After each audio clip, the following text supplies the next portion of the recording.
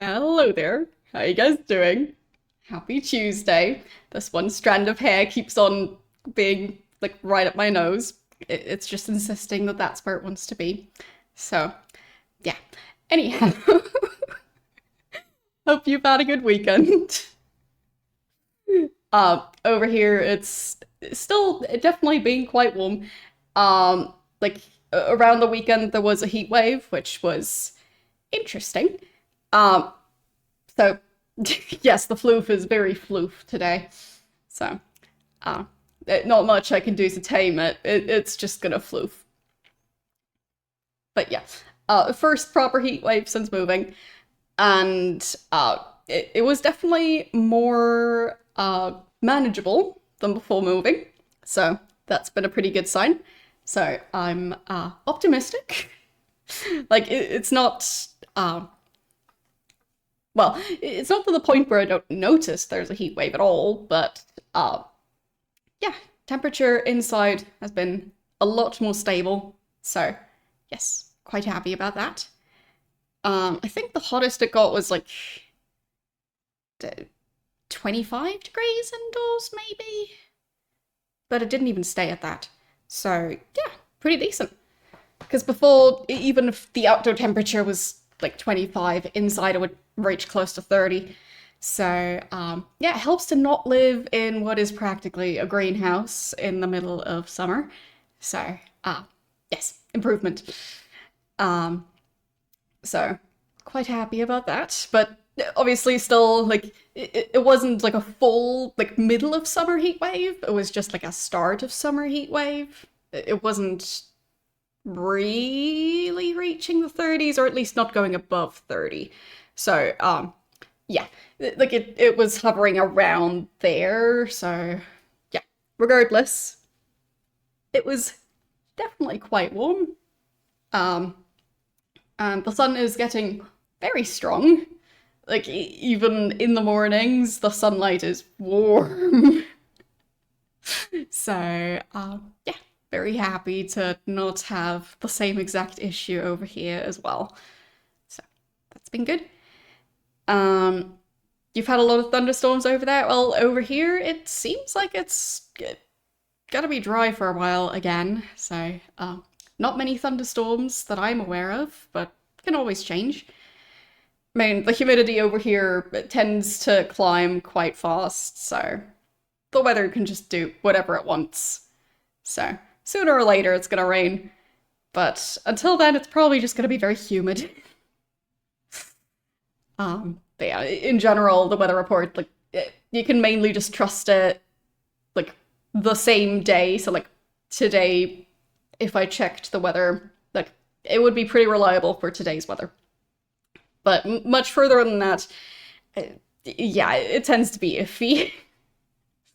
The weather is kind of, there are a lot of countries, at least in the northern hemisphere, where April specifically has very weird, moody weather where it just constantly is changing back and forth. You have like a hailstorm, then it's sunny, then it's windy, then it's raining, and then it starts all over again. And that's kind of the entire year over here. So, yeah, you can't really rely on the weather forecast quite that much. It's just like the general trends, but yeah, the details you don't really know until it's actually that day. So, yeah, not sure how people manage to plan outdoor events and stuff over here, because it seems rather challenging, especially with stuff like wind and the rainstorms, because, yeah, those would cause issues with the stuff. Um, Regardless, it is definitely outdoor event season, so for now, it's nice weather. But like, I'm sure like a month from now, there's gonna be at least one big summer storm that, well, it means that stuff's gonna have to be cancelled. So, anyhow, for now, the weather is behaving. Well, in some cases, they postpone stuff, and in some cases, they have to cancel it entirely. It's, yeah, it's not really the most ideal country for outdoor events any part of the year. but they still happen for some reason.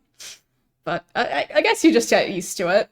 And you especially have to get used to the needing to check if the event got cancelled last minute, which it does happen sometimes. So there were a couple of places that like were supposed to have outdoor events. Like I think it was last year, but regardless, stuff gets cancelled last minute because of the weather quite frequently, from what I can tell. So yeah, it's not ideal, but it clearly works somehow. And like for example, for outdoor markets, they tend to need those stalls with roofs, but even those they don't really work well in the wind. So yeah. Anyways, um, slight tangent, but yeah, I'm glad that the weather, at least for now, is being pretty normal for the season. I hope it stays that way, because I like it when the weather isn't trying to set any records. And I think right now it's fairly average, which it's about as good as it's gonna get.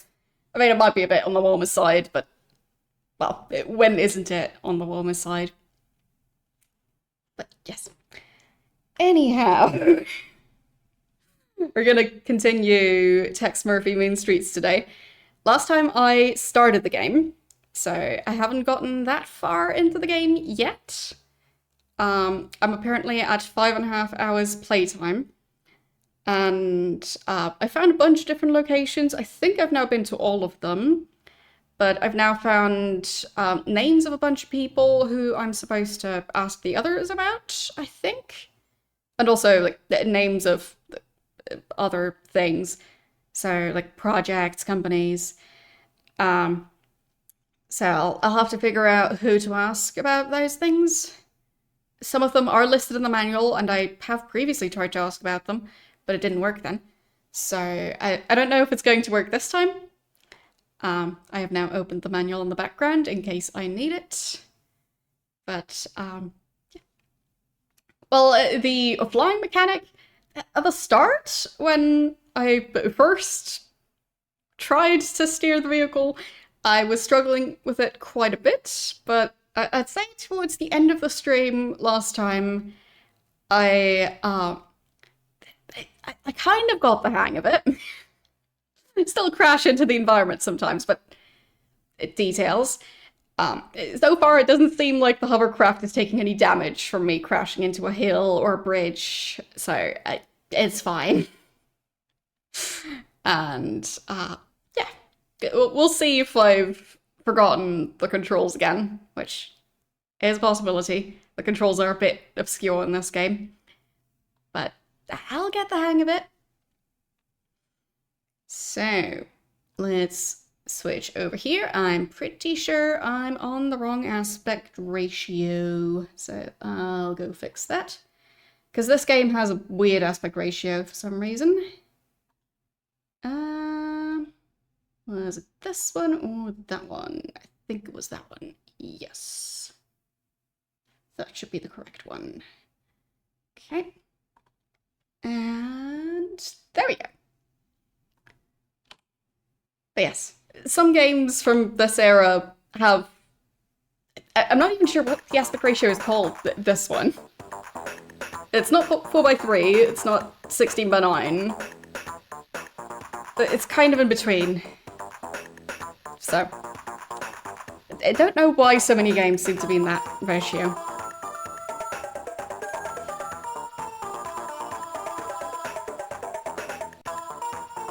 Like, would there have been monitors that had this exact aspect ratio? Or would you just have black bars on top and bottom? Okay, so, right, this game didn't use the mouse at all. I remember that now. Resume, and I'll have to figure out where my last save was. Right, because the game doesn't say.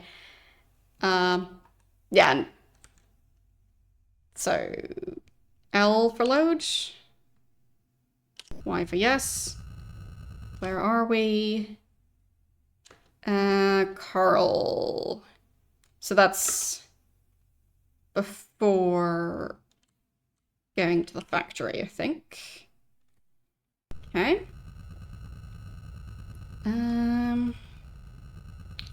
So it was D for loading, or saving and loading. So is this the factory? Doesn't look like it. Peter Doll, right, that guy. Tell me about no. There, need to navigate to exit over here. So not that save, I guess.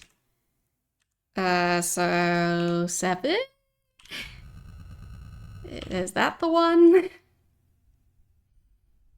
Yeah, that's a shooting segment.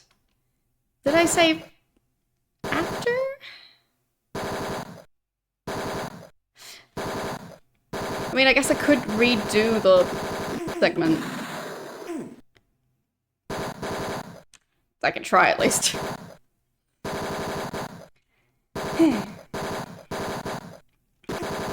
Okay. Yeah, I just think it's quite interesting how this game is kind of almost a point-and-click game. It's somewhere in between a text parser and a point-and-click.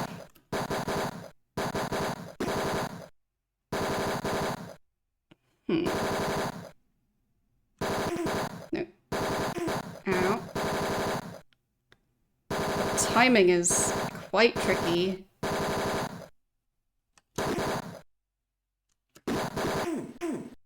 Okay.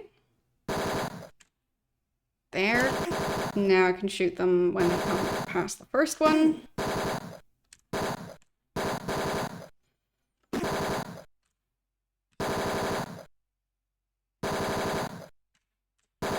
Yeah, I just managed to get past those two. Interesting. I'll take it. So, got the first one. These two are going to be a bit tricky. There. Got that one. Still got quite a bit of ammo left, but it would be nice to find more.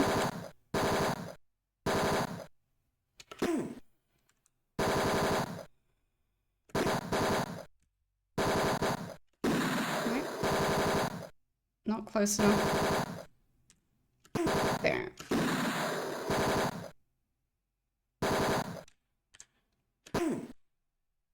Okay.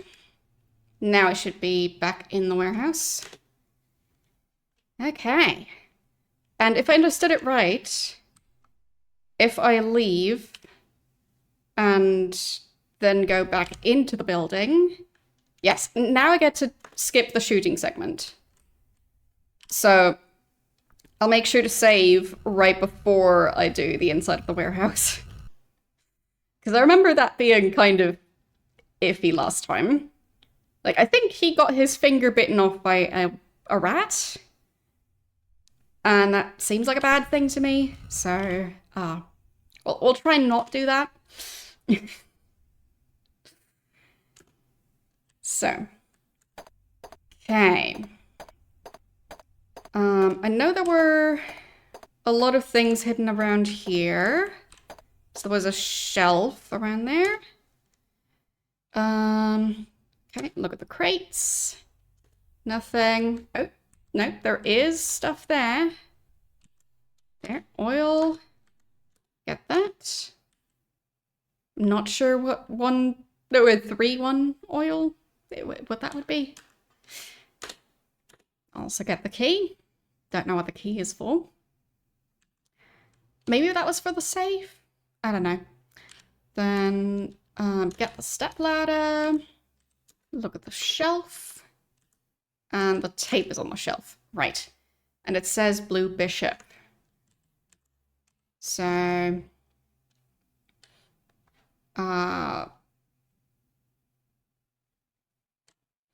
Hmm. So bishop was one of the words in the weird scrambled message from last time. I just not 100% sure what I'm supposed to do with it. Like, I think I was supposed to use a key card and, like, do I then just write bishop or do I write the scrambled version of it? I guess it was just bishop. I mean, I did it last time, I just don't remember that clearly. Look at the newspaper, article circled. So, I guess I should write down names I should ask about. Like, people of interest. Where am I going to have room for that list? There. So we've got Cal Davis,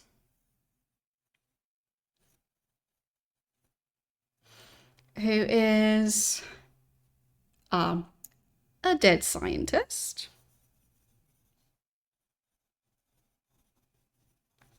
Okay.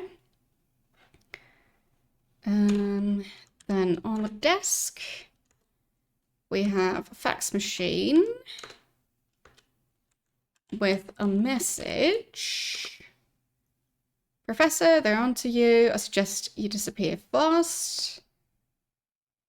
And the name at the bottom is Sonny Fletcher.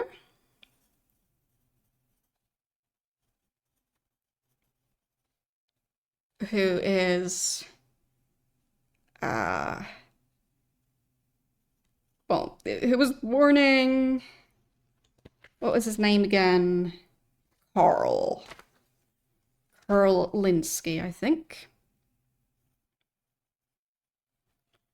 Okay. The X, you mean the one in fax?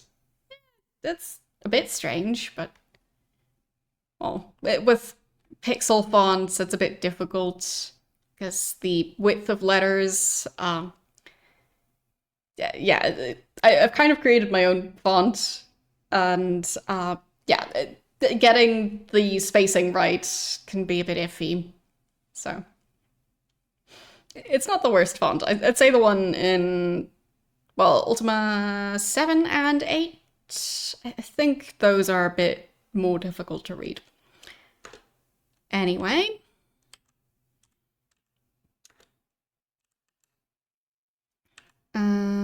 Look at the printer.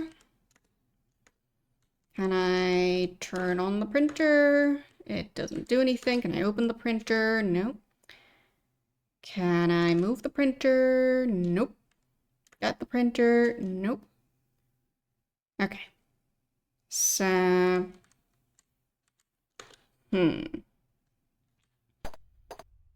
like, out of all the font styles, this one's pretty tame.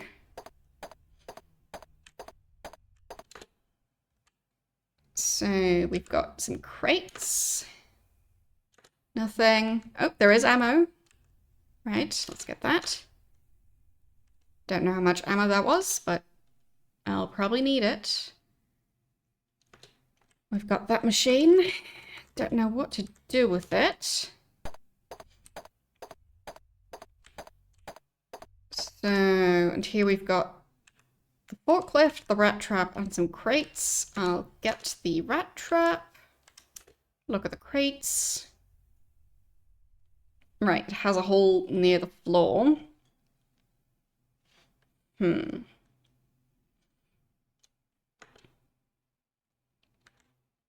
I shouldn't really do anything with it.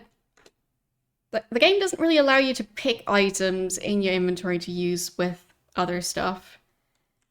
So I'm not sure if I can interact with that crate without losing part of Tex's finger.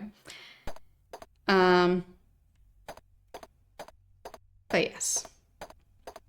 Let's look at this desk. And we've got a drawer. Can I... Oh, oops. Look at the desk. Open the drawer. There, a watch. Look at the watch. It's just expensive. Sure, that works. Then let's look at the ledger. We've got MTC Corporation.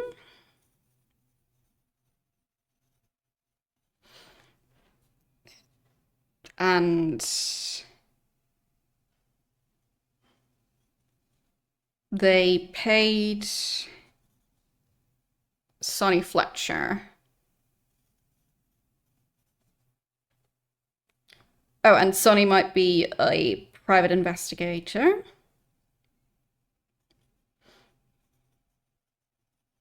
Okay. Then cabinet. Well, actually, let's get the ledger thingy. Okay, let's look at the cabinet door. Now let's open the cabinet door. We've got Pepto-Bismol. I think it's a drink, right? I've heard of it, but I personally have not interacted with it. Then we've got edible band-aids, right?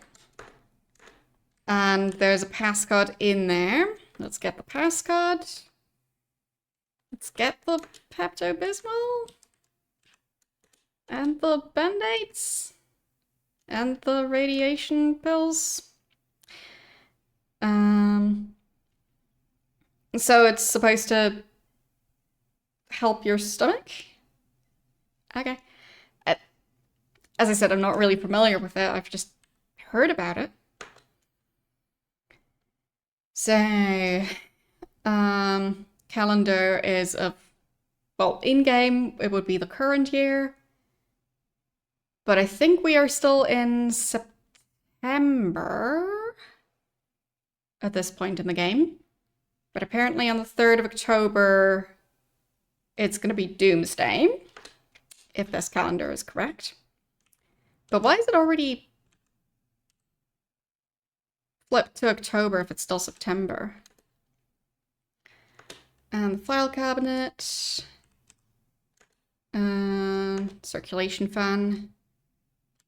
Can I turn it off? Right, it isn't working in the first place. Drawer. Let's open it. Okay. And look at this thing. Okay. So we've got more scientists.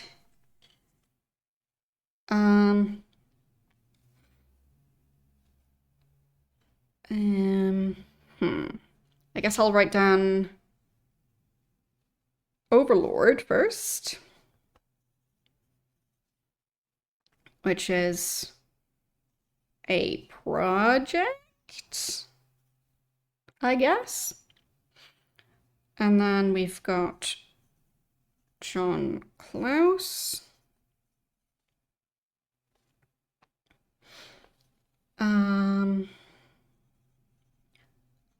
Maurice Gribble. And David Pope. Okay. And they're all Overlord scientists.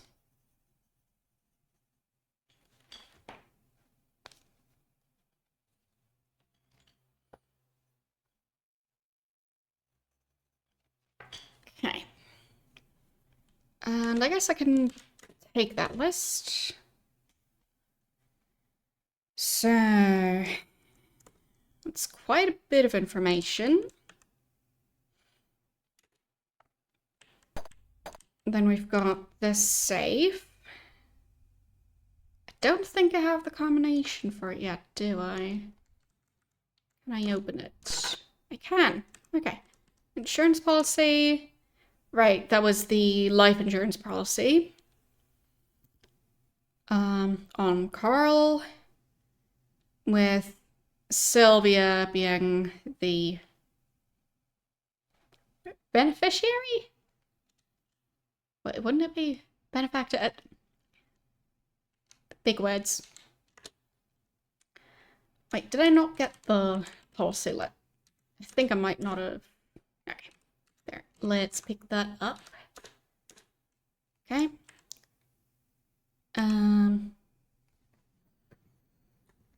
Yeah, it's just beneficiary, benefactor. Like, is that the same word? Is one the correct version? Are both correct here?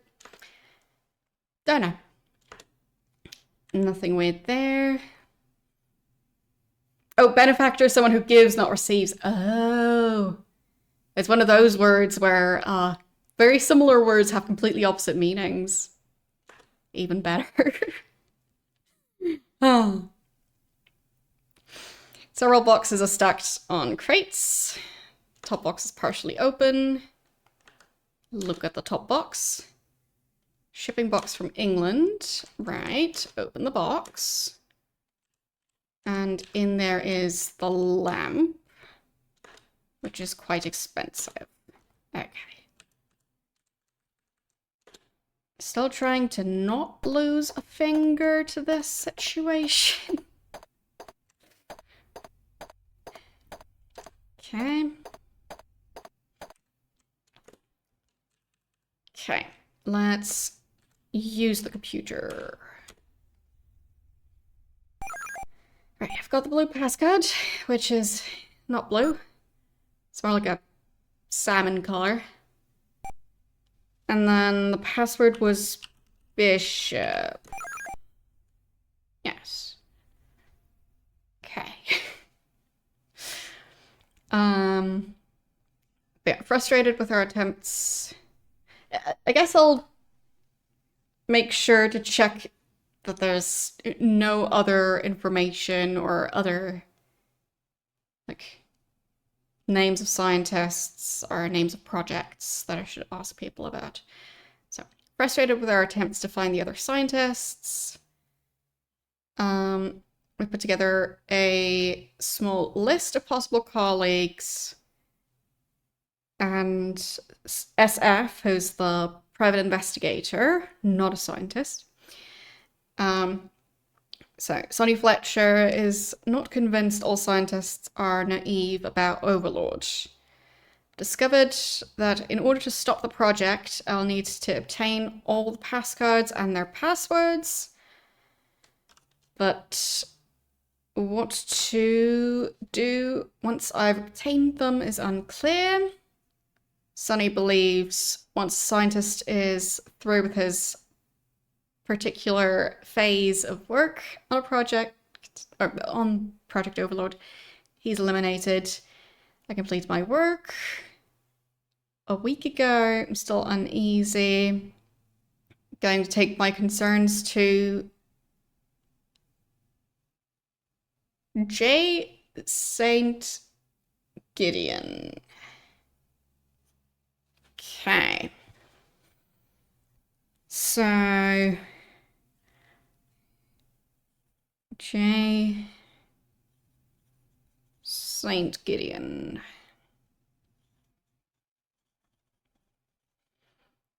And that is the former president of Gideon and MTC corporations. So I guess Gideon Corporation is separate from MTC.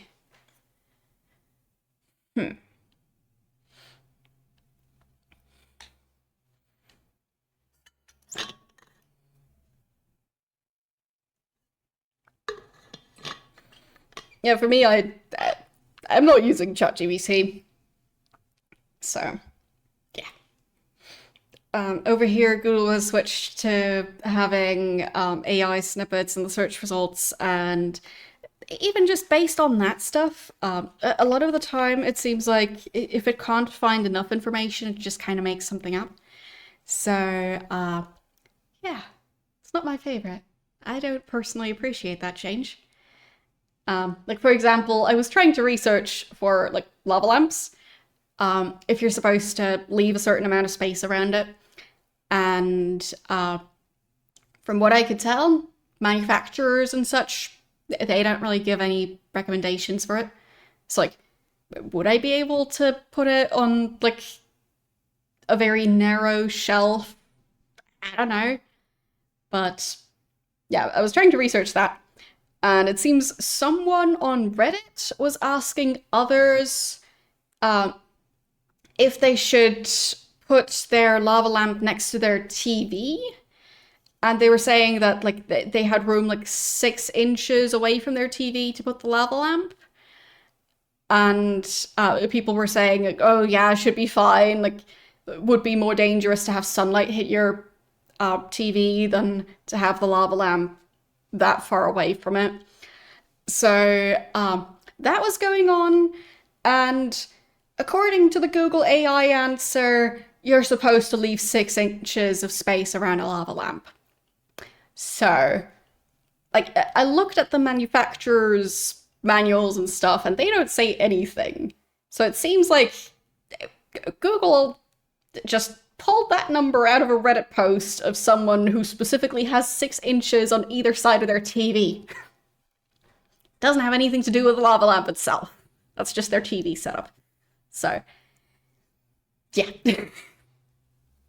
Basically, when it doesn't find the exact information, it seems to just tell you whatever. Because it's better to tell you something than to say, I don't know. So, yes. Anyways, but yes, I'm going to take my concerns to the former president of Gideon and MTC, and then severe headaches, something's wrong inside my head, doing things that make no sense to me, must try to, and then, well, that's the end of that message. Right. But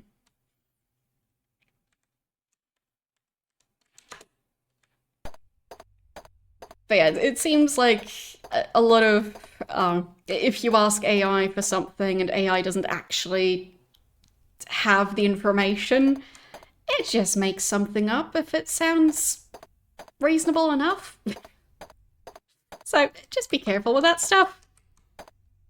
Because I don't know where the quote is from, but like the being able to say I don't know is kind of important. Also in terms of like how trustworthy someone is. And AI doesn't seem to do that. It just would rather make anything up than say I don't know. So I don't trust it. And of course, it's also been trained on data that the writers didn't agree to have the AI trained on. And there's a lot of stuff on Reddit where it's just like people giving trolly answers or, yeah, just, you know, you don't have to have any sort of training to post on Reddit. So, yeah.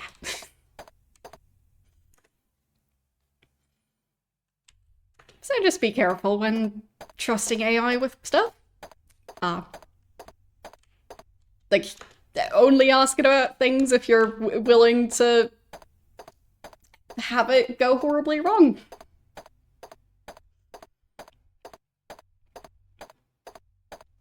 Like, if it's something you really don't care about, then I guess ask AI for help. If you want to figure out how to cook dinner, maybe don't ask AI unless you don't care about wasting food. And potentially setting your kitchen on fire. So, yeah. Well, I'm not an expert. So, do I have perfect memory? No. Am I an expert on many topics? No. Very few at best. So, yeah. And I also still make mistakes. But at least I admit to that. And I'm open to learning new things. And AI seems to be kind of the opposite of that, and I don't like it. You asked it to make some emotes for you. Well, it's probably been trained on the work of many, many artists, and yeah. If you want art to be intentionally created, then AI is not going to be able to do that for you. But that's that. Like, I only just got, like, a newsletter type thing from a company, and the header image for the email was AI generated, and it was like there was a table where the table only had like 2 legs, but it's the type of table that would really need 4. And then there were stools around the table. Some of them had like 5 legs, 6 legs, even though those signs were supposed to have 4. So yeah, and it kind of looked like an Escher painting. So like the perspective being all wonky and impossible. So yeah, I don't think an artist even looked at that. It's just slop, but that's what you get.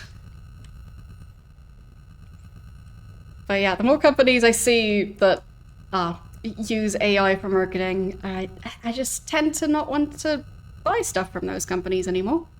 So, like, you can definitely tell. Anyway, I should probably figure out where we're going before I just go there, right? I'm trying to stop. There. I stopped the vehicle. We almost drove into the water. Where am I going? And there.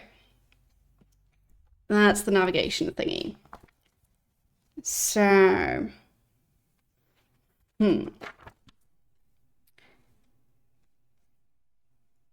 So, what do we have here?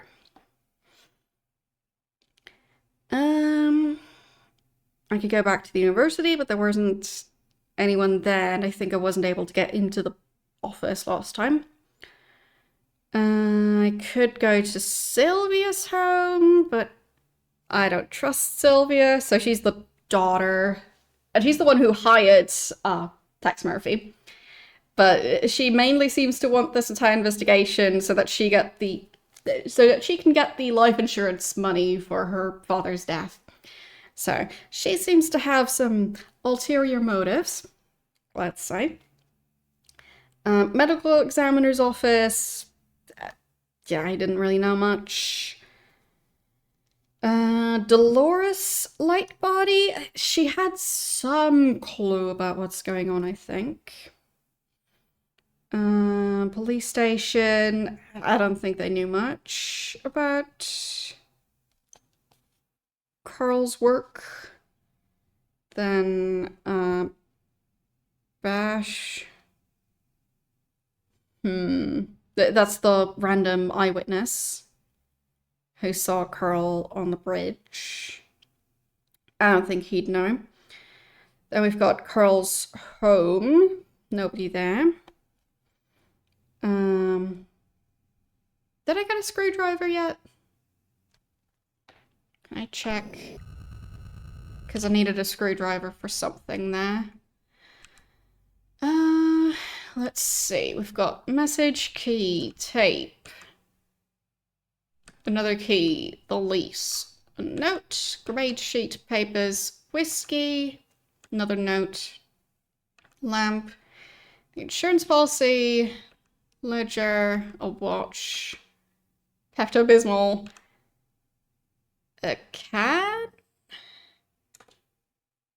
Right, that's the band-aids. Pills? What were those? Radiation pills, right? Passcode, a list, right?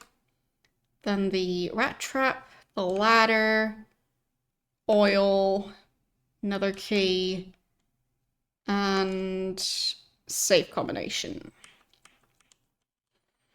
Okay. So I'll look at the grade sheet again because I think there was a student who I might want to ask about there. Blaze Wiener, of course. Great name. Okay.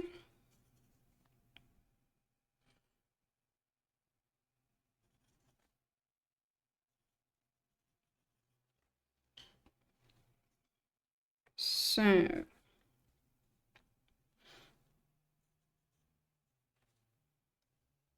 And that is a psychology student.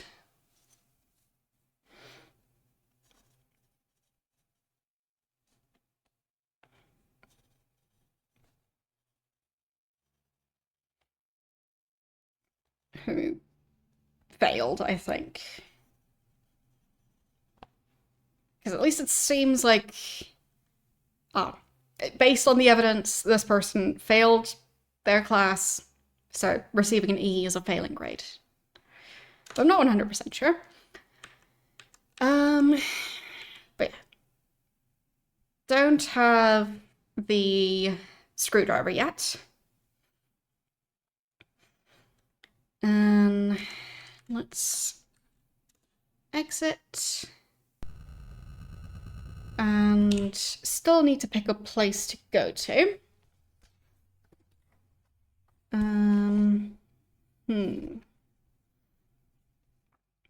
mean, I guess I could try the police station. They might have information on the other people, even if they haven't been part of the investigation. I mean, I'll try. 4680. No. Numpad doesn't work. 4680. There. Okay. And it's over the water? Yes. Okay. And how do we go up? Which button was it? I shall check. Because I've definitely forgotten some of the controls. Not all of them, but some. So... there.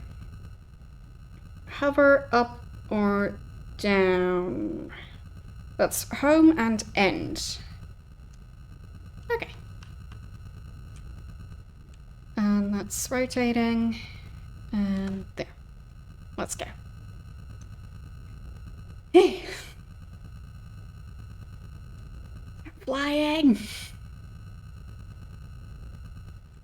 It's very quiet. I don't know if it's supposed to be so quiet. Has the game made any sound? Like... supposedly it is making some amount of sound, but I can't really hear it. Strange.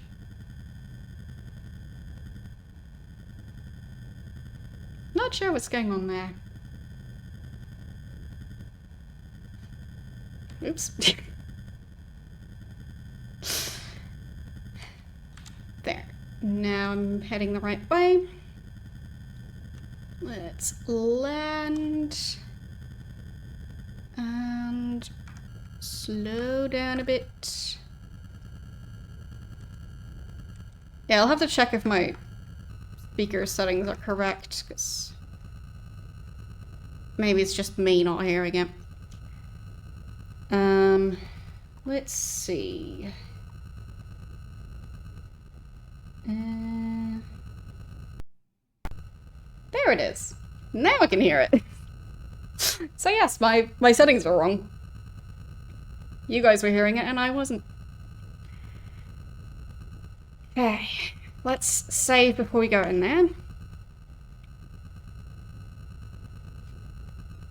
Save. There. And... wait. I not in the right spot yet? I'm not. Fine.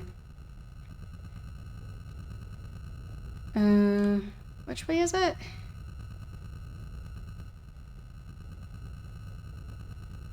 Am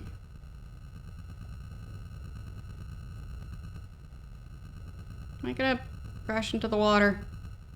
Potentially. Well, I'm, I guess, hovering above the water. There.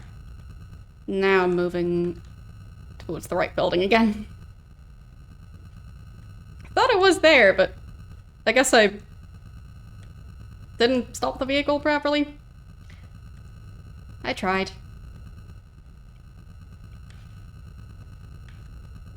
Okay.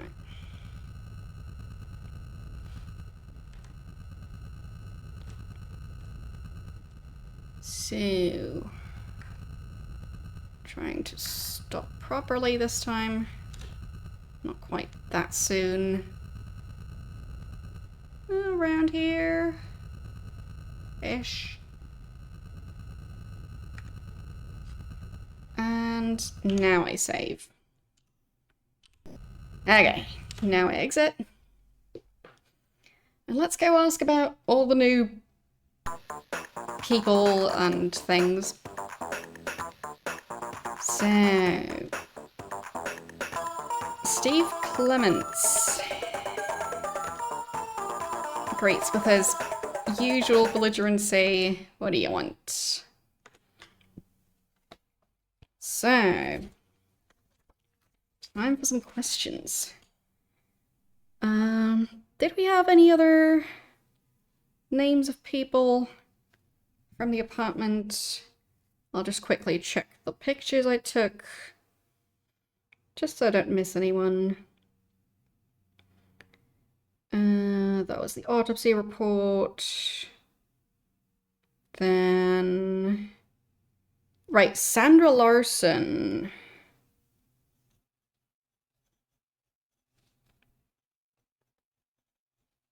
Who I think was Carl's lover. As in, I think he was having an affair with her. Then,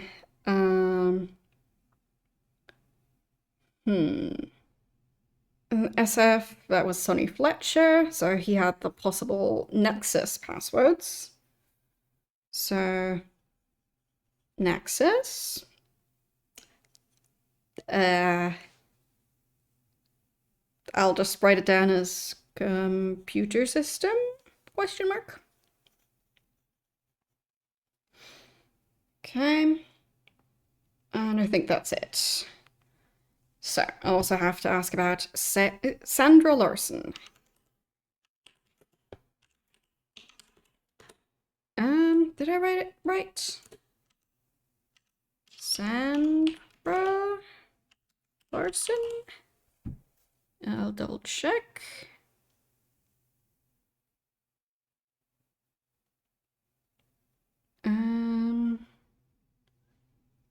Sandra Larson, yes.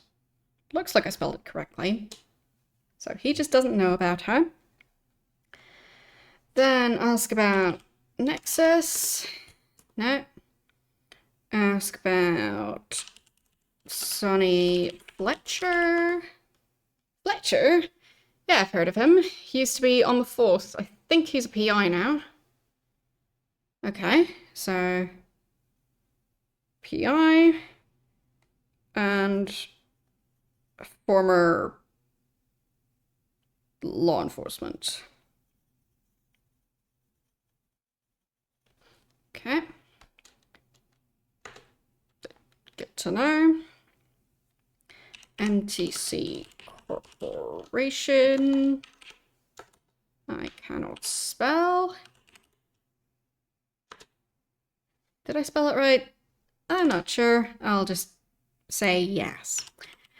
Overlord. Nope. And John Klaus. Klaus and Linsky used to work together. They had a falling out over Miss Lightbody. Don't think Klaus ever forgave Linsky. Interesting. Okay. So I should write this down. We're talking to Steve Clements again.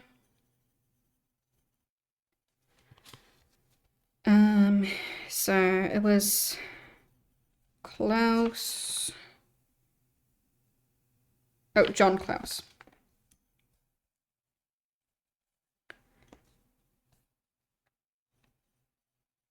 John Klaus.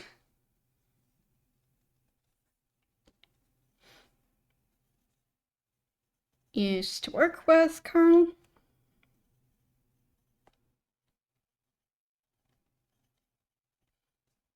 Okay. So they had a falling out over Miss Lightbody, or Ms. Never sure how to properly distinguish MISS and MS. But yeah, I guess Ms. Anyhow, don't think Klaus ever forgave Linsky for taking his woman. Okay, so they used to work together.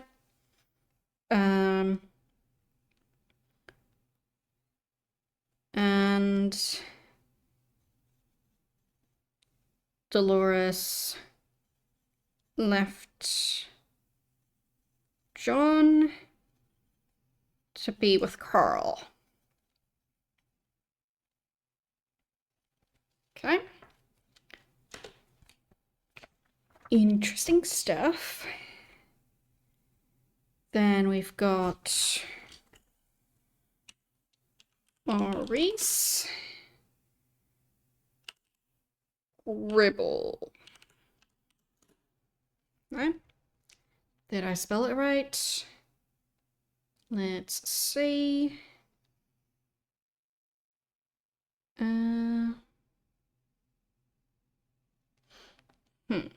Not sure. Maybe I didn't pay a picture of that one, but I think I spelled it right. And then we've got David Pope. No, okay. Definitely spelled that one right. Then ask about Gideon? No. Ask about Gideon Corporation? No. J. Saint Gideon. No. Blaze Wiener. No. Have I tried Sandra Larson yet? Don't know her. And Nexus. No. Okay. But we got some information. Okay. I'll just try and add it to the notes so I don't forget who John Klaus is.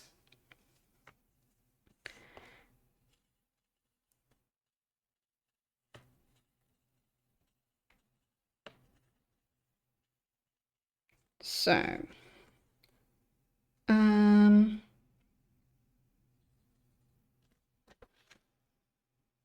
Carl's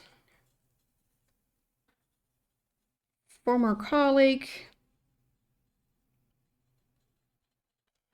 and Dolores's ex.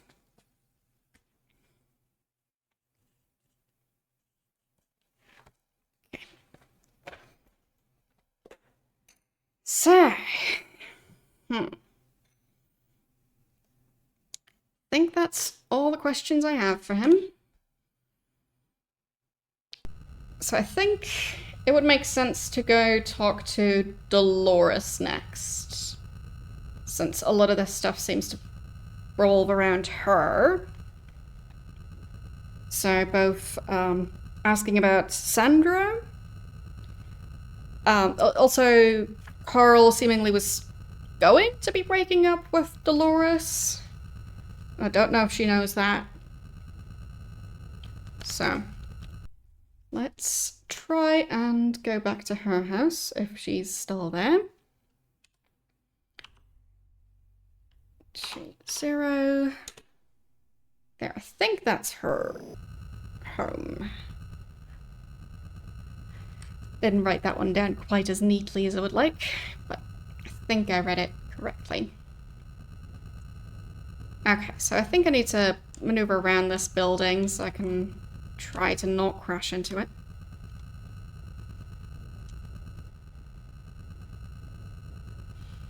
Okay. Let's go.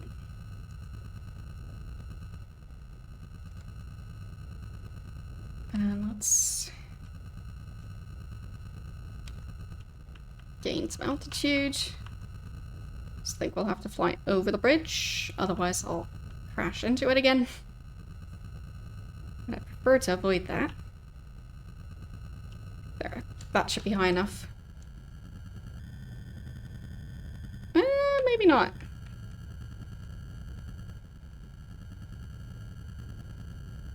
I really don't want to crash into that. Especially the tallest part of the bridge. Yeah, I'll just fly way up there.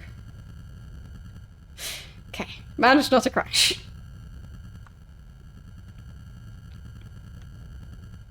I think we're past the bridge now. Yep. Good. And now I just need to make it to Dolores' house. Hello. How you doing today?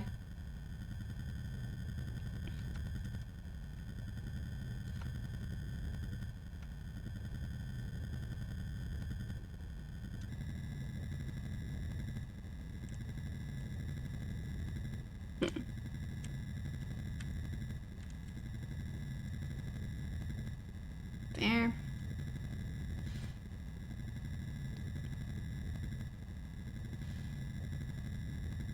We'll get there eventually.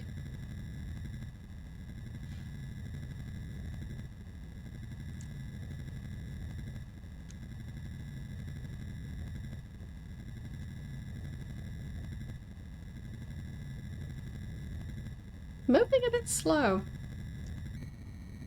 Still. But we'll make it there. I see that color changing pixel in the distance. I mean, it's not the most, well, exciting part of the game. Like, it's still pretty impressive for its time. At least I'm managing to navigate. That is definitely a big part of it.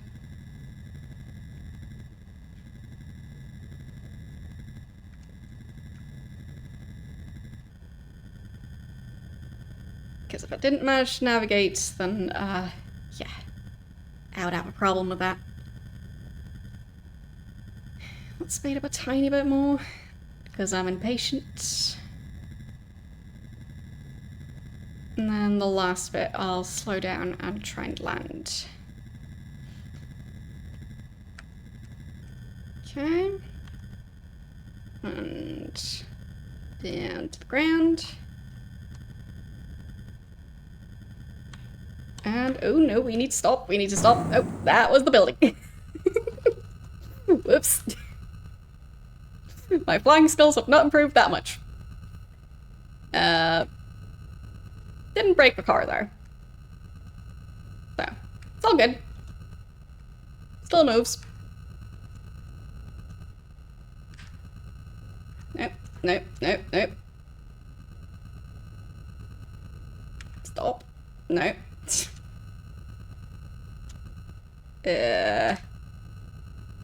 I can't seem to manage to stop anymore.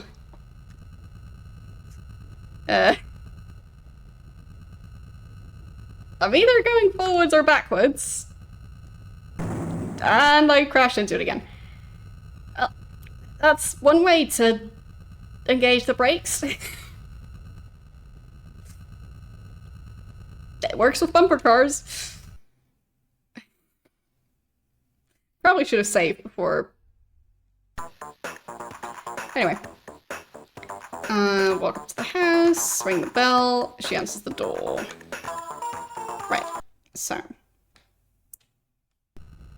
Should definitely save before doing that. Because if I confront her, you know, things might get messy.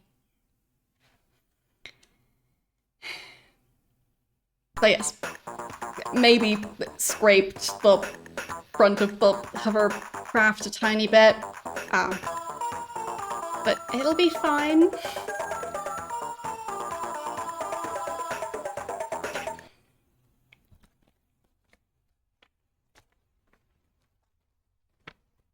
It'll magically fix itself. I mean, it's the future. All right. Let's ask her some questions. Right, Cal Davis. Did I ask the other guy about him? Cal Davis? No. Pretty sure I wrote the name right. Just gonna double check. I'm not sure. I think I have the item, but about Sonny Fletcher. No, doesn't know anything. MTC Corporation. Nope. Overlord. Nope. John Klaus. She should know about that guy. Carl and John were partners once. I was dating John at the time. When I met Carl, I fell head over heels in love with the little cutie. When I told John, he flew into a rage and vowed to never work with Carl again. I see him from time to time. Lately, he's been acting very strange. He believes he's in danger. He's hiding in Reno, Nevada. Okay, I have a location. So, that was John Klaus.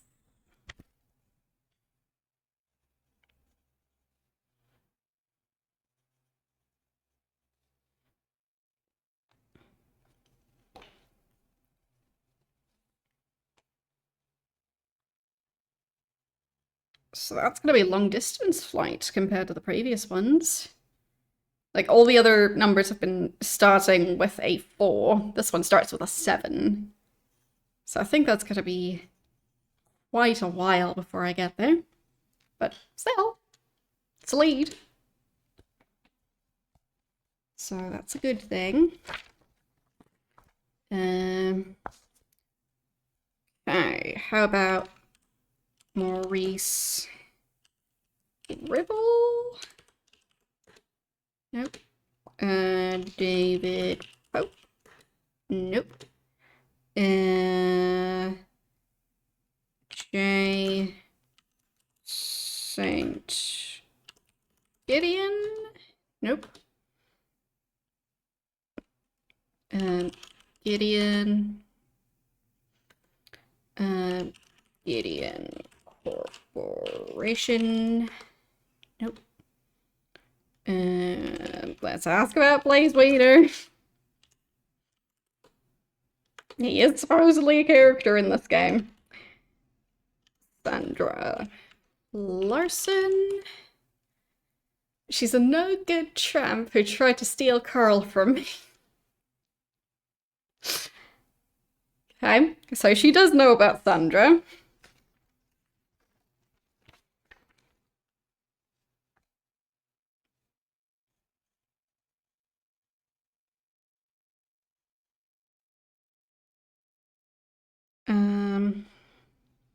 So she said John Klaus is acting strange.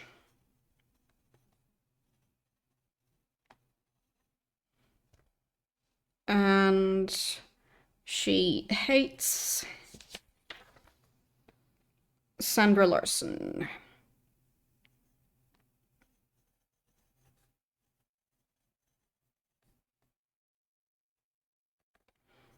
For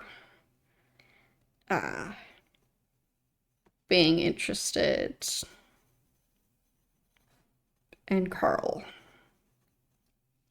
Okay. And let's ask about Nexus. No, doesn't know anything about it. All right. That's all the questions. We should probably go and talk to Sylvia, so the daughter. See if she knows anything about all this. And maybe the insurance guy? I feel like the other ones don't really make sense to go and try and talk to. And then eventually we'll have to go and meet John Klaus. I'm sure that's gonna be, illuminating. So let's try Sylvia's home first. There, I think that's the right location. This game really requires quite a lot of precision. Needing to spell the names right, needing to write down the correct coordinates. Because like, it doesn't really want to tell you any of that stuff more than once. I mean, technically, if you remember exactly where you got the information, you might be able to get it again, but still, like, you don't have like a quest log or anything like that.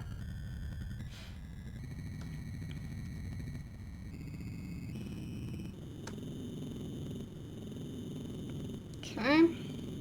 Hope I don't crash into the hill. Think I managed to not do that. Lovely. And let's land, kind of, almost. Still pretty high up. Yeah, I don't think there's any major obstacles. But I guess I shouldn't really go full speed while on the ground. Seems a bit too dangerous to do that.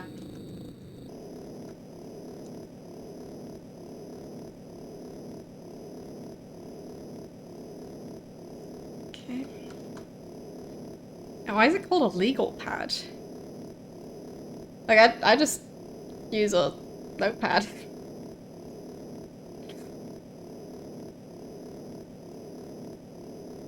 I mean, is it labeled lecture notebook it's his official name. Yes.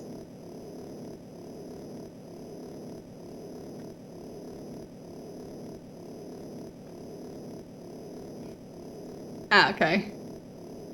Well, for me, I'm using, I think this is A5 paper. So, at least I believe it is. Yes, it is A5. So, standardized paper size, just not sure how it compares to US sizes. Thank you for the 43-month sub. How are you doing today? I hope the temperatures have calmed down over there.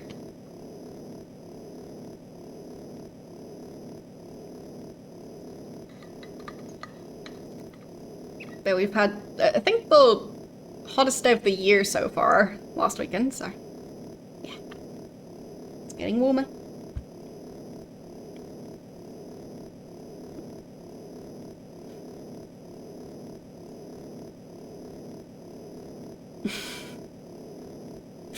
Well, the one on the alert, that one's, I think, the 1-year cookie.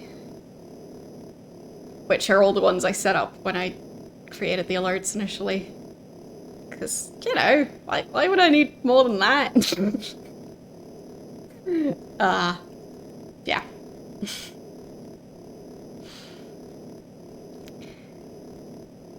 So, let's slow down a bit. Not too much.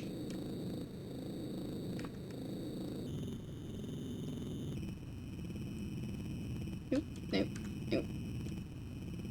Overcorrecting a bit. Nope. There. Nope.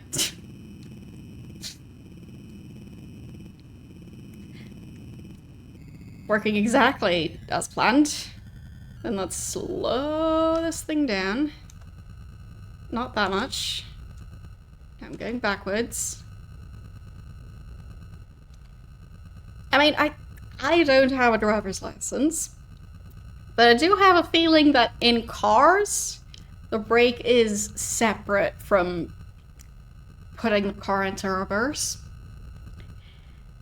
I'm not sure if it's like this with planes, where if you try and slow down too much, you end up flying backwards. I would assume a lot of planes wouldn't be able to do that, because they're not really shaped to fly backwards. But yes. 30 degrees outside and inside temperatures won't go below 25. Yeah, I know the feeling. Good luck. Don't forget to drink plenty of water, because you'll need it. Yeah, over here it's been surprisingly reasonable temperatures indoors, so that's been nice.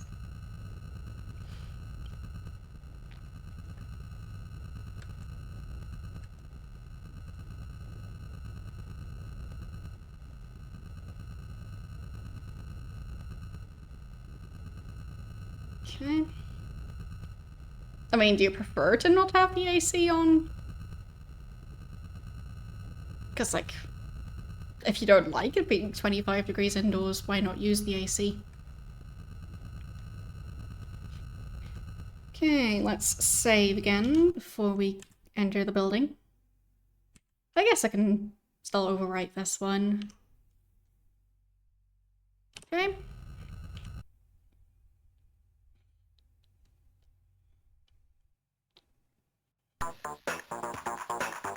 But I guess it could be that the AC is very expensive to run.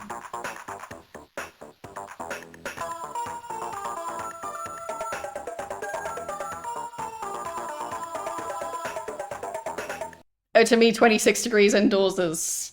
I can't really focus properly if it stays at that level. I can't sleep properly either. So, to me, 26 degrees is already too high. 24 degrees is exactly right, but 25 degrees is a bit iffy, and 26 degrees is just... no. Anyways. But, like, temperatures below 24 degrees, like... I prefer to have it pretty much exactly at 24 degrees, because I'm very specific about that.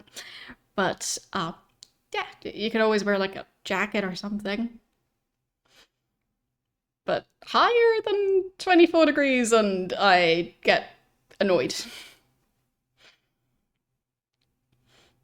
You were the same when you were younger? Yeah, for me, I don't know why I'm specifically so temperature sensitive or like picky about the temperature, but yeah. Like I can focus decently at 24 degrees, and below that I'll need to like wear like a jacket or a sweater or something. But I can still focus.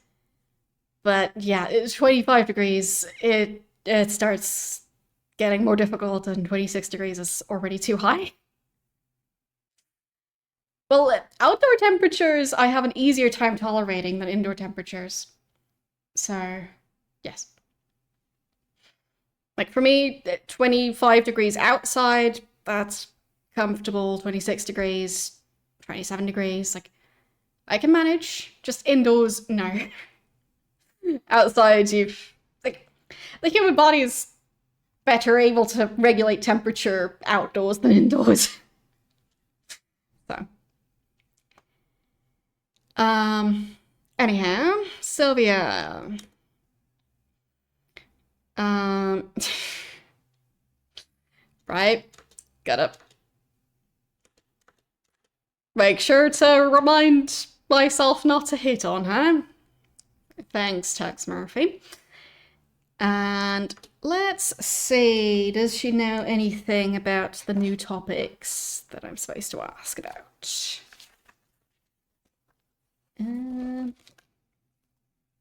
So any loose papers in my notebook by now? Let's ask about Cal Davis. Nope. About Sonny Fletcher. Nope. About MTC Corporation. Nope.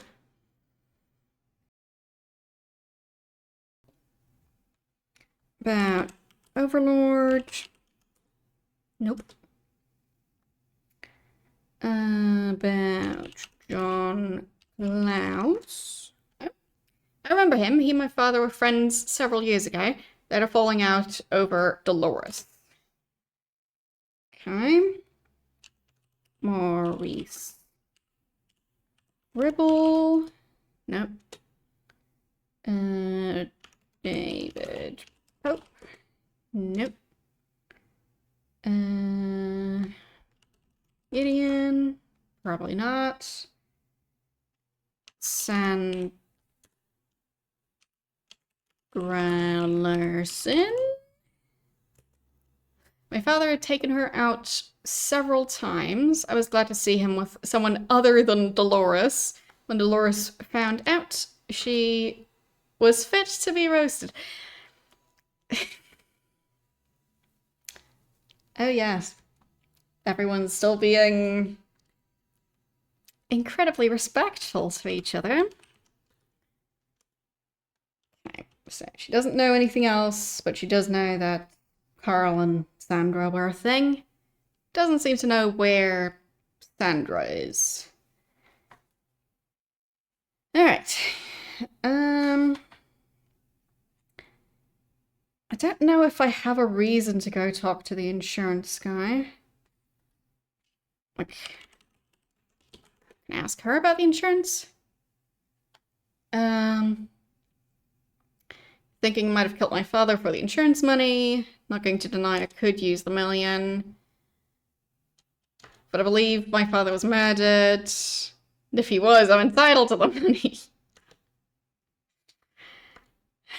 Right. Yeah, I totally get that this type of humor was accepted at the time. I just find it quite off-putting. So, let's go and find John Klaus. It's gonna be quite the journey. 7012. Okay. Now that's gonna be a long distance journey. Okay.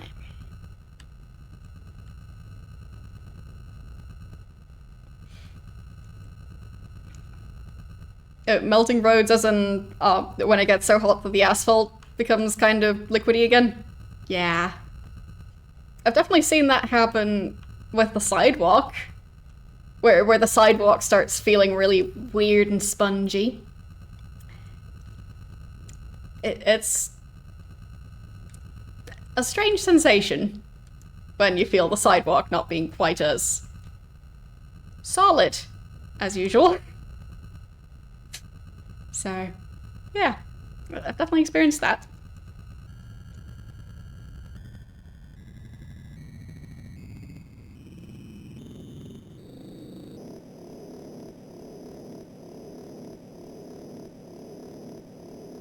I mean, I don't know how that stuff works in countries that get even hotter. Like, if there's a different mixture you could use for concrete or whichever one exactly it is that gets kind of liquidy. Like, but yeah, it's very very strange when that happens. So maybe they have types where it melts at an even higher temperature instead. I don't know. Well, it's not completely liquid. It's like, yeah, it just feels a bit spongy, as I said. Like, kind of like walking on moss a tiny bit. So, yeah, it's an odd sensation. And in some cases, you can even see stuff like leaving prints behind. Yeah, it's weird. Especially noticeable in the seams between different parts of the sidewalk. I also don't really know what that's called, but like when they repair part of like a road or a sidewalk and they pour some sort of like dark gray to like black liquid into it and it looks kind of rubbery, that stuff, that tends to get kind of liquidy sooner than the rest does. So, yeah. It's very strange.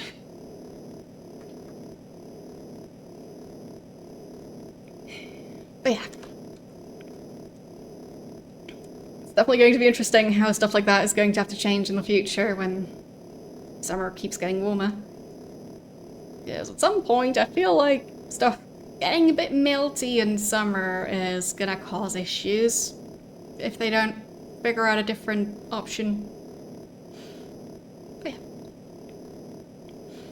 Probably just depends on the specific country, because like there are definitely different road materials used in different countries. Like over here, there is quite a lot of bricks and stuff like that being used, which doesn't have the same issue, so.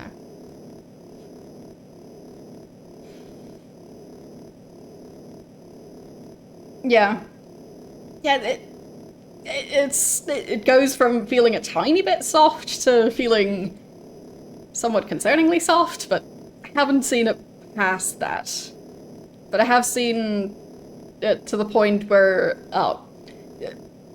like if you have shoes with a very distinct profile on the sole of the shoe, then they do sometimes leave a hint of shoe print behind. So, have that. I have seen that. So, yes. I'm not just talking about prints that were left during construction. You use metal on the asphalt so the road doesn't melt. Well, I guess that works. I mean, most types of metal would have a rather high melting point, so. Oh.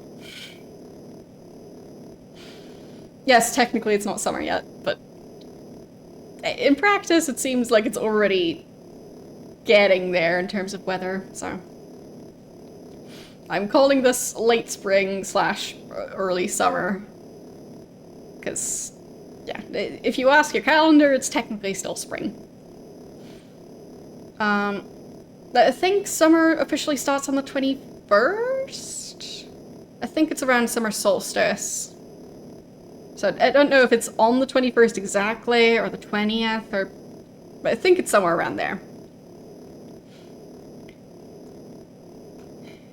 Okay, I think I need to go above that mountain. That was the wrong button. I might be running a bit low on time to fly over that. I'll try to not crash into it. I think I'm managing.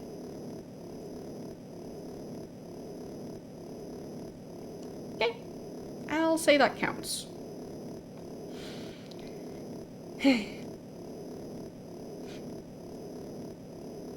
But yeah, if it's, well, reaching 40 degrees at this point, then it's gonna be even hotter later on. So, yeah. In some areas it is definitely already above, like, 30, so. Yeah. Luckily over here, it's like barely reaching 30, if at all. So, I think some parts of the country have reached 30 and some haven't. So, it's like hovering around the edge of that.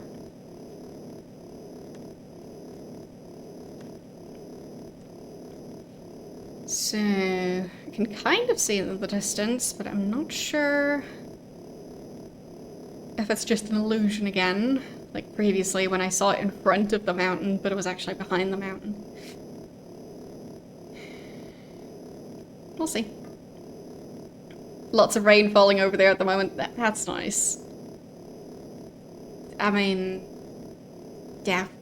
Obviously you want a reasonable amount of rain, not too much, not too little. But as long as it's the right amount, it's lovely.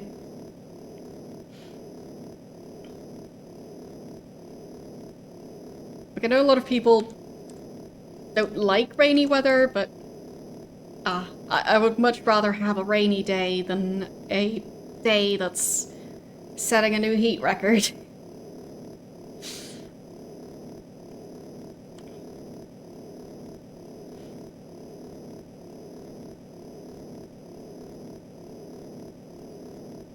But it kind of feels like people like it when the temperature goes up that high. And then they, like, make a whole thing out of it, like, going out to get ice cream and going swimming. But yeah, I'd much rather have a rainy day.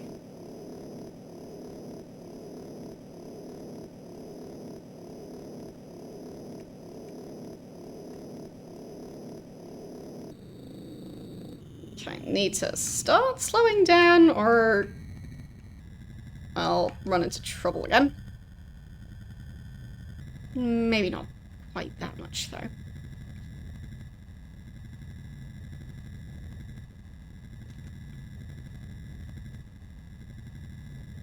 Okay.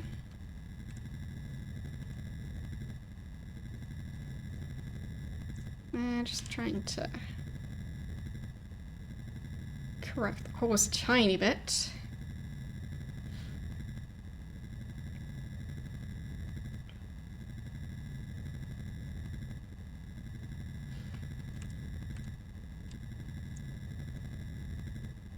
Okay. As in, like, for what's it even called? Like the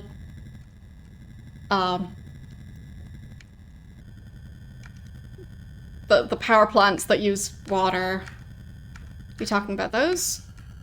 Oh no, I crashed again. It's fine. It happens.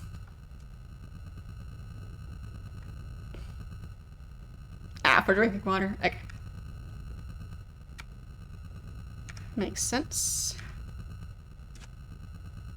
I'm seemingly at the point again where the only way to stop the vehicle is to crash it. Because if I'm moving forward, it feels like sometimes when I crash, it then goes from, like, if I press plus, so speed up, it goes to a speed of, like, let's say 1. And if I press minus, it goes to a speed of, well, if I'm standing still, it'll go to a speed of -1. And it seems like sometimes it gets a bit wonky to where I can only go between minus 0.5 and plus 0.5. I can't reach 0 anymore. So there's something wonky going on there. No, don't exit. I wanted to save. There. And let's enter the building. See if the guy's home. I arrive in Reno.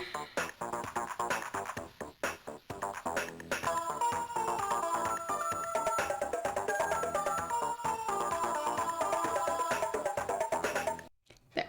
I arrive in Reno at a small office complex. The building is fairly new, being designed in the post-nuclear period. As I walk in, I see a grey-haired man about 50, sitting at a large table. Professor Klaus. The man looks up with a shocked look. How did you find me? It's my business finding people. I give him my credentials and background on the Linsky case. Okay. He is staring at me. So, we are talking to John Klaus. Presumably he's going to have a lot of information. He does kind of remind me of Mark Hamill, but not sure if that's who they used for the picture. Don't know. So, let's ask about, I guess, the usual people first. So, Carl Linsky. Carl and I used to work together, but a falling out over Ms. Lightbody. She was my chick and he took her away. He'd been trying to get in touch with me. I wouldn't return his calls. I was sorry to hear about his death. Okay, ask about Sylvia Linsky. Little Sylvia, she's Carl's daughter. Imagine she's grown up by now. Yep, she is. Then, Dolores Lightbody. Dolores, what can I say other than she's a babe? The chick can really move on the dance floor. Okay.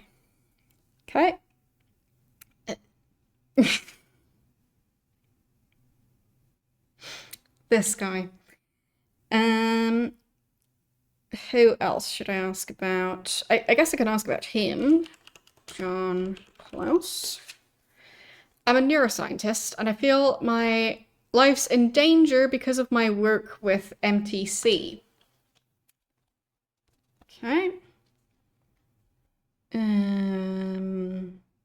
Does he know anything about the insurance guy? Probably not. Nope. Steve Clements. So that's the police officer, I think. Okay. So, time to ask about the more recent topics. So, do you know anything about Cal Davis? Nope. Guess not.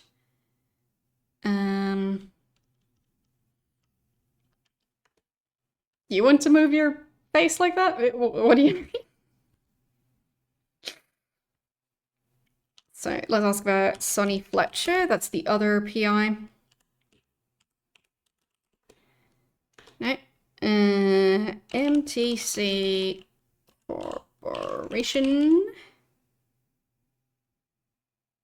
I mean, he's just blinking, right? Oh, that. Fine, I didn't notice that before. His face is kind of moving like it's Play-Doh or something. I was hired by MTC, which is the Management Training Center for Gideon Enterprises.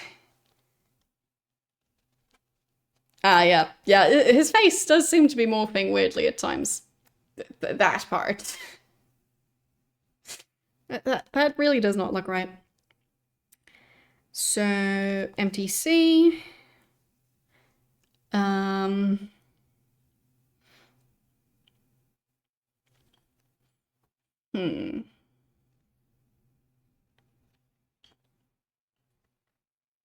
So they're the Management Training Center. I think I'll need to leave more space to note this stuff down. I guess I could just note it down as something Klaus said. So,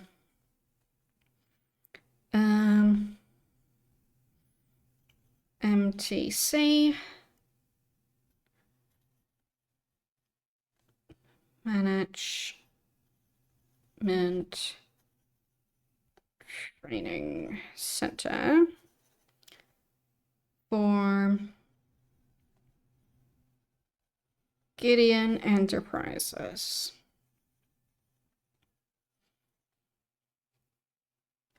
Okay. And they hired him.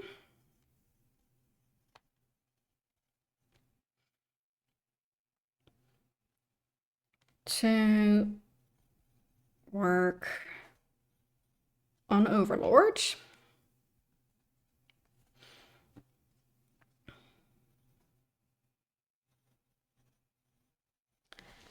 I mean, based on my experience with animating stuff, if they actually took two pictures of an actual person instead of trying to do it this way where they edit the existing picture, everything is gonna move, not just like part of his face. So if you want to if you are moving parts to presumably save on storage space, then you'd want something more like that. But it does look weird. Anyway, put me to work on a project called Overlord. I soon discovered my work has nothing to do with management training. All right. Vague. Let's ask about Overlord. I was told Overlord was a project designed to enhance an executive's mental capacity and performance. But as the project progressed, I grew suspicious. I started asking questions. I was threatened. Figured it was time to go underground for a while. Okay. So, how did he put it exactly? Enhance an executive's mental capacity and performance.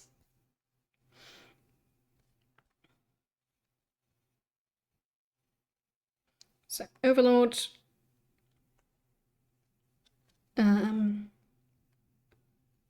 was officially meant to enhance an executive's mental capacity and performance.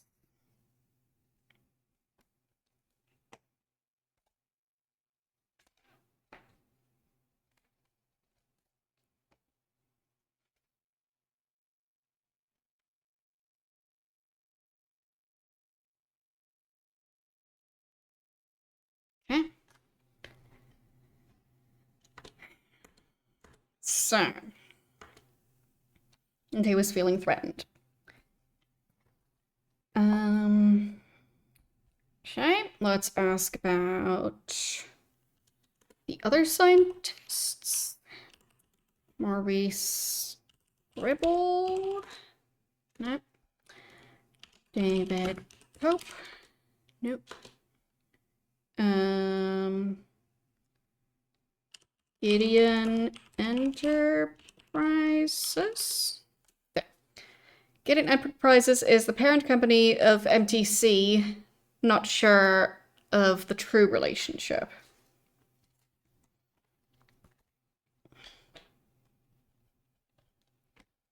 Okay, I'll just properly write down that it's called Gideon Enterprises.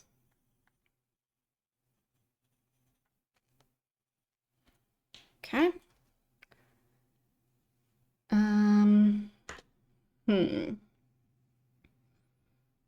And J. Saint Gideon? No. Saint Gideon. No. I don't know what the J stands for, so don't know. Guess I could ask about... Sure, let's ask about Blaze Wiener. No, he doesn't know about Blaze Wiener.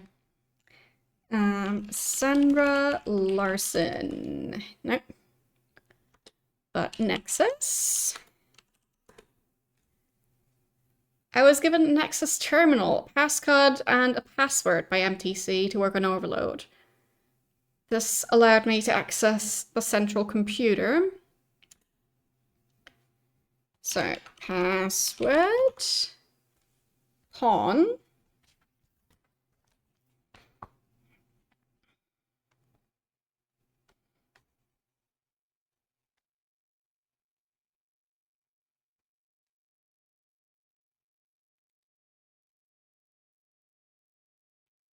Okay. And pass card green.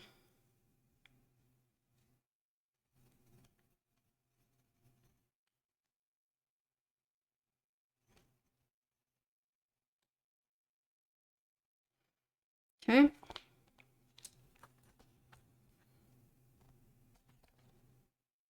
And I guess I should write down somewhere that the other combination was blue and bishop.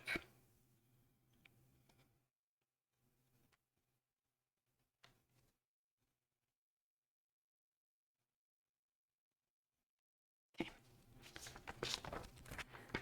So I've got those.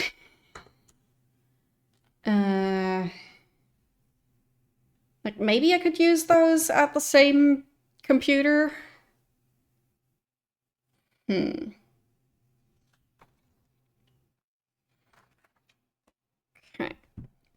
So, were there any other things mentioned in the manual that I was supposed to ask about?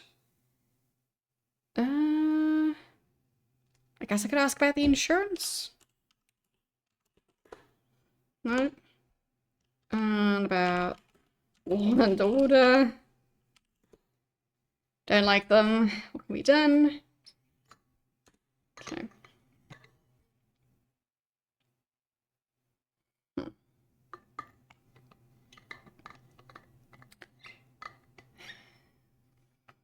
Anything else I should ask him about before I travel all the way back?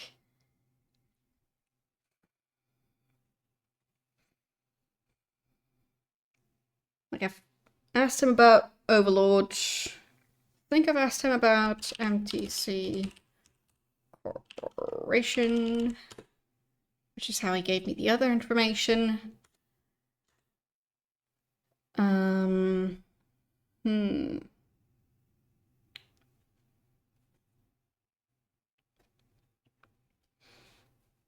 Okay. Guess I'll just be on my way back. I don't know what else to do.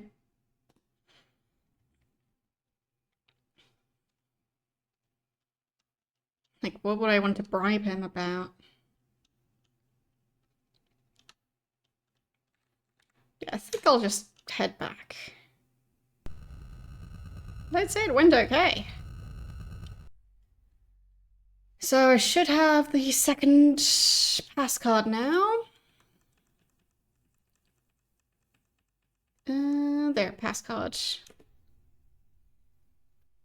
So presumably I can use that on the other computer, but I technically don't know for sure. So let's save before I travel back, just in case I need to ask him more stuff. And then we want to go back to the warehouse. So that's 4675. Nope, I wasn't typing. 4675. And it's gonna be a long flight. Everyone buckle up.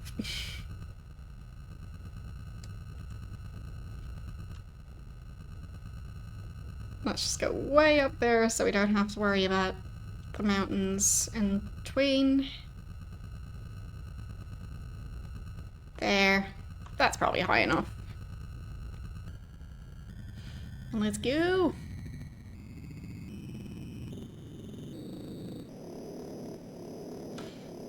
That's about as fast as it goes. Is that high enough for the mountain? I don't trust it. Flying even higher up. Trying not to crash into it again. I think I managed.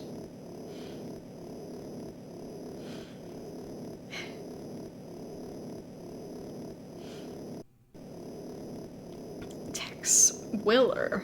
I'm not familiar with that name. But in general, the name Tex seems rather unusual to me. But names can be a very local thing, so could just be me.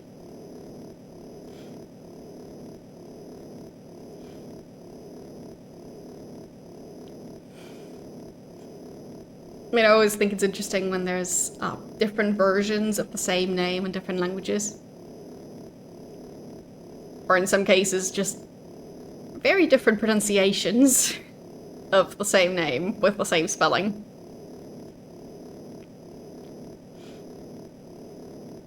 One of my favorite examples is the name Gretchen, or alternatively, Gretchen. Like, to me, Gretchen sounds a bit like a skin condition. But, yeah, that's just because I'm used to the other pronunciation of the name.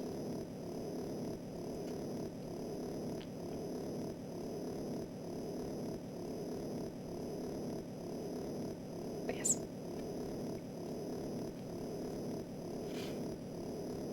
Really? That's quite the name.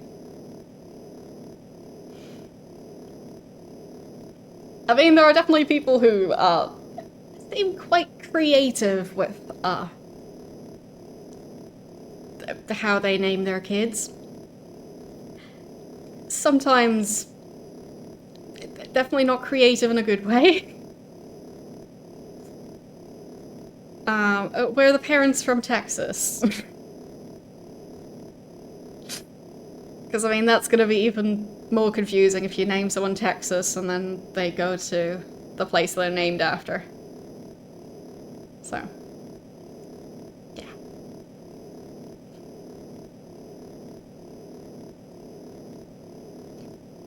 Yeah, it's like a cutesy version of Margarita. At least I think so.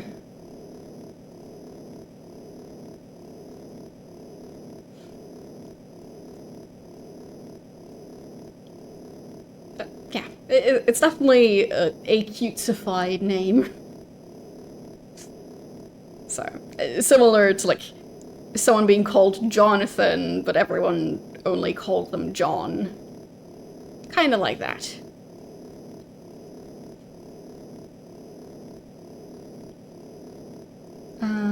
Tex Willer is a comic series.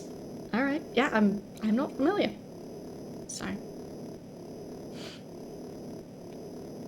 Yeah, for me, I never really got into comics, so quite a gap in my knowledge there. I mean, I've now been to places that sell them, but like, I'm not sure if any of them sell more recent comics or it's just like old ones that are more of like a collector's thing now. So, never really got into comics. But I mean, I've heard plenty about people who like comics, and I've watched some shows and movies that were based on comic books. But yeah, overall, I'm pretty clueless about them.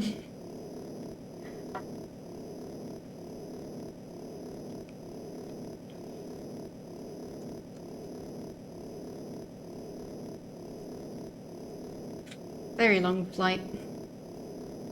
So that was between Reno and San Francisco.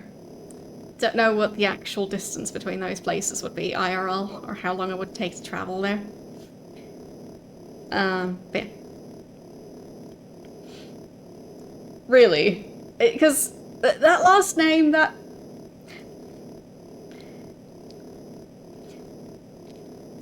That seems like it's basically just a misspelled version of the German word for girl. What you gonna call the girl? Girl. Yeah, how creative. Uh.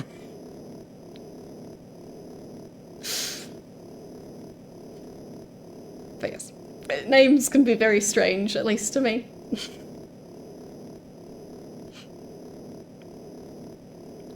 I also think it's a bit weird when people are named after a month. So, yeah, naming people after months and after places, I just don't really get that.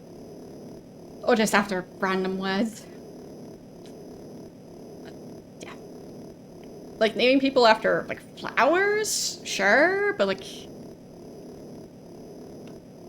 Yeah. Calling a girl because, you know, it's like someone who just got a label maker and needed to label the light switch as being a light switch. It's very important stuff. Also make sure to label your carrots as carrots. Named after specific months. So like someone's name being like June, spelled like the month of June.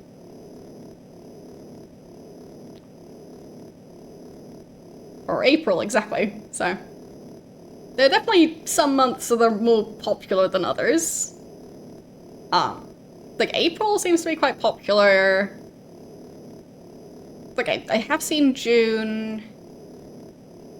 At least as first names, both of those. Like I think July is also sometimes a thing. Yeah, May as well. I don't think I've ever seen March or August. Like, basically the other half of the year, not really. But specifically, those couple of months. For some reason, they're used as names. Yeah, also Wednesday, yeah. It's very strange to me. Like, would that also be that person's birth month? Or is that just the parent's favorite month? Or, like, did they just open a dictionary and pick a random thing in there? Like,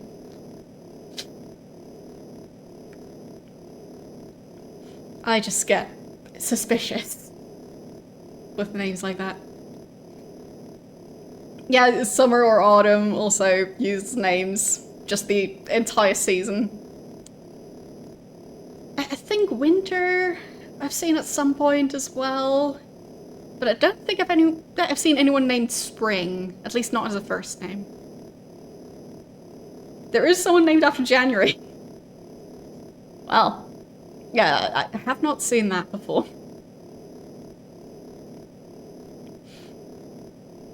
But to me, it's just odd that those are used as names for people. But I guess some people really like to name kids after days of the week, months of the year. Because, like, why not?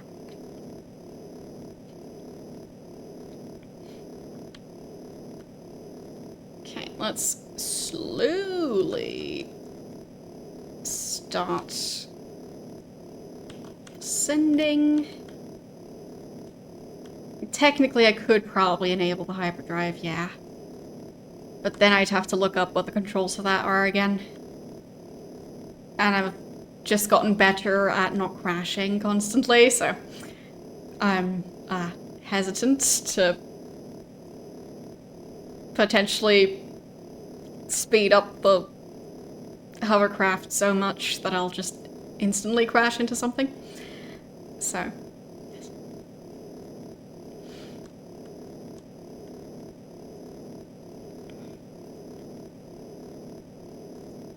Well, I know there's also autopilot, but I kind of like the flying mechanic. I don't know why. I can't explain it.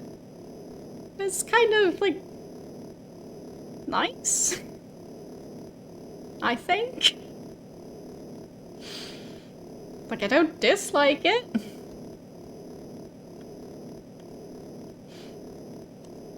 I mean, sure, it takes quite a while. And I guess fast travel would be more convenient, but it is unique.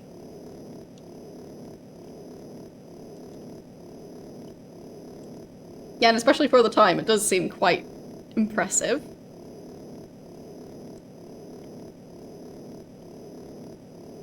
There, slowly descending. Trying not to crash into anything just yet. I think that might be a hill that we're currently flying over. But it looks like it's pretty close to the coast. So I'll also have to slow down a bit. Because I don't want to crash into anything. And trying to land this thing. But I'm usually not the type of person to play, like, flight simulators. But this one's just kind of fun. But it's quite simple, so that helps. I'm not a pilot.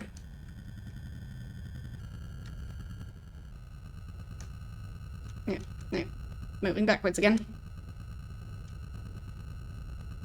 Now moving forwards. Okay. Let's land.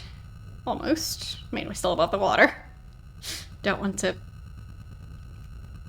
splash into the ocean. At least I think it's the ocean. Maybe it's just a really large lake. Okay. Almost above land. I'll say it counts as being above land now. Okay. There, let's drive the rest of the way.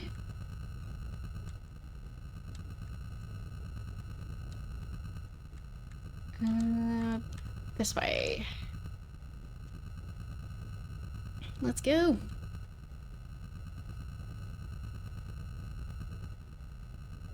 Okay.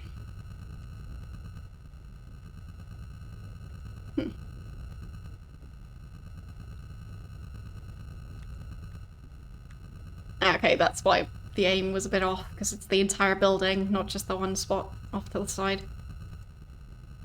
But I don't want to crash into the building. There. Almost back at the warehouse. Hope I don't have to go through the shooting segment again. But we'll see.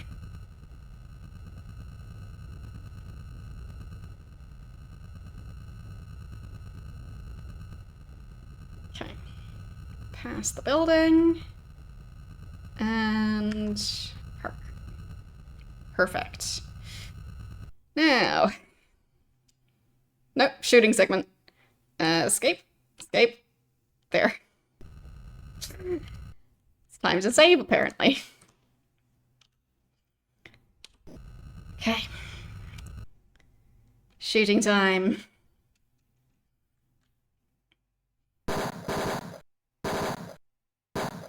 So.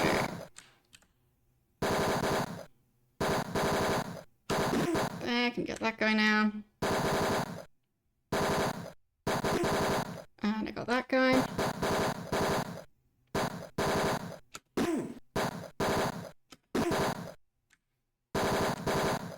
That was pretty close. Okay. Just get past that one. So, no, can't shoot through there. Oh no.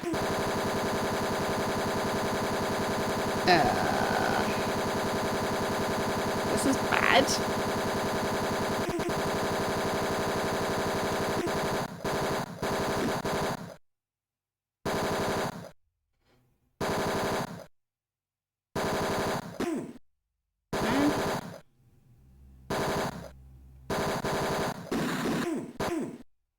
There. Now I'm no longer stuck.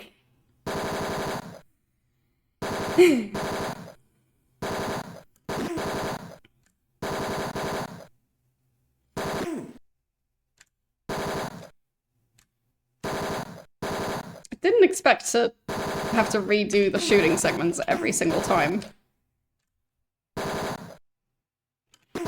So, it's gonna be interesting.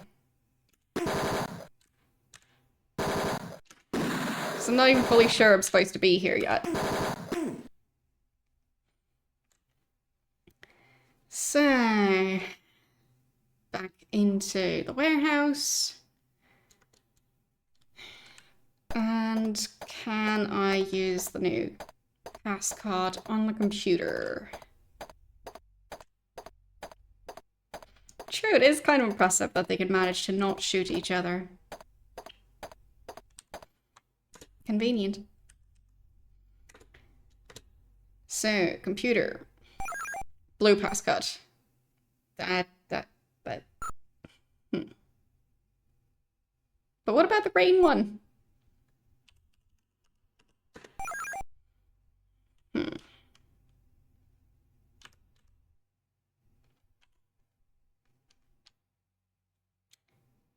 So that didn't help me at all. Wow. So I might have to go back to my save when I was still in Reno. Because I might need to know where the other guy's office is.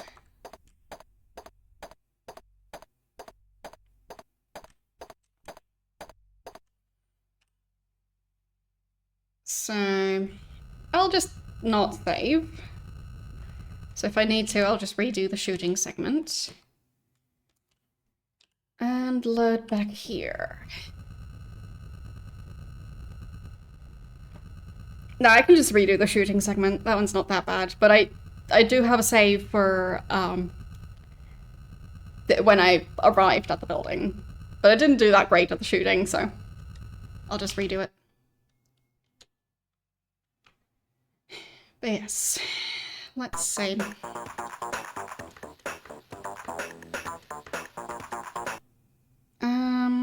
Pass cards. Do I already have them? Okay, I think I already have them. So, office? No. Warehouse? No.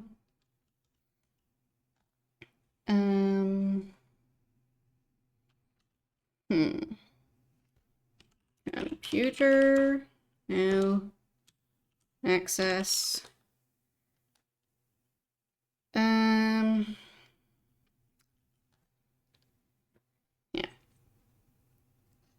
Given a Nexus terminal, passcard, and password. Maybe I'll ask about the Nexus terminal. Nexus terminal? No. Can I bribe him? Is this a joke? Threaten him? Give me the scoop or I'll beat your brains out. I think he did it first. Next thing I see is a spray can of mace, and it hits me square in the eyes, indoors. So the other guy's not going to have a great time either. The burning sensation is unbelievable. I stumble back to my speeder, feeling like a complete idiot. Well, that didn't work out. So, let's load the other one.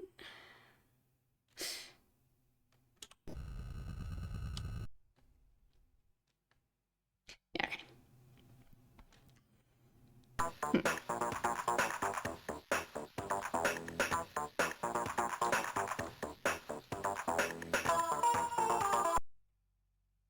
Hmm. Is there anything I haven't asked him about?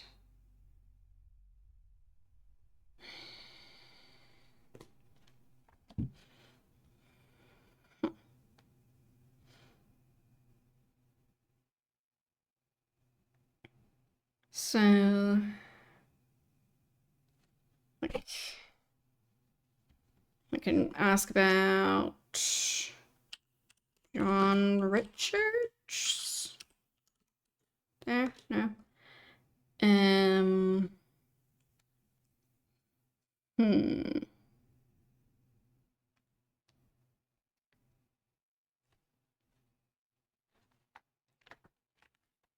But what was that guy's name?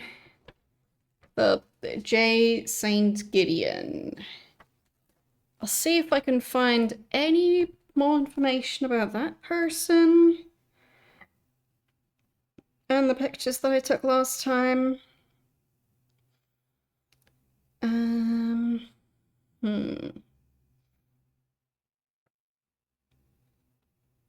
So I have the autopsy report. Technically, that guy's name is John. And then we've got Sandra. Hmm.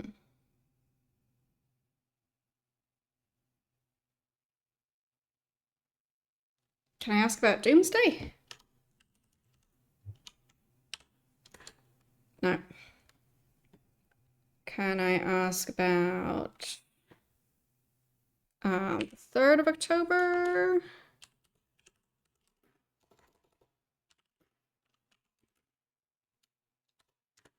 No. Hmm. Doesn't seem to know about that.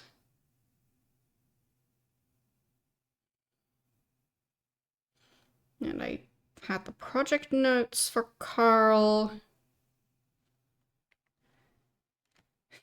Can I ask about Reno?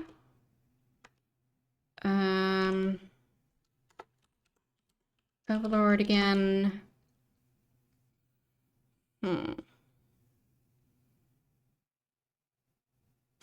As the project progressed, I grew suspicious and I started asking questions. I was threatened. Can I bribe him? No. Um. Hmm.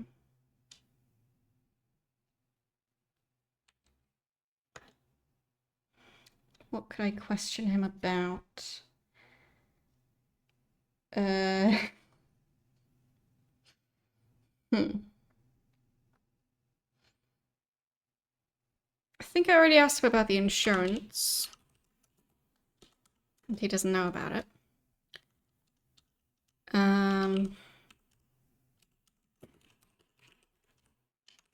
Try Dolores again.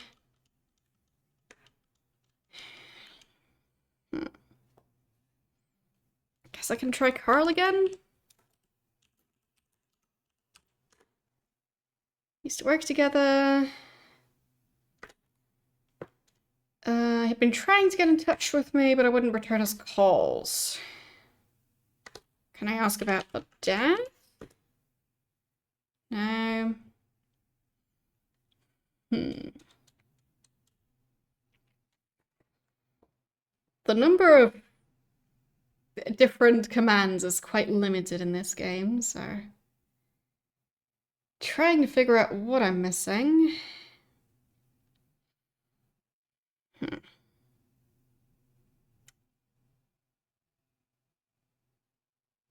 Can I ask about him being a professor?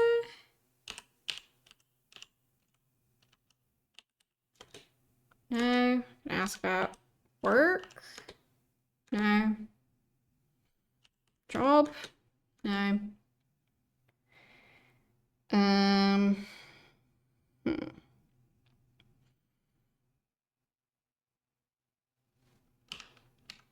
So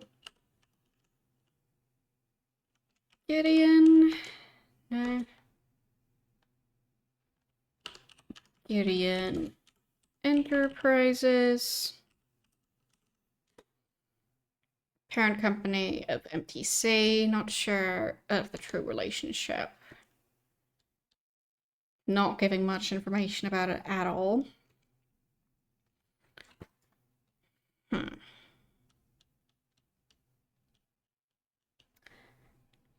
I think those are all the words that are listed at the start of the manual that I should ask about.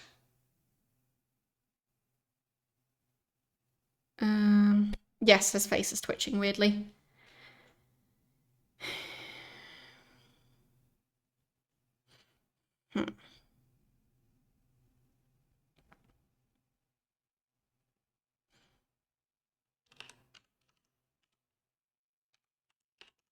I already asked him, and yes, still pawn.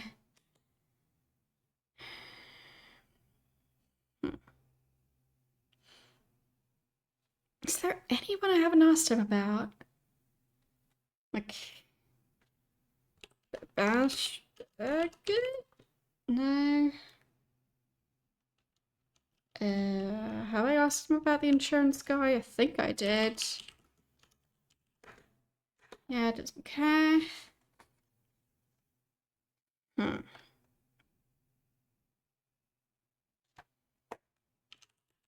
Sonny Fletcher? No.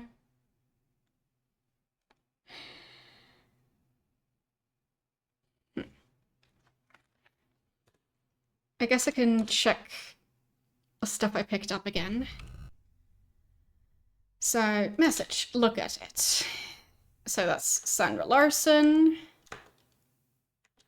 Audio tape.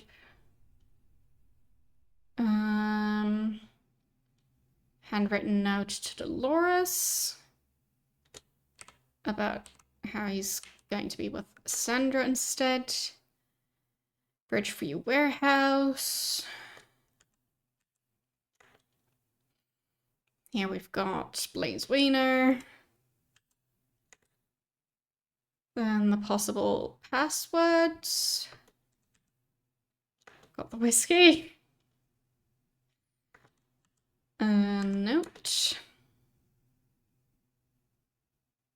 Going to get you failing me. Insurance policy. Okay,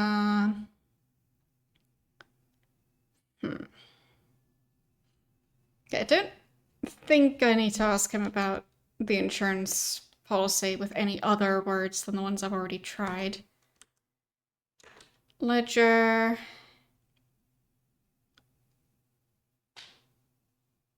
So, right. Sonny Fletcher. But I guess Carl worked for MTC, so maybe they didn't really know about it. But he just secretly paid Sonny. Don't know. Look at the list. John Klaus, Maurice Scribble, David Pope. Right. Didn't I have a newspaper article as well? Somewhere. Papers. No. Yeah, that's not newspaper.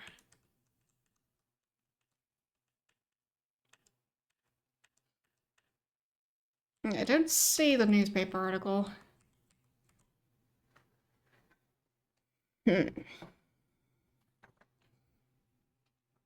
So I don't fully know if I wrote down Carol Davis's name correctly. I'll just ask the Google machine, because presumably it'll be able to tell me that much. So...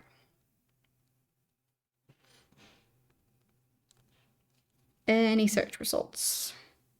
Yes. So, it seems like I spelled Carol Davis correctly.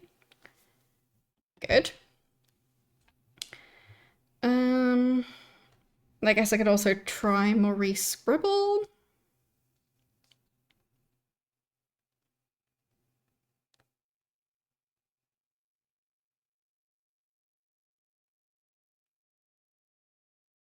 And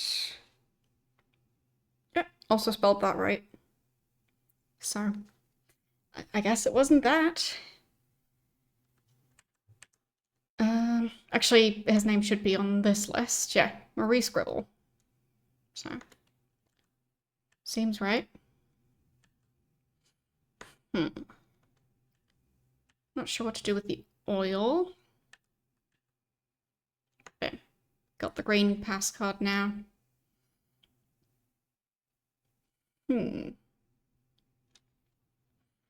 So I think still have the same amount of cash that I started out with, or it may be 1,000 more than before.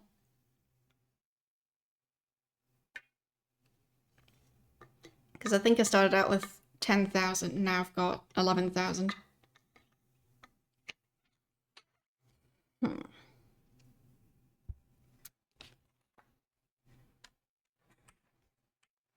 What could I be missing?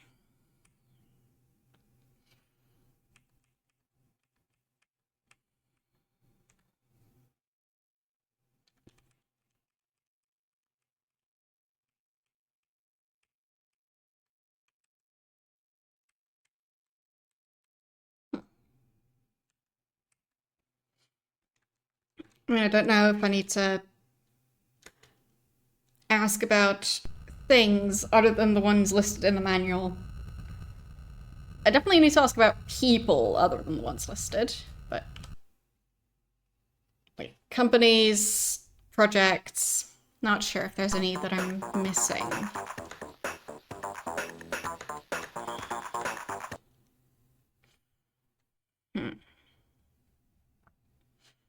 Can I ask about San Francisco?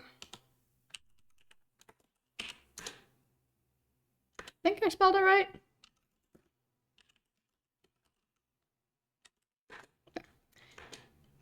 Guess not.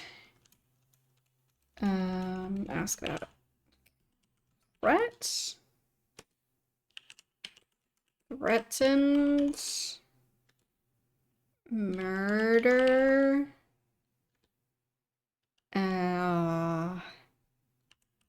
Mind control. I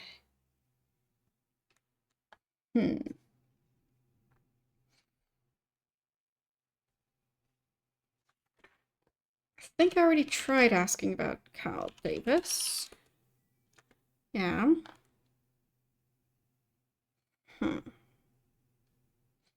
Ask about a computer. Nope.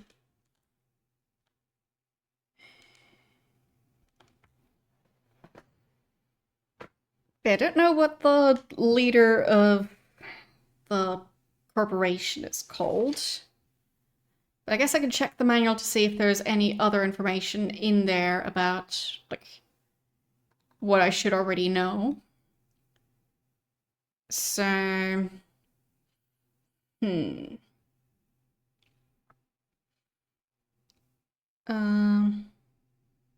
There's a where to go section. Oh, there is stuff about the story. Okay. Let's read the official introduction. But sure, I can ask about President, CEO. No. None of that. But maybe in the official introduction of the case, I'll find something important. So, the story. A steaming layer of thick fog hangs over the city. It's the end of September. Bundespräsidentenstich Wiederholungsverschiebung.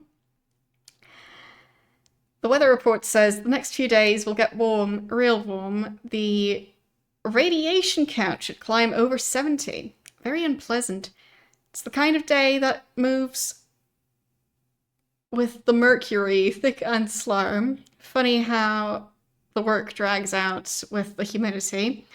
My body and brain are trying to talk me into taking a few days vacation when the office door swings open. silhouette in the doorway tells me this isn't the pizza man. Do people just leave the door unlocked to where delivery people just walk in? My eyes follow the curves up to where the lady's silken blonde hair kind of clasps her cheek near her eyes, which are exotic, not blue exactly, deeper than blue, sad and dangerous. If ever a woman is in trouble, she's it. Are you Tex Murphy? She asks. Her bottom lip pouts at me, and I can tell I'm probably looking at it too long. That's me, I say. Real professional, real cool. Ms. Linsky, Sylvia Linsky. Her eyes cloud over suddenly. They are murky and preoccupied, like mud puddles on a wet road. What pleasant writing. It's my father. Her pause is long and sad. I want you to investigate my father's death. Have you been to the police? This is my standard reply. I don't want anybody accusing me of breaking the law. Nobody messes with the boys downtown. Of course, I've spoken to them. Detective Clements thinks it was a suicide, but it wasn't. Daddy would never do that. It's murder. I know it's murder. She's getting upset. A careful line of her lipstick draws my attention to her mouth and chin that trembles just a little bit. He is really not paying attention to what she's saying. How did you find me? I ask as I sit her down on the wooden chair that faces my desk. The chair looks dark and gritty next to her. Detective Clemens said if I insisted on throwing money away, you were the one to throw it to. Well, Miss Linsky, before we play catch, give me the background on your father's death, then I'll decide if there is a ball game. I hear the rustle of silken stockings. Ms. Linsky crosses her legs and starts her story. Why is he thinking about her stockings? My father was a professor of neuropsychology at the University of San Francisco for 15 years. He was well respected in his field and had received many awards and research grants. About 8 months ago, he took a leave of absence from the university to work on an independent consulting contract. When I asked him about it, he said he couldn't tell me anything. Not even who hired him. I rarely saw him after that. One night, I went to his home. He was terribly upset. It was obvious he had been drinking. He was very evasive when I questioned him. I was worried about him. He was not a drinking man. I asked if I could stay with him, but my persistence only made him more angry. Finally, he agreed to come to my apartment for dinner the following Sunday. That was 3 weeks ago. Miss Linsky's body is very still. I'm not sure she's even breathing.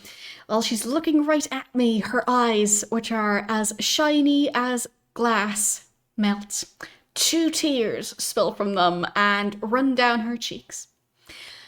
Last Sunday morning, I got a call from the San Francisco Police Department. They told me my father had jumped off of the Golden Gate Bridge. They needed someone to come and identify the body. They said a witness had seen my father jump. His car was found on the bridge. Because there was no sign of foul play, they're calling it a suicide. I interrupted her. The police are usually pretty good in these matters, from what you've told me. Pretty good at these matters, from what you've told me. ...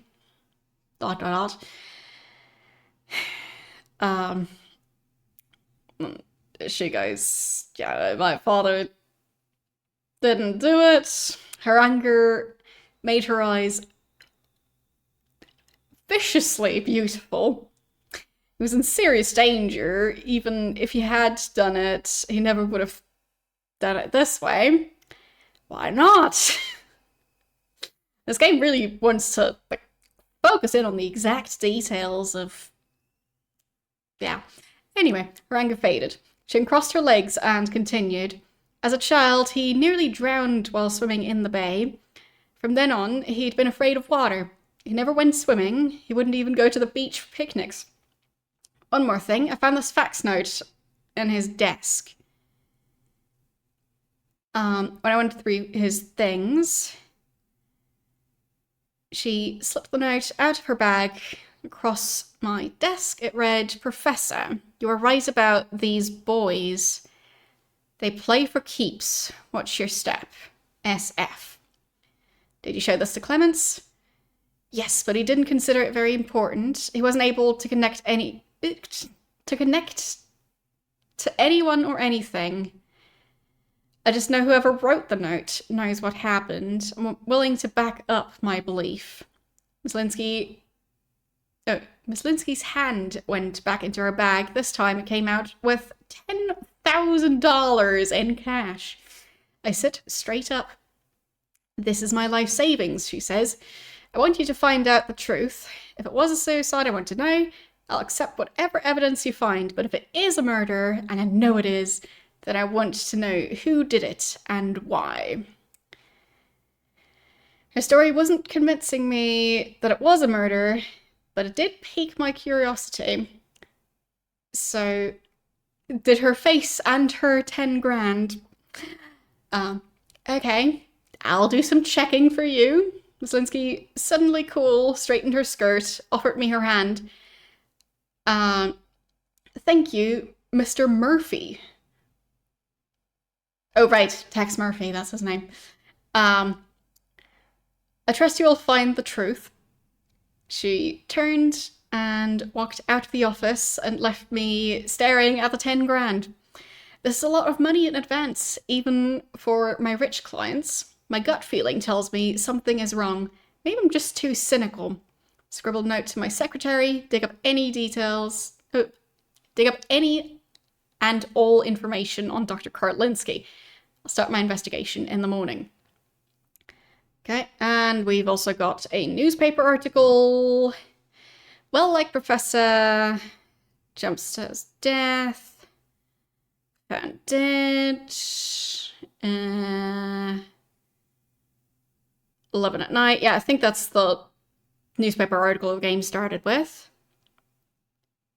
And it came with the message, Tex, you might be interested in this article in the paper, Vanessa. Right. But yeah, it didn't really give me any more information other than another short note from, what was his name again? Sonny Fletcher. Which was, you're right about the boys, they play for keeps, watch your step.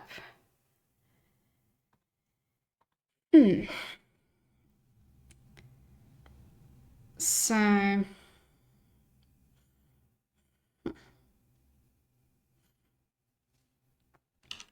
Can I ask about Sonny Fletcher again?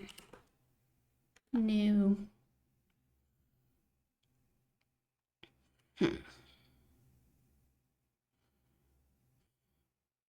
I mean, are people even able to walk on that bridge? I thought it was a really long bridge.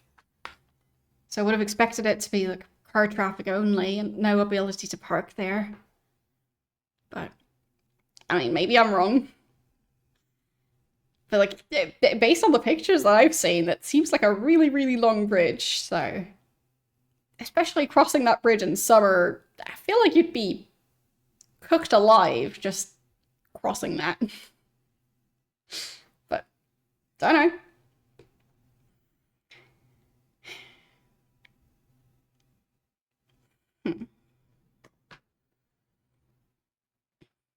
Anything else I can ask him about?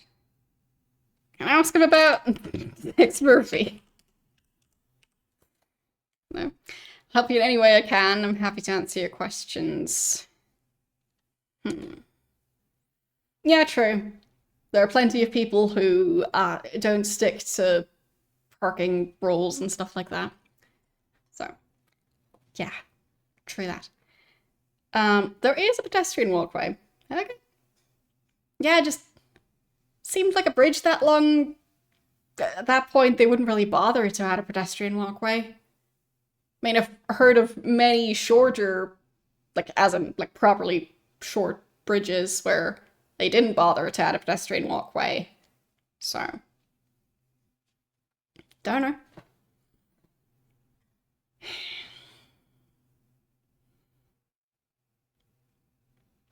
It's specifically during daylight hours. I wonder if it was the same in the 80s. Or is it only wheelchair accessible during daylight hours? Like, do they have a ramp that closes at sunset? Because I wouldn't expect them to have an elevator. Because, like, it's an outdoor bridge. Outdoor elevators don't tend to do very well. But I guess maybe it's an elevator? I don't know. Regardless, didn't expect that bridge to be pedestrian friendly. So what else could I ask this guy about? Like, I wasn't able to use the passcode on the computer back in San Francisco because that computer asks for the blue passcode.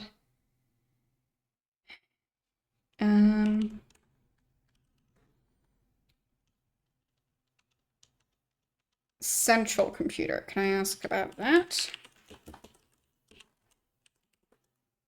No.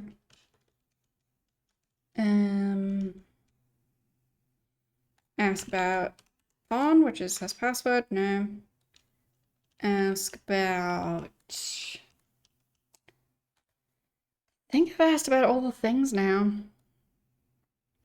I'll double check again what the keywords in the manual were. MTC Corp, I've already asked him about that. I've already asked him about Gideon Enterprises. I've asked about Overlord. Asked about passcard and password. Asked about Nexus. Asked about Law and Order and about insurance. Am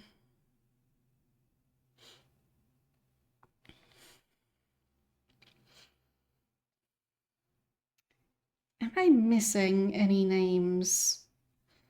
I mean, it could be that it really is just needing to find the full name of the former president of Gideon Enterprises and MTC Corporation. But yeah, not sure about that. Or MTC Corporation, I guess. There. Very important detail. Did I ask everyone? I'm not sure.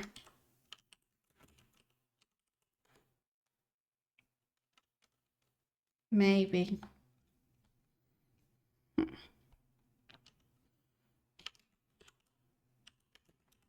Try the scientists again. Lawrence Ribble. No.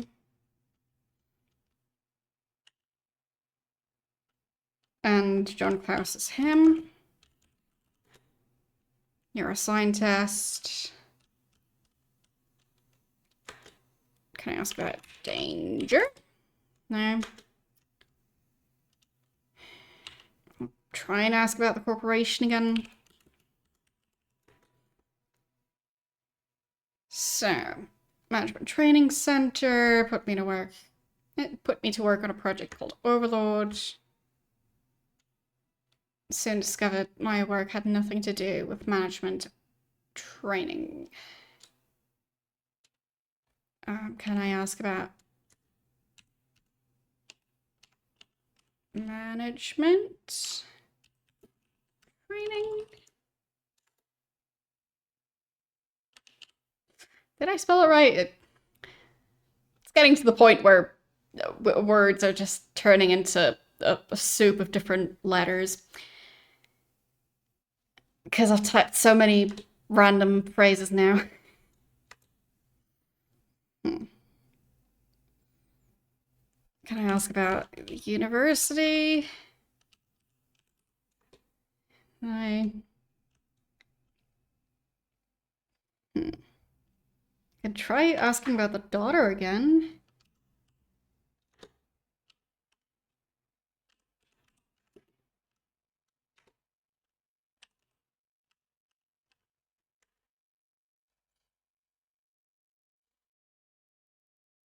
What are you responding yes to? Now, Sylvia, Carl's daughter. I imagine she's grown up by now. Yep. She is. They really don't give much information on people. I guess I've asked him all I can. Like, I don't know what else to ask him about. Hmm.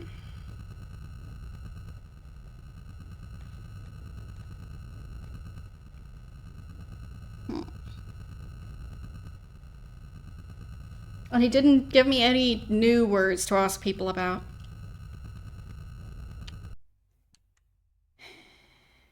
So, is this the save? Let's see.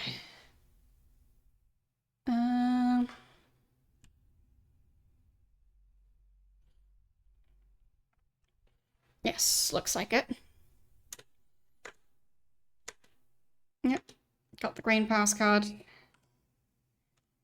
So let's enter the building again. Oh. Okay. Don't have to redo the shooting segment this time. I'll take it. Pretty sure I saved before the shooting segment, not after. At least this time around.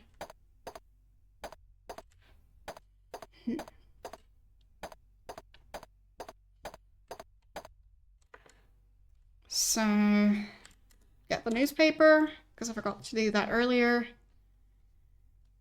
Look at the desk. Look at the fax machine. Message. Right, Sonny Fletcher. Can I get the fax message? Okay, now I did.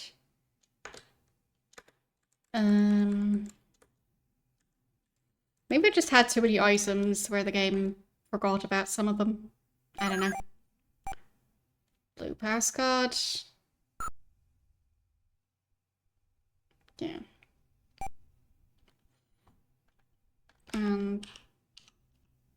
Bishop.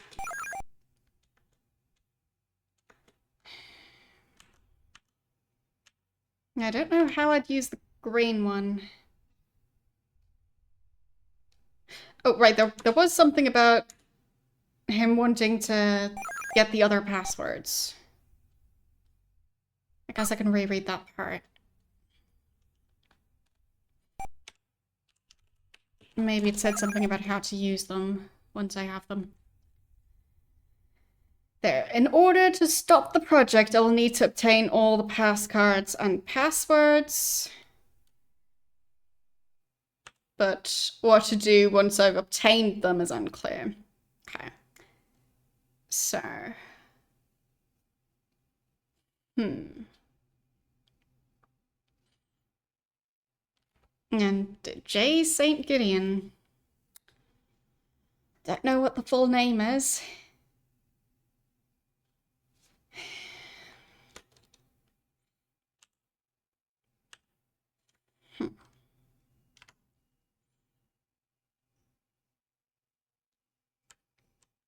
So, can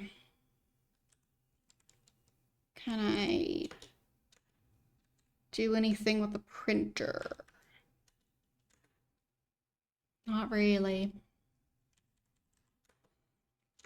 It's a laser printer, but that's all. But I do have a save that's right outside, so I can do riskier stuff now. Forklift is in poor condition. Move the forklift. Turn on the forklift. Nothing happens. Okay. Not sure if it has doors, but figured I might as well try and open them. And there's the hole in the crate. Appears to have been jaggedly cut. I think last time I clicked get. So, open?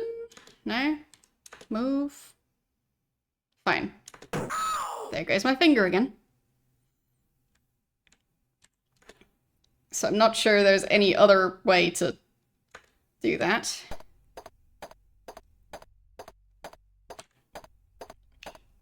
Pro tip, don't have your finger bitten off by a rat. Let's load again.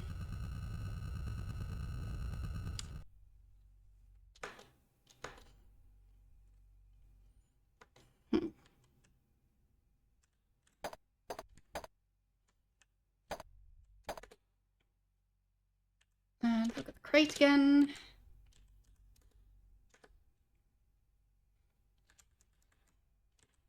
Do I turn the hole off? Huh. Lick the hole. Yeah, maybe don't have your tongue bitten off by a rat. Just a thought.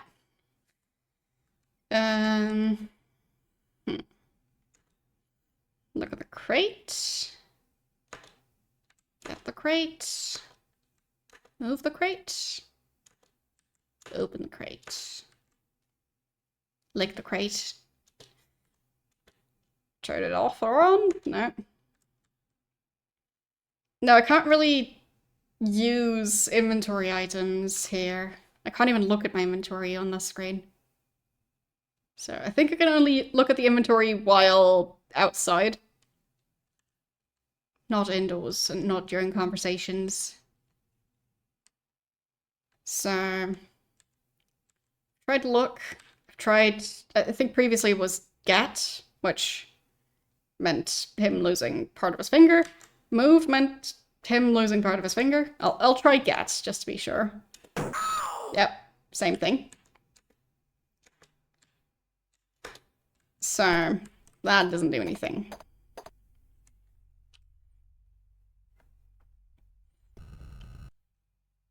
Let's load again.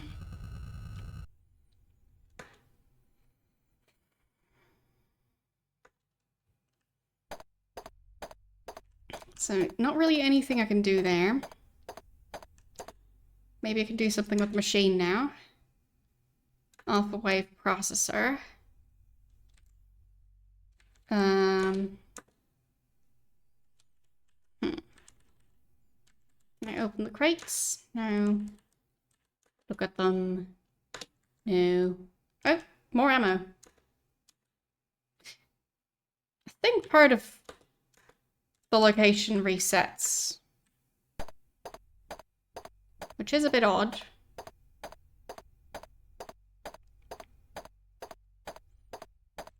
Like if I look over here again, look at the boxes, look in the box, open the box, fine, look, no, I guess it's empty now. So I can't get those back.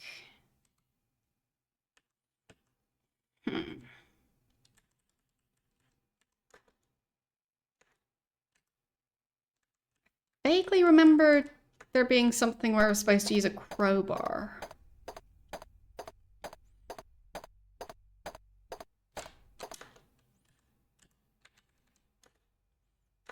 Doesn't open.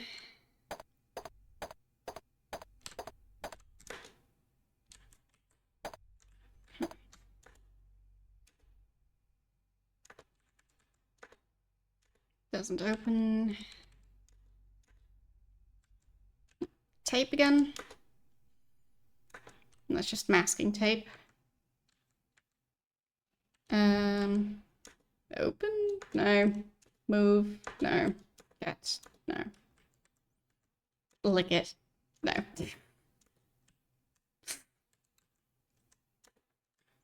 Tastes like tape.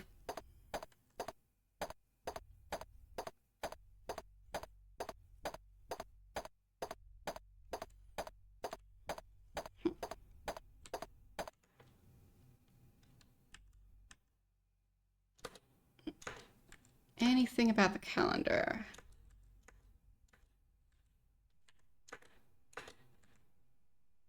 Not really.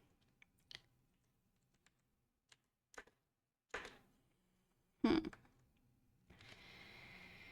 I get any information from here that would allow me to do more at the apartment? I don't think so. And I don't think I got a key for his office at the university either. But I guess I can check all the keys in my inventory and see if any of them seem to be university related.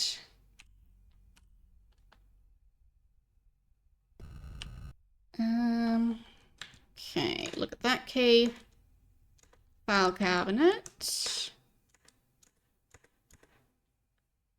Desk.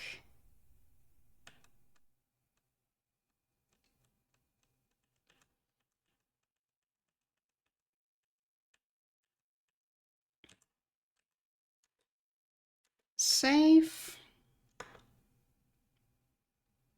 I think that's the combination for the wall safe at the other place. And that's all the keys. Still don't have a screwdriver. Not sure where I'd get one. But maybe that's what I'm missing. So we go back to the other place. So that's Carl's home.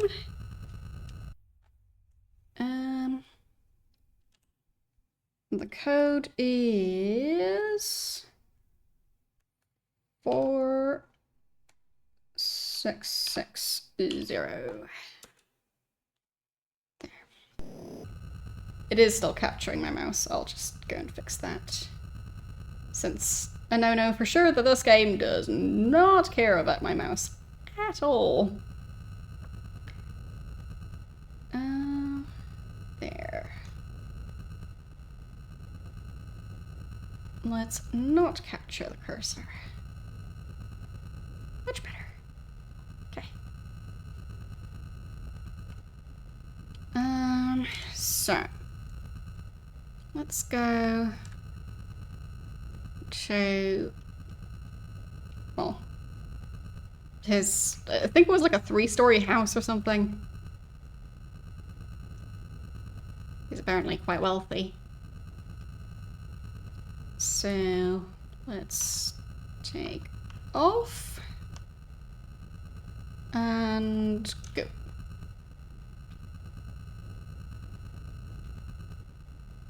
Like, somehow, I don't think university professors usually earn a huge amount, do they?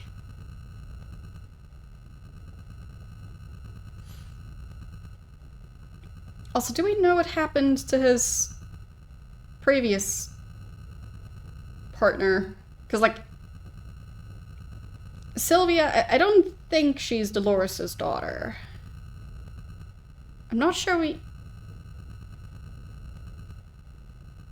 know what happened to the mother.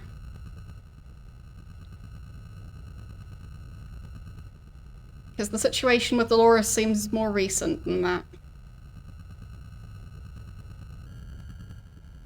So he's able to afford a rather large house in a big city on his own.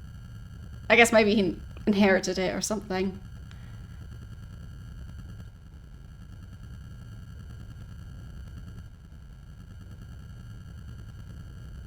Just interesting that there's the $1 million life insurance policy, and the daughter only has $10,000 in savings, and he lives in a mansion on his own. Just strange combination. And all of that in San Francisco.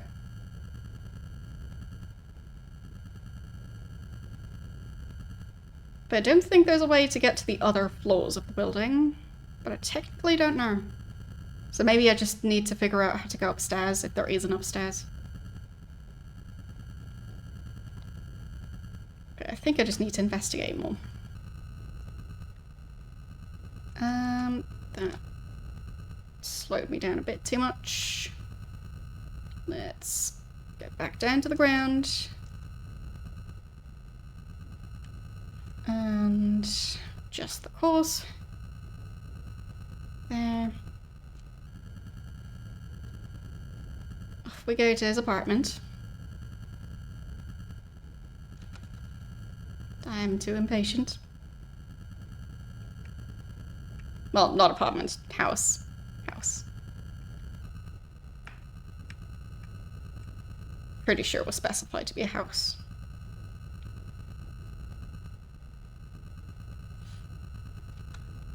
It's just such a weird concept to me for people to have houses in the city.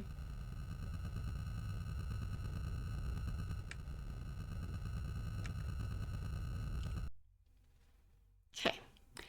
Yes, right, the 3-story Queen Anne style home. Like, that would make cities so incredibly spread out if everyone lives in their own separate house. At that point, it turns back into more of a village. Because everything's gonna be really far apart.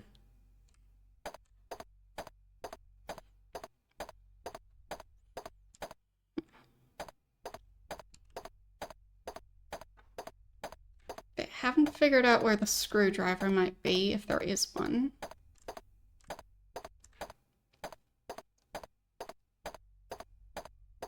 Don't think I picked up anything that could contain it.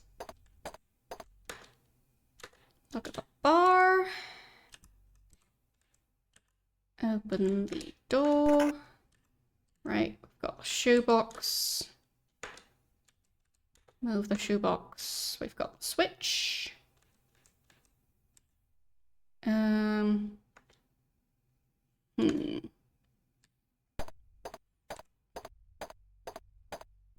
That's how some US cities are?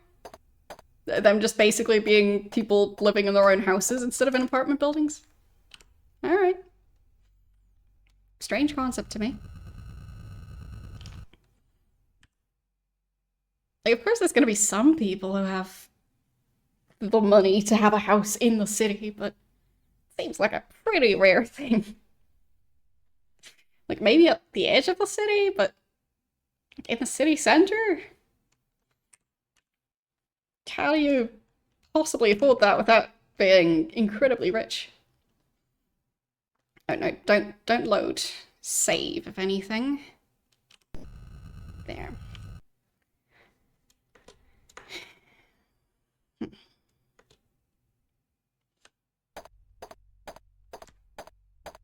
So, display case. Right, shut down the field if you had a slot screwdriver.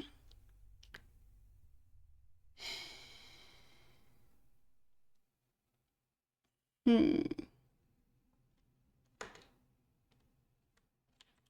at the statue. Right, the fruitcake. I don't think that's important. I think that's just expensive.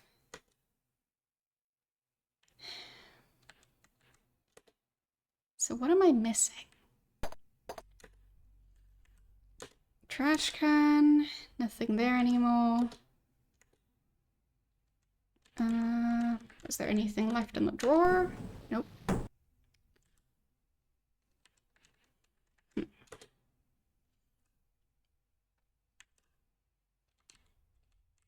Anything left on the chair? Nope.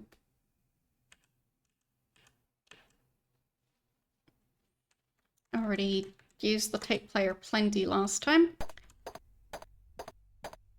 Oh, I can actually see that the drawer is open. That's kind of neat. Cabinet. Right. That book. Can I get the book? I can.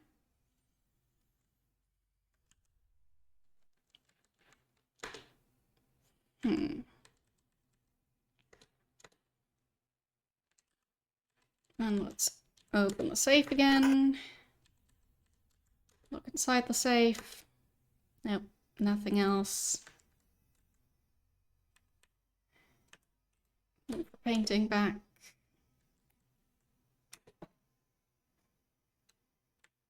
Huh.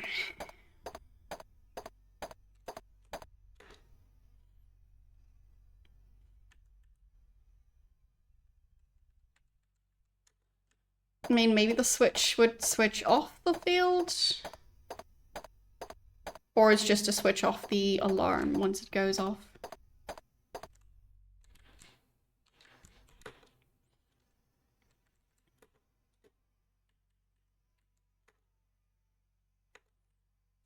Move the entire bar. No. So I open the door and move the shoebox. And I click the switch. I haven't been working on Reginald's hat. Had a bit of a busy weekend, so yeah. I'll still figure out the event around the deciding which hat he's going to get. Very important. Magnetic field still seems to be there.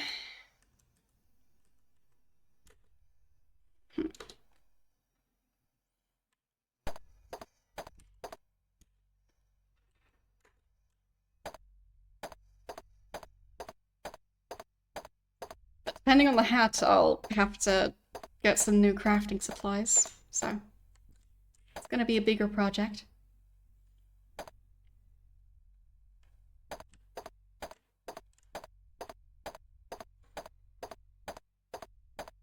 A green hat, a purple hat, a blue hat. Along with the pass cards. It was probably gonna be a purple one.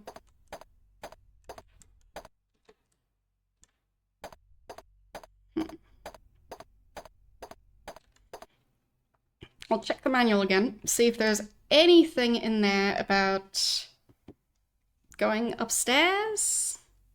Like checking other rooms without leaving? So searching a room. Hmm.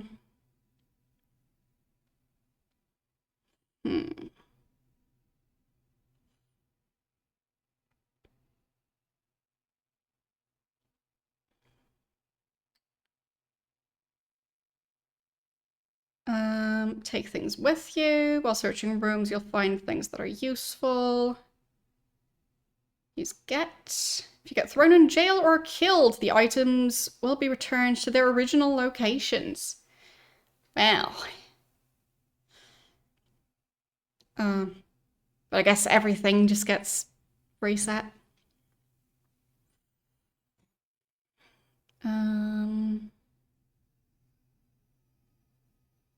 Bounty hunting. Okay. Apparently there's the option to go bounty hunting. Weird.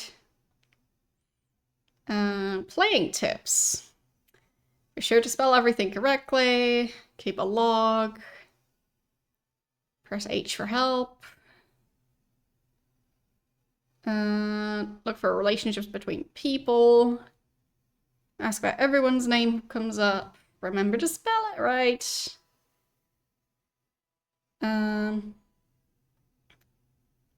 If you feel you've exhausted your options, reread your notes, look at and read all the messages associated with items in the inventory.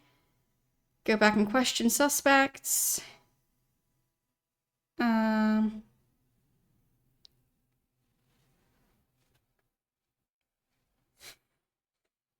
If you've come to a complete dead end, you've missed an important name or a nav code, don't forget your secretary and informant.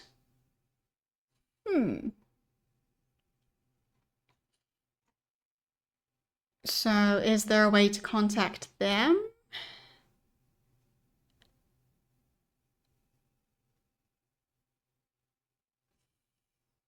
Maybe.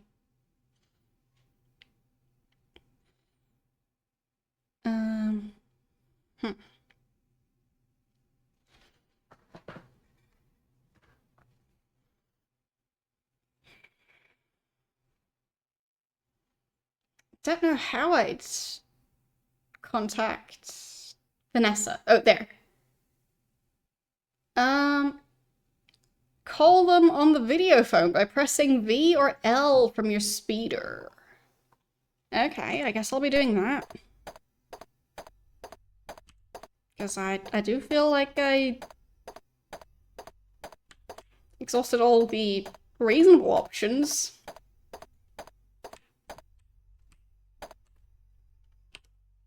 Because the other people are unlikely to know anything about this. So, V for Vanessa.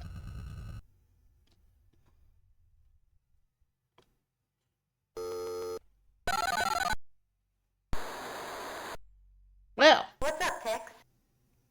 Voice acting. Find out about... Uh...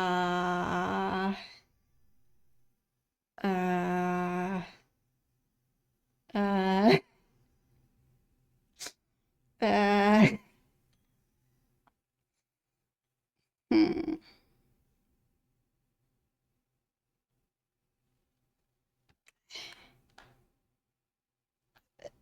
Should I ask about John Klaus?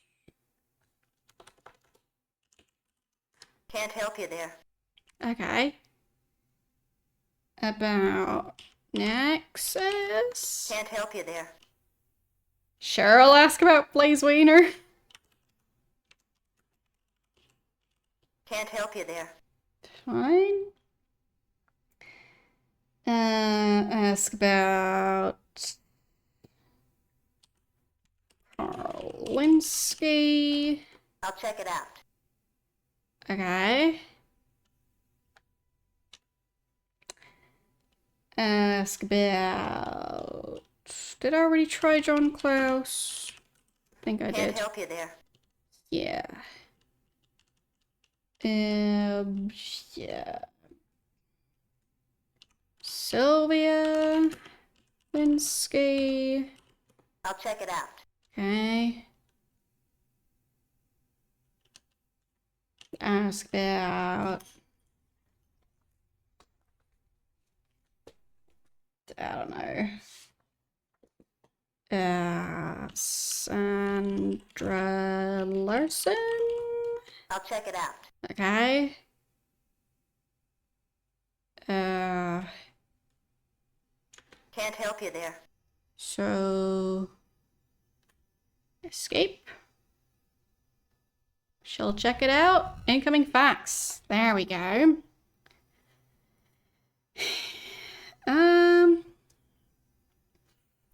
So... Linsky's San Francisco address. Got that already, okay. Then... Sylvia's home address. Already have that. Do we get Sandra's home address? We do. Wow. Interesting. Sure. Because, like, I asked Dolores. I asked... Maybe... Did I ask at the police station? I don't know. But we have an address. It counts. Sandra Larson at 4599. Okay.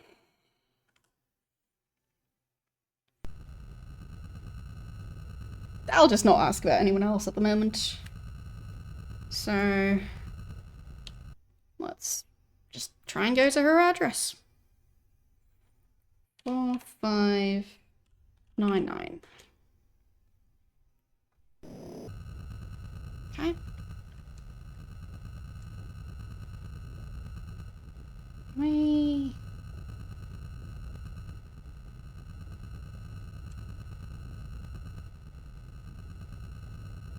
Okay. I feel like the video call connection was way too good. Unrealistic.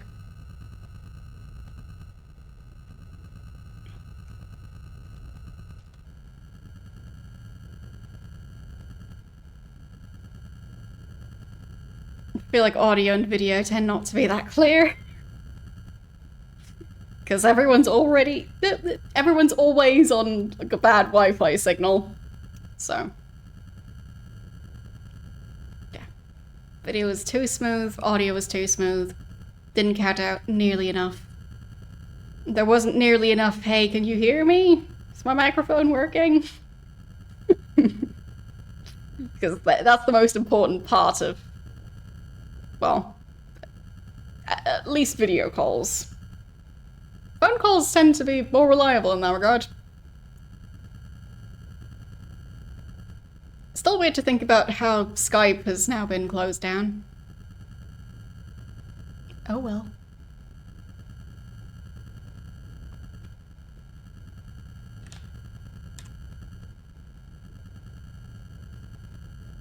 Because, I mean, Microsoft bought it, and then had it for quite some time, and now they just decided to get rid of it.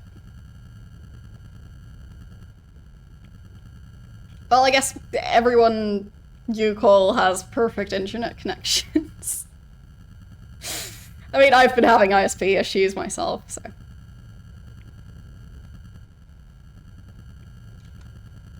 It just feels like there's always issues with, like, either the internet or, like, at least the microphone. It's similar to, like, if people try and stream together with other people, there tends to always be issues with that. It's just the typical tech issues of, like, the microphone being muted or not connected properly, or... yeah. Just always seems to happen. Yeah, Twitch is basically a huge video call. But just a one-way one.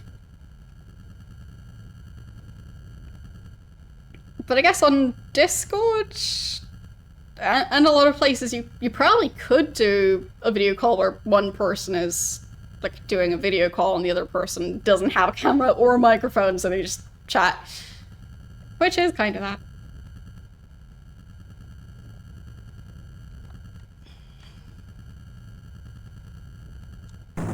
Well, I crashed into the hill. Fine. The hovercraft is used to it.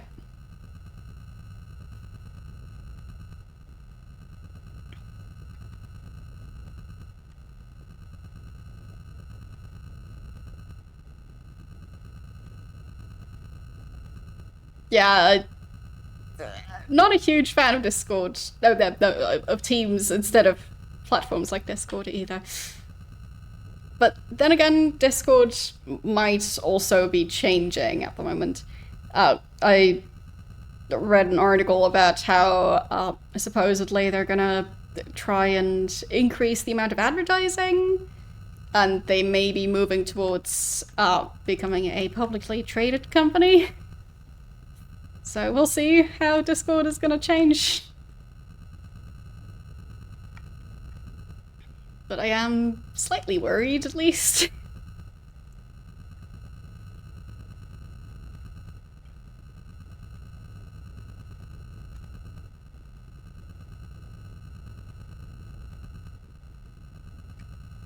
Okay.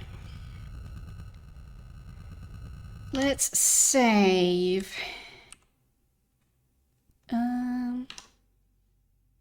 Yeah, I'll just overwrite that one, sure. And exit.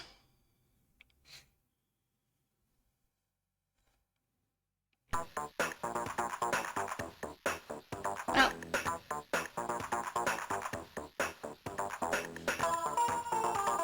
So apparently this is not her home, this is a pub.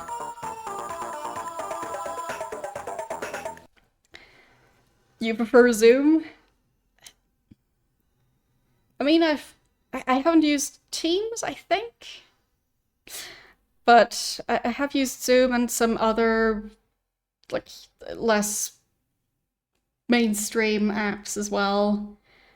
And, yeah.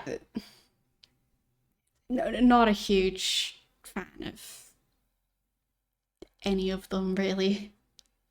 I mean, Discord is decent, but it also definitely has its flaws at times with like connection issues. So, yeah.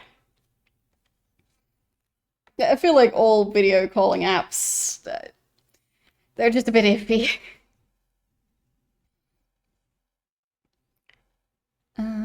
So, let's see. Find Sarah Larson at a local pub. She's extremely attractive and she's in her late 20s. You can see why Linsky started dating her. He was in his 60s.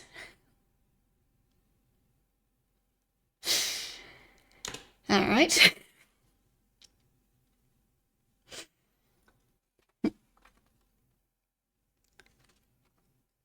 So, yeah, true. I mean, I have Discord Nitro, like the cheaper version of it. There's like 2 tiers. I don't have the more expensive one, but anyways, there is that. Uh, so I am paying to try and keep Discord alive. But yeah, but we'll see. And nice signs in the background. Like the big guys sign, it seems like it's a guy wearing a suit holding something, not sure what. There's also the totally awesome sign. Neat. Yeah. And yes, I also remember some of the, well, now non-existent ones. Yeah, like ICQ, I remember that one. I have also used Skype, but now it's dead, so. But yeah, but we'll see. It's always changing, clearly. I also used to use Curse, which was similar to Discord, but I think it got bought by Twitch and discontinued. But yeah. But either way, we'll see what comes next. I mean, lots of people were also using Facebook for like calls and stuff, and yeah, no thanks. And, like other messaging apps as well. Yes. I should actually focus on talking to this lady. So she is Sandra Larson, I think.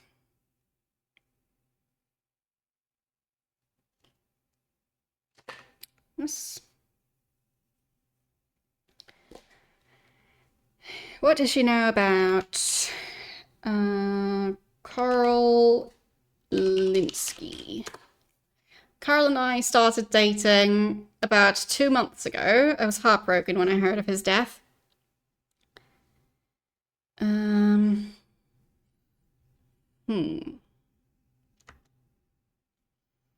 Okay.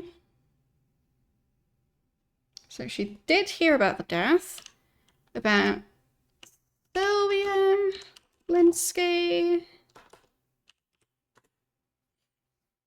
I like Sylvia. She's a nice kid. She can be a little wild, though.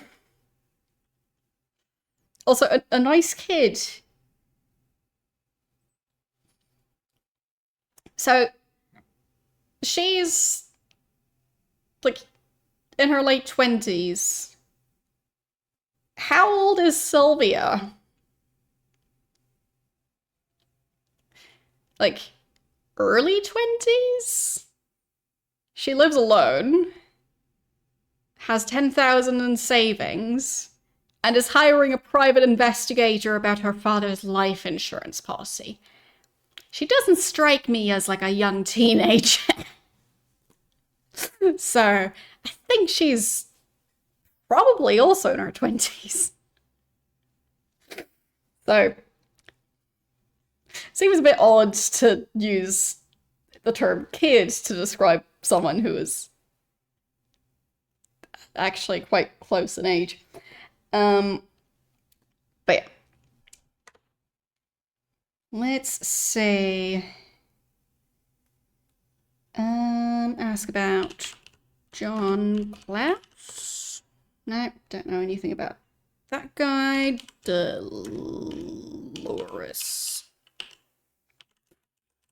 Light body. She was Carl Linsky's girlfriend, well, technically fiance, but he had grown tired of her.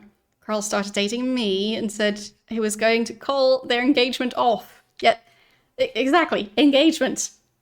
Fiance. Carol's worried about telling her because she had quite a temper. Okay.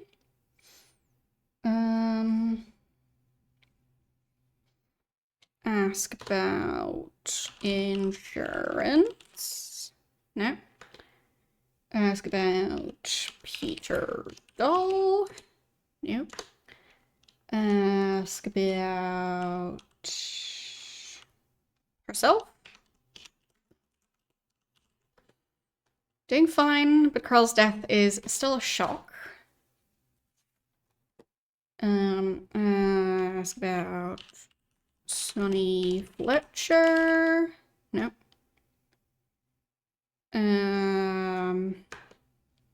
MTC Corp. It's supposed to be a management training center for employees of Gideon, but I suspect there's more to it than that. They've hired a number of top scientists. Don't know what they've been doing, but I'm sure they're not management consultants. Okay. Gideon Enterprises. Nope.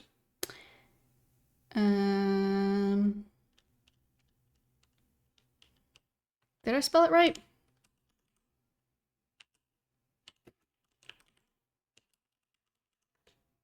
Yes, I think so.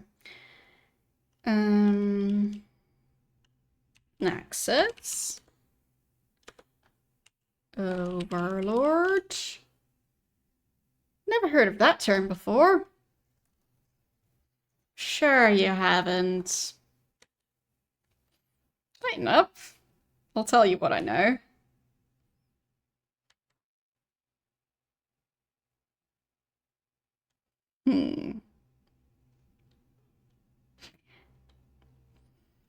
I don't think she's never heard of it. So, Carl Davis. Nope. I think I already tried John Klaus. Yep. Maurice Ripple. Nope. David Pope. Nope. Blaze Wiener. Nope.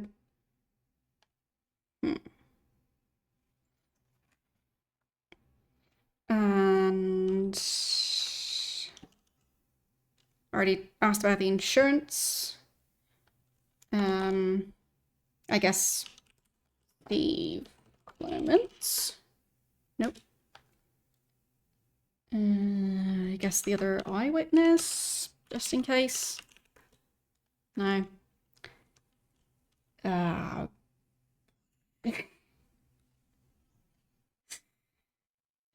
What have I not asked her about yet? Passcard? No. Passwords? No. Bond order? Seems some of those arrogant thugs around the office, they're involved with a project at MTC. Huh. Okay. Interesting that it's connected.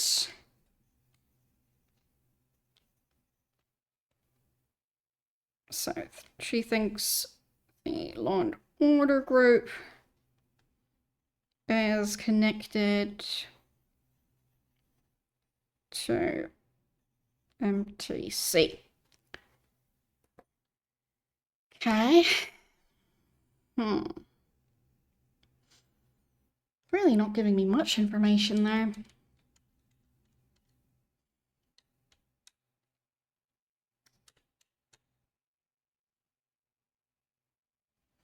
Can I ask about death? No.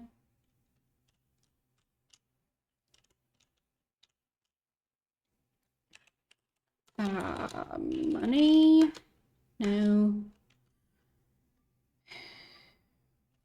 I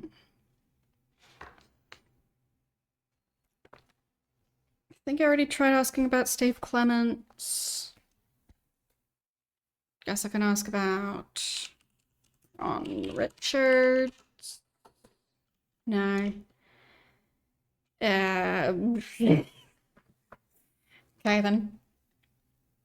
I guess she might just be a dead end. Because she has not given me any new information other than the Law and Order people probably being related to the company.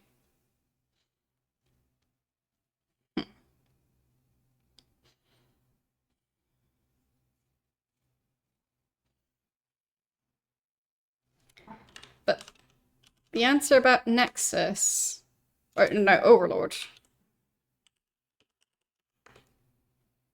That one is strange. I tried bribing her, but that didn't work. So out of all of them, I feel like this is the one where I'd have to resort to threatening her. Which seems very unfortunate, but I'll save and then try. Just to be sure.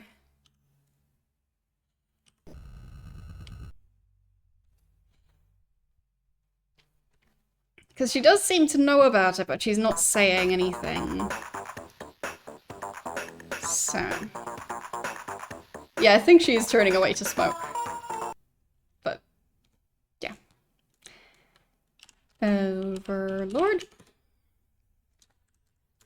Threaten. No time for diplomacy. I threaten her, and I did not manage to get any information. I got maced. Maybe I deserved it. But then again... like, what information was I supposed to get from her?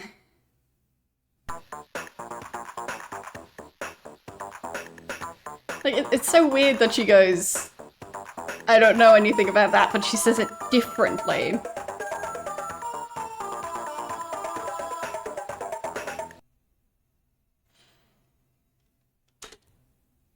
Because, like, the slightly different answer is just what confuses me.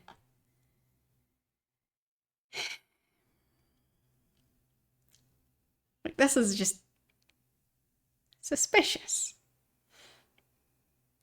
Because she doesn't give the standard answer, if I don't know about that. I'm afraid I've never heard that term before is a unique answer. So, I don't know. Yeah, exactly. It seems like she does know about it. And the fact that she knows that the people at Law and Order are probably working on a project for MTC. I already tried. I also tried bribing her. Neither of them worked. So, yeah, it's a no. She's just being weird about her answer. Well, for me, I'm only just starting the Tex Murphy franchise. This is now my second stream. And I basically don't know anything about the franchise other than having started the first game. So, yes. And no, I would assume you'd have to go to the Nude Freaks show on your own time. Doesn't really sound safe at Twitch, so probably not. But the Totally Awesome might be safe.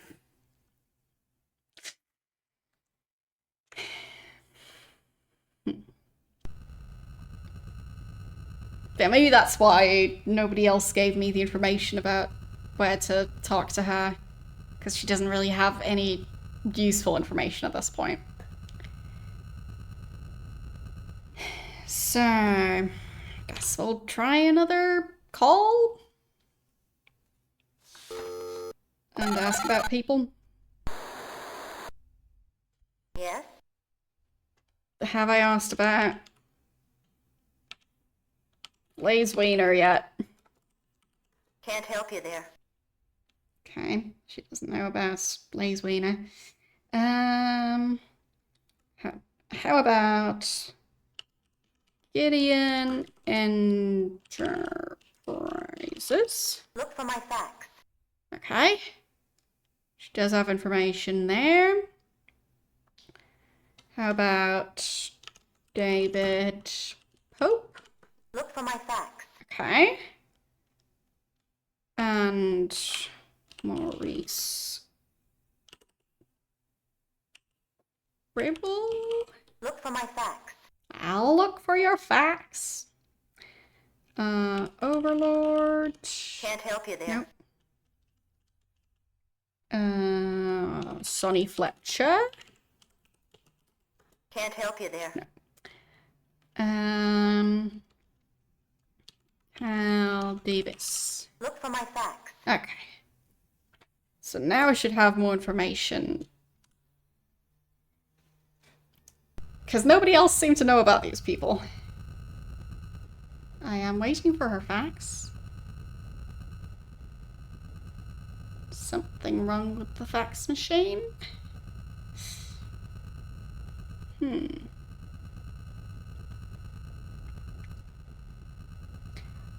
there a button for the fax machine?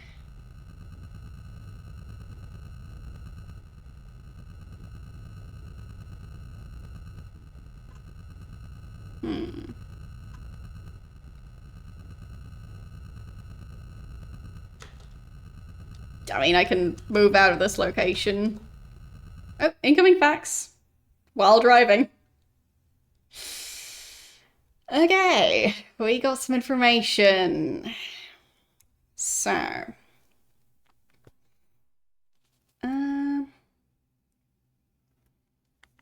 Yeah, don't fax and drive.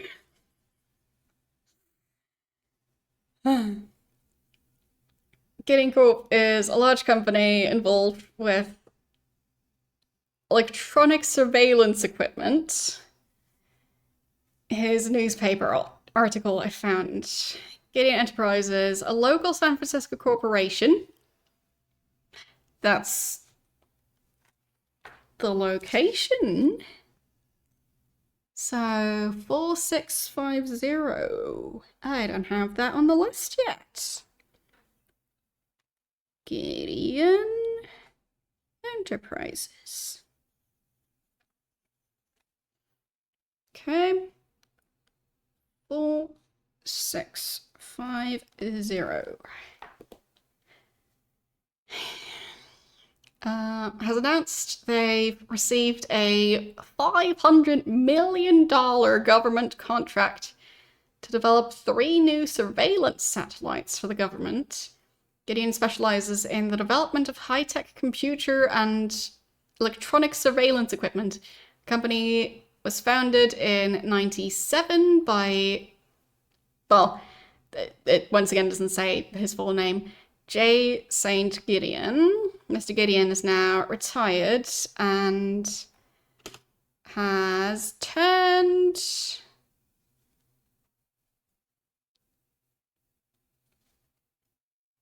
reins over to Frank Shimming? I think that's Shimming. He's gonna go on my list. Rank. I think that's M's.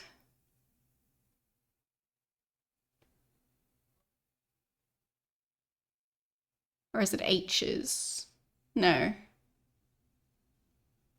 Would have to be M's.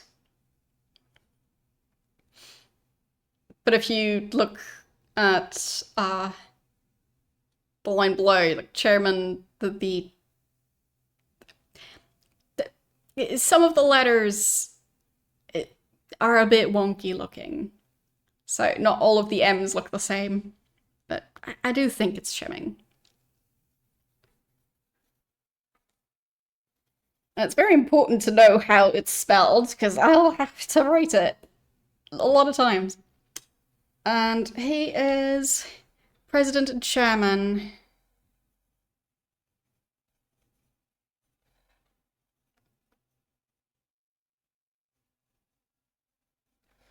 of Gideon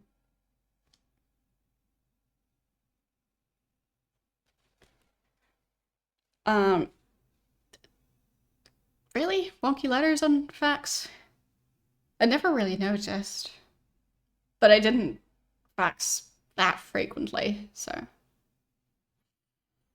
But I never overly analysed it, I guess. So. Then we've got one about Davis. So. Just keep taking pictures just in case I miss something. Found dead in his Santa Barbara home. And I have the address. Cal Davis's home.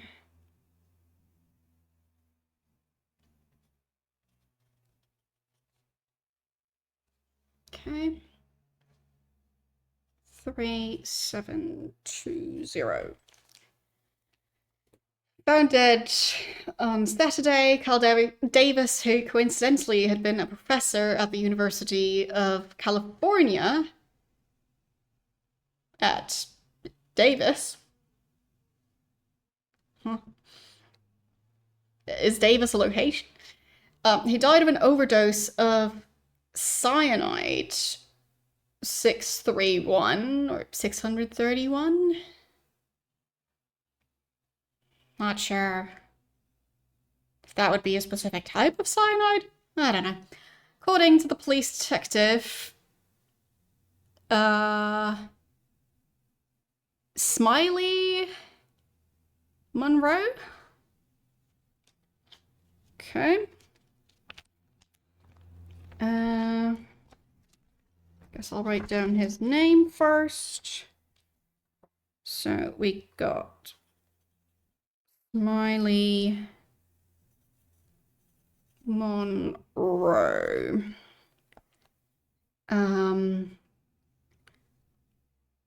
So investigated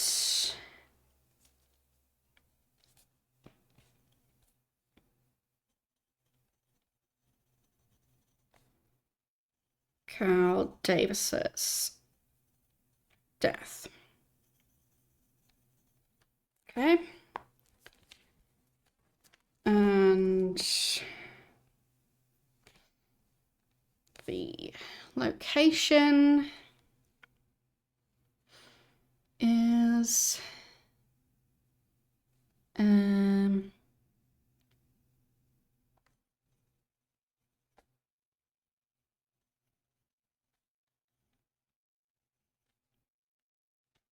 3614.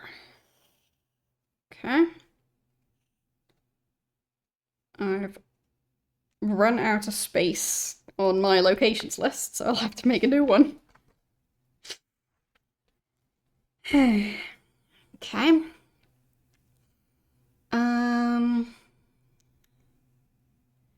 According to police detective, so-and-so, Dr. Davis must have accidentally grabbed a flask of cyanide instead of the Diet Coke sitting next to it.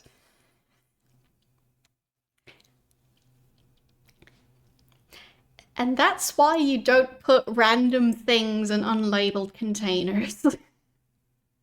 That was like, one of the first things you learn, like, in lab class is you don't ever put things in unlabeled containers, and you especially don't put random chemicals into food containers. That's just a no-go. Like, if you have spare dish soap, you don't put it in your, like, soft drink bottle. Like, you don't do that. And you don't put your cyanide in your Diet Coke bottle either. Because, like, mistakes are bound to happen. Yes, safety first, and in some cases you might, like, try and look for something in the dark, and just don't do it. And also label things. Not that difficult. Well, for recycling, best to not use food containers, or to make it really, really, really clear that it's no longer a food container. Like, don't leave the label on, stuff like that. And then label it with the thing that's in there now. But yes, so many accidents happen just from people not doing this stuff. Yeah, exactly, drain cleaner in a pitcher in the fridge. Yeah, stuff like that. Just going, oh, colourful liquid, and it's stored somewhere in the kitchen. Probably safe to drink it. Let's not even smell it and make sure it sounds, or make sure it smells like something that should be consumed. Yes. But yeah, like, I have handled chemicals in a lab setting. I also have, like, certain chemicals for cleaning purposes, because they're useful. Just, have separate containers. Not food. Anyways. So, although Diet Coke and cyanides have some similar properties, blah blah blah blah blah blah blah blah blah. The main ingredient of cyanide is toxic and killed Mr. Davis. You don't say. You don't consume cyanide. Like, that's like saying, like, oh, but milk and water are practically the same thing. Both of them contain water. Like, still a difference. A close friend, Aaron Sternwood, I think.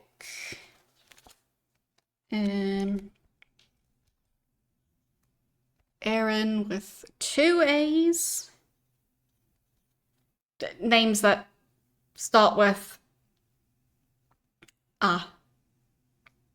what's it called again when you have 2 of the same letter? I think there is, like, a specific word for it. Anyways, is it called a double letter? Names that start with one of those always throw me off. So Aaron Sternwood.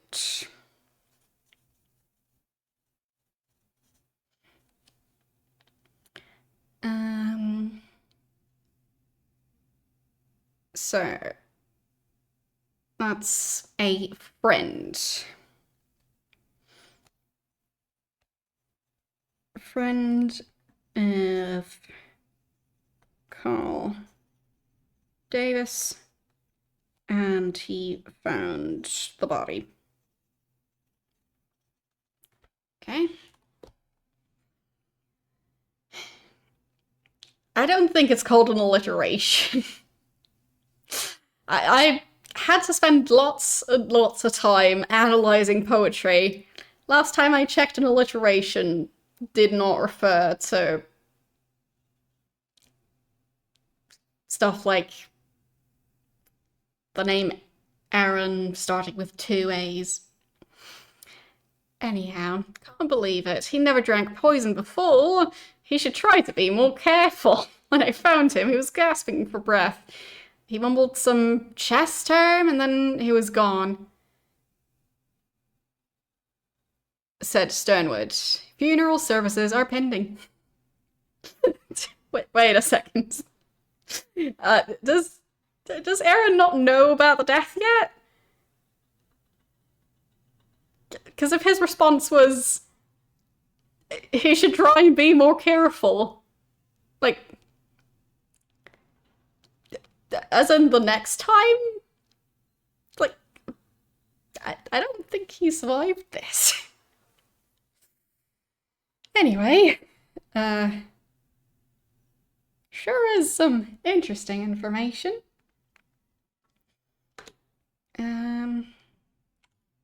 Next facts. What's this one about? Just an address. All right.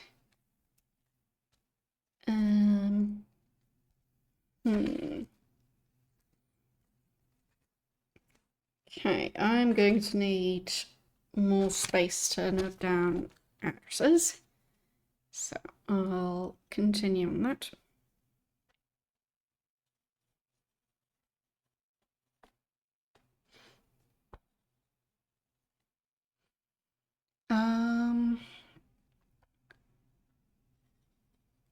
Maurice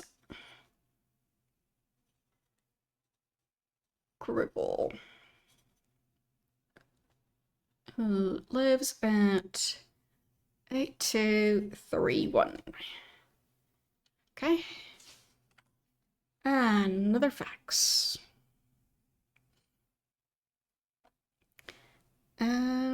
David Pope.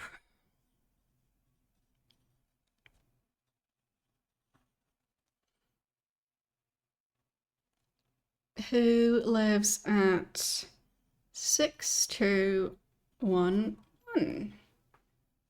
Okay. Lots of interesting information. So, let's see.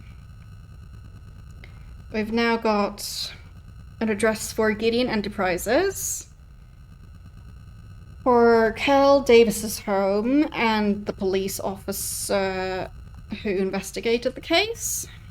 And we've got locations for the other two scientists. So, pretty good.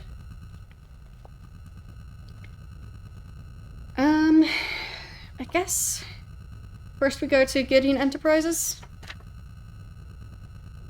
Because why not? So, navigation. 4650. Okay. Not too far away. Let's turn around. Slowly. Very slowly. Incredibly slowly. Okay, that's a building. Let's try not to crash into that. Again. There. Slowly moving.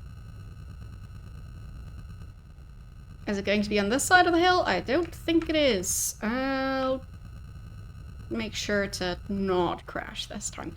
Yeah, it's behind the hill again. The game does love trolling me with that. Making it look like the location is in front of the hill. Meanwhile, it's behind the hill.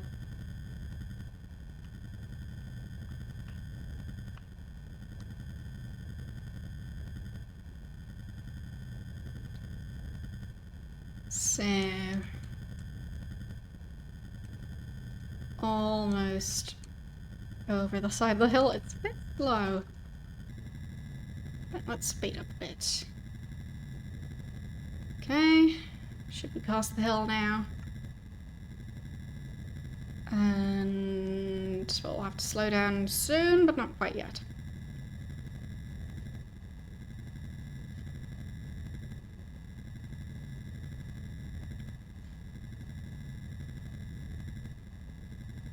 Okay. And let's land on the ground.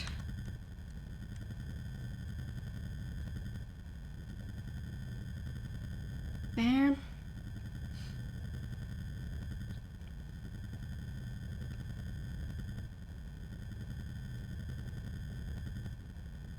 Tried not to crash into the building this time, that's why I'm going so slow.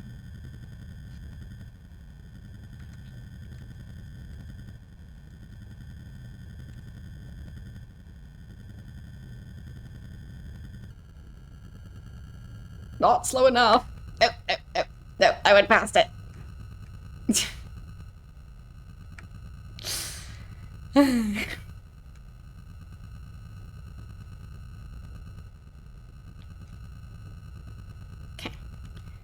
I guess we'll save. Let's save over here. Okay. Anyone here to talk to me? Tell security guard at Gideon Enterprises that I'm working on a murder case. I'm here to talk to Frank Shimming.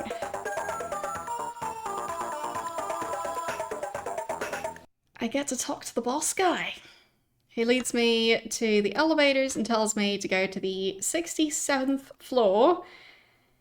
The receptionist ushers me into a huge suite and talks to talk to Mr. Shimming, the president of Gideon Enterprises. He's a slick-looking man, about 50, with grey hair and thick eyebrows. Doesn't look the least bit happy to see me. He sure doesn't. So, what do I want to ask him about? I guess I just ask him all the things. So, about Carl Linsky. Linsky, the scientist who committed suicide. I understand he'd done some work for MTC, which is our management training center. Personnel department could have told you that. Yeah. I do know that much. So about MTC. Our management training center, new employees that show potential are sent there to acquire corporate decision-making abilities. I personally think it's a waste of time. A manager either has the skills or he doesn't. Uh-huh.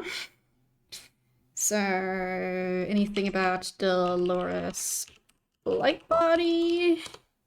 No. Anything about Sylvia Linsky? Nope.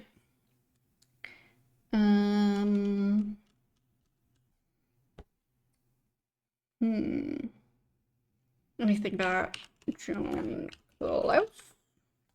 Name's not familiar. I really don't have time to get to know everyone who works for me. Poor him, being so very busy.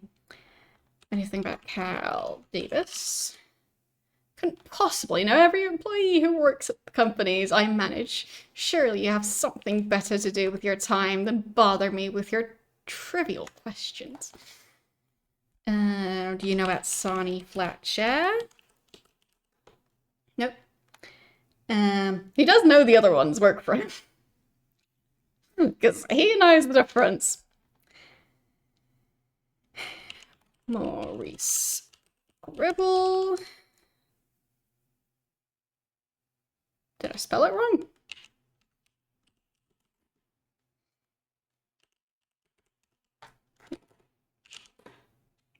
Apparently he doesn't know that guy. David Pope. Nope. Does he know Blazeweed? The very important psychology student. Sandra Larson. Yeah, he doesn't know many people. Do you know about Nexus? Oh, about Overlord? No, definitely nothing about that. Uh, Maybe ask about himself? As the president of Gideon, I know how to get ahead in business, and I'm not afraid to take chances. If you finished asking me questions, I can get back to work. How do I ask about Overlord? Right, he exactly had his weird response. Insurance? Nope.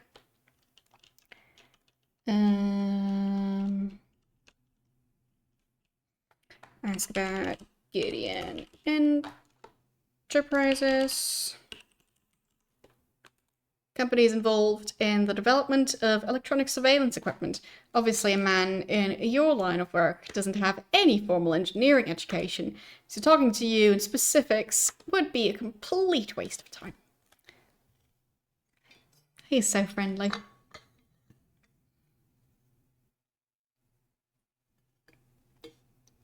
Like, does he not know that people sometimes switch careers? Like, maybe he went to college and studied engineering there, and then became a private investigator, because I don't think you can really do formal education for that.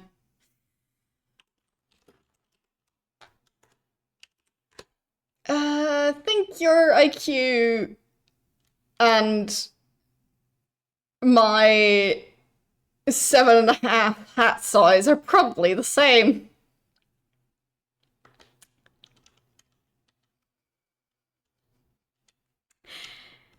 He just said that Tex Murphy's IQ is 7.5. Do they even give out half points for IQ tests? Anyways. Hmm.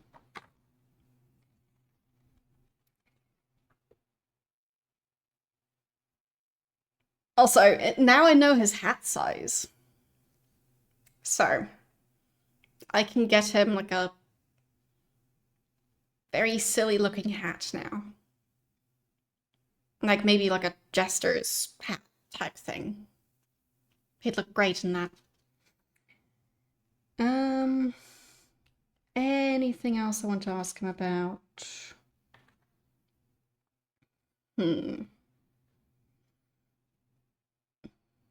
Guess not. I think I already tried Sandra Larson.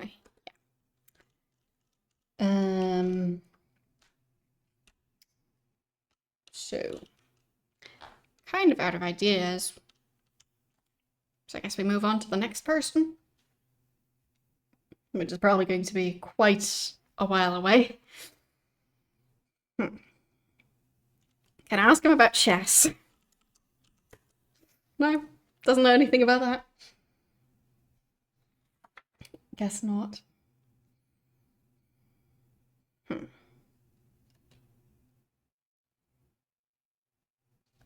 He did know about Cal Davis, right? Yes. But I feel like it won't make sense to ask about the guy who investigated the death or the guy who found the body. I'll try one of the two. Yeah, can't help you there. So I don't think he'll know the other guy, but just for the sake of it. Sternwood, I think. Not my prettiest handwriting, so I think that was his name. I kind of wrote his last name, so Sternwood. I wrote it in lowercase. So that confused me. Incoming fax.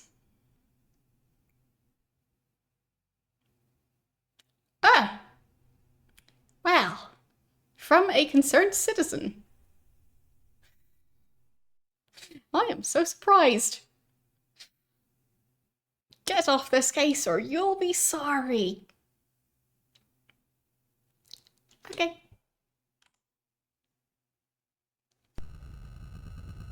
I mean, I figured that I'd get threatened from talking to these people.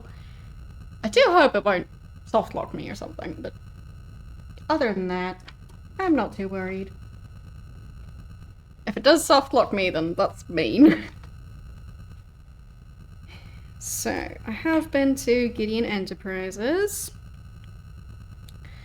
So, we've got Davis's home and the police department, which are close to each other.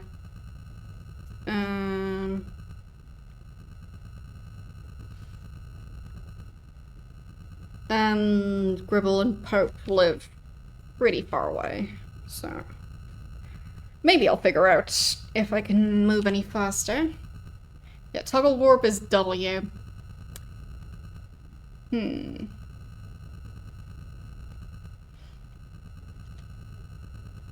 So should I save? I didn't really get any new information, so I could load just to be sure. It was at this location. Good. Okay, so no, threats, not treats. Slight difference. So let's go to Cal Davis's home. 2-0. Okay.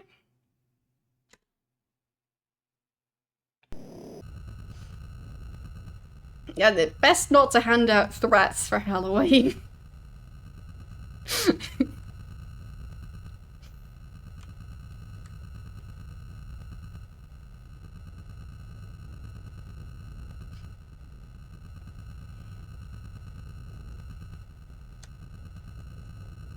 There.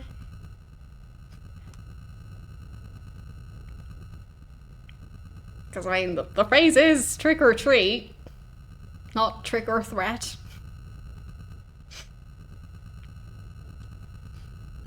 Okay.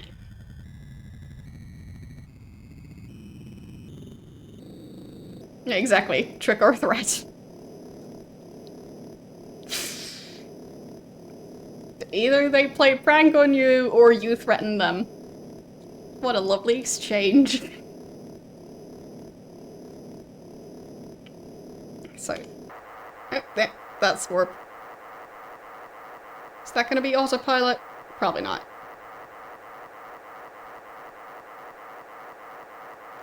Am I gonna crash into that mountain? One way to find out. Didn't crash into that one. Can I steer? Yes, I can. Oh boy. Didn't expect that to be possible at this speed. Yeah. No, no. There. Keep getting it wrong. Nope.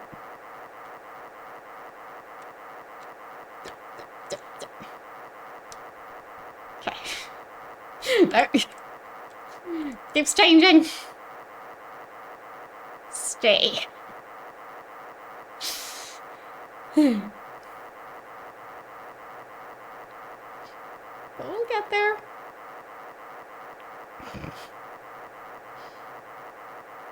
It's a very weird sound. Oh.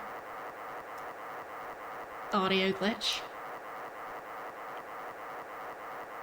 Okay. Getting closer to the location. Okay, so that does turn it off again as well. I don't think Pop-Tarts are even available over here.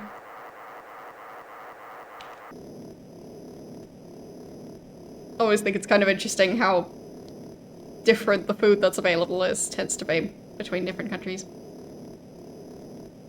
Because I think they're available in the UK. Not 100% sure though.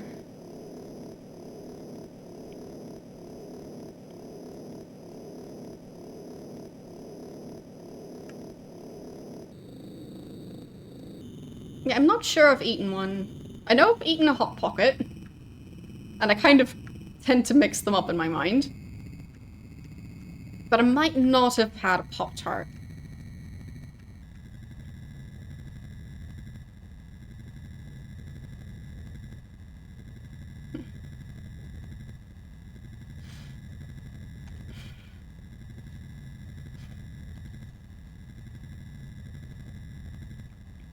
Yeah, it's just intriguing to me how different the availability of different products is. Like, for the longest time, I didn't really ever notice baking soda being available at the grocery store. Now it is, but I think for quite a while it just wasn't available here. Because baking powder would generally be used, but not baking soda for much. That was more of a specialty thing, if anything.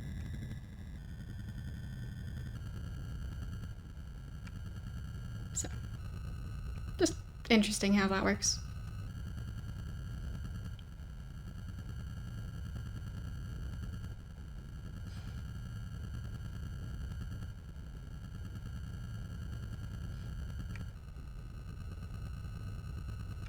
Yeah, I know that Hot Pockets are savory.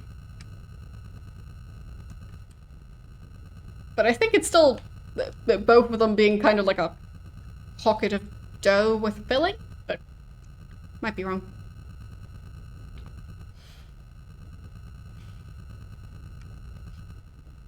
There. You can't eat cheese anymore. That must be difficult. I personally am kind of addicted to cheese, so yeah. Okay, let's save around here. And Cal Davis's home near Santa Barbara must be over 100 years old. There's still police tape across the entryway. Somebody must have left the cooling system on because the air is chilled and damp.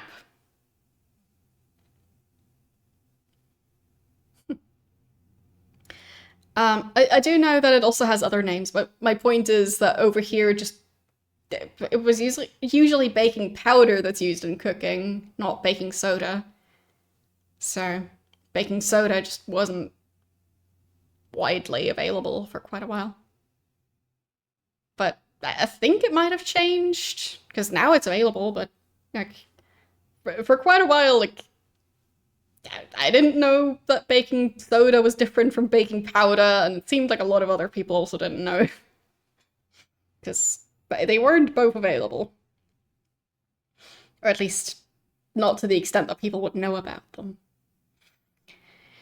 But yes. The air is chilled and damp, but that's not normal air conditioning.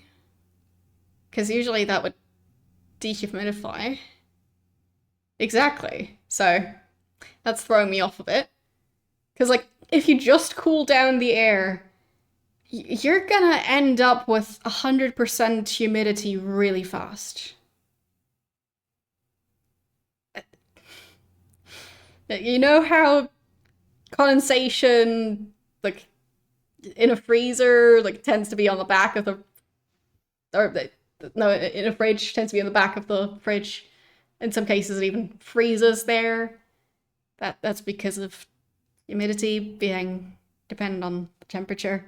So the air can take up a lot more water when it's warmer than when it's colder, which is why you have to defrost your freezer.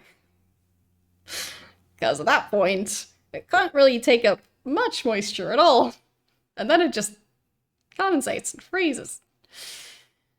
Anyhow, um, apparently he likes his house really wet. Just wet walls, wet floors, wet windows, wet cabinets. Um, walk down a hallway up a flight of stairs to a large open room. This is what I'm looking for. As I enter the room, the burglar alarm sounds, and I have about 10 minutes to shut it off before the police get here. Oh, lucky me. It's not gonna make that sound effect the entire time, is it? Switch. Turn the switch, opens the cage. The ape rushes out and uses you like a rubber ball, throwing you to and fro about the room. The end. I got killed. Okay. That's what saves are for. I'll load. And let's try that again. Okay. Light switch. Flip the light switch. Okay, that didn't do it. Desk. Open it. Doesn't want to open. Computer. Look at it. Won't operate without a passcode. Chair. Nothing there. Wall cabinet. Wall cabinet. Built into the wall. Can I open it? Locked. Can I open the desk? No. Okay.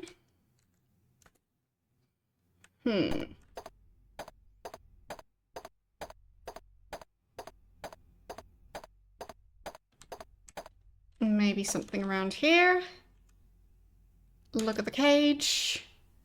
Two eyes stare ominously at you from behind bars. Look at the creature. Oversized ape with wild eyes stares through the bars at you. And there's a box inside the cage. Great. Have a feeling I'm supposed to go there at some point. Workbench. Made of stainless steel with drawers. Okay. Look at the Diet Coke. And look at the test tube. Chemicals. Hazardous chemical. Get the chemicals. Okay. Get the Diet Coke. Okay. Anything to do with the test tubes? Get the test tube. Okay. Look at the sink. Non-corrosive stainless steel sink and drain. Open the sink. Okay, now the water's running. Now the water isn't running. Open the drawer. It's already open. No. Look at the drawer. There's a memo. To Cal Davis, subject, Nexus.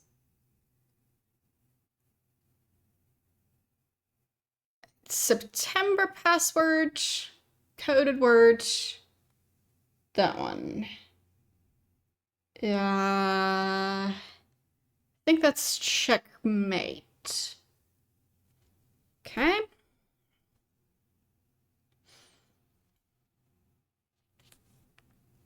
Neat. I'll take the memo.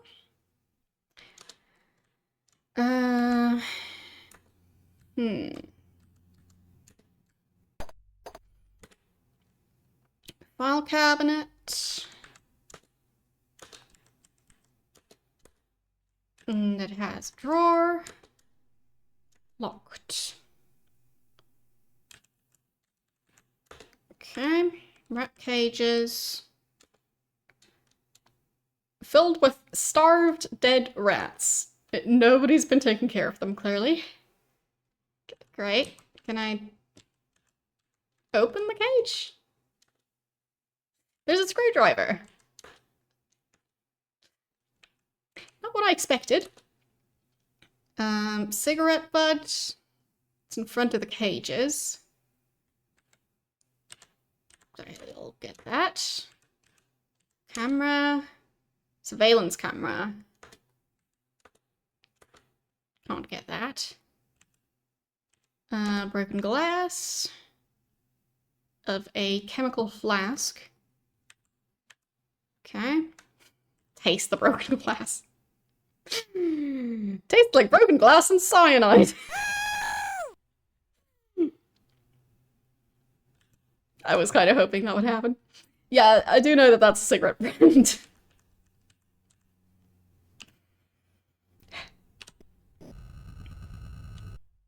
Probably shouldn't have risked that, but I had to try. It's just too silly not to. So, was mainly stuff over this way. So, workbench. Open the drawer. Look in the drawer. Get the memo. Get the chemicals. Get the test tube. Get the Diet Coke can. Okay. And back. File cabinet was locked. Wrapped cage. Get the screwdriver. And the cigarette.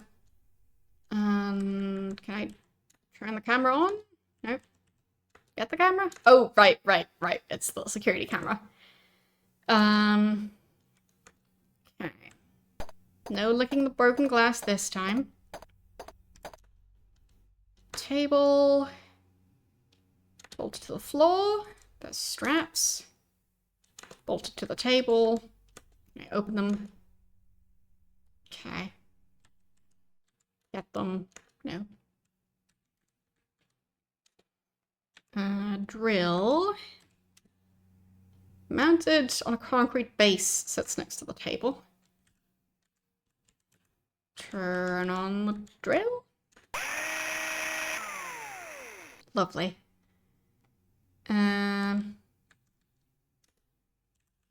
Book.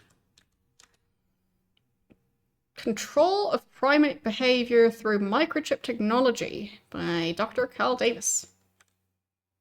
Can I open it? No clues. Get the book. Okay.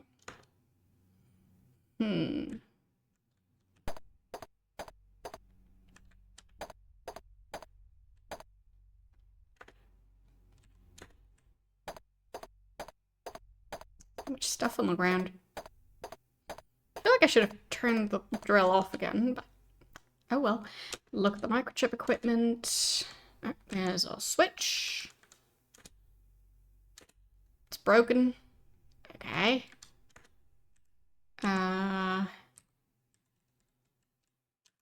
Look at the tray. Get the tray. Get the equipment. Look at the lamp. Turn on the lamp. Okay. Yes, it is a timer. Oh, a key. Got the key.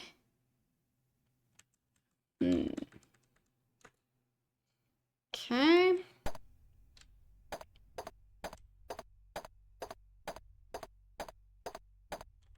So there was locked stuff over here.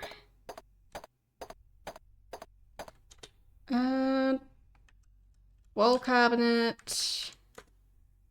Nope, don't have the key for it.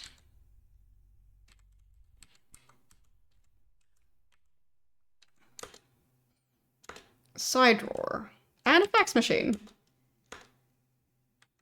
Nothing. No fax. Drawer. Open it. Don't have the key. Okay.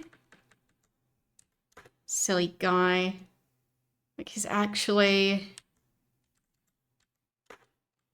blocking all his cabinets.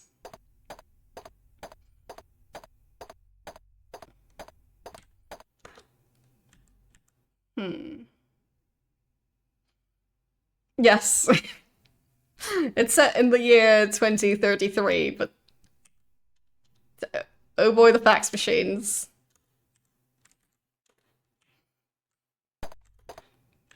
There, file cabinet. Open the drawer. Invoice. Okay. Dated 2 days before Calvert Davis died. Metal, ink, gallium, arsenide bar for 2000. Okay.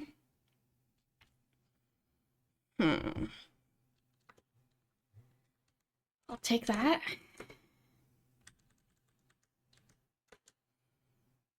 Can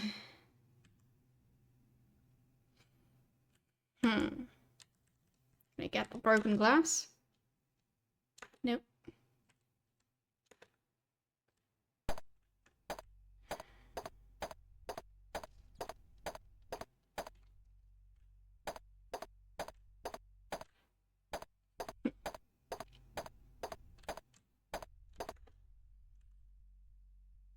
Look at the cage.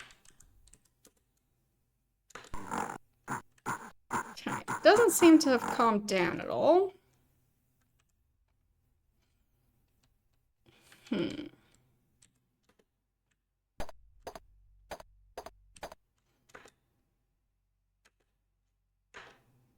Right, the workbench has drawers.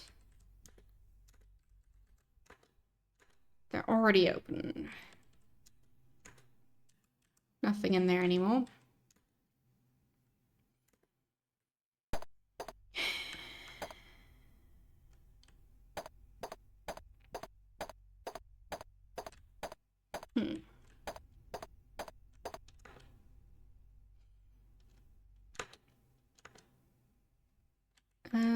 Can I use the switch now?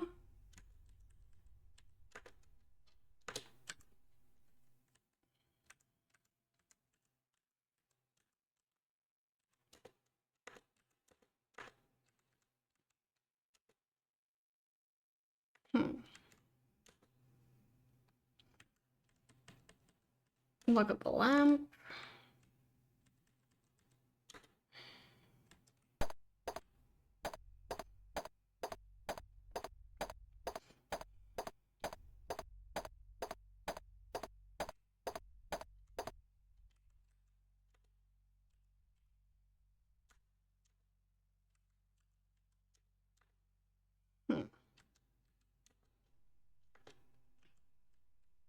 Where could the switch be hidden?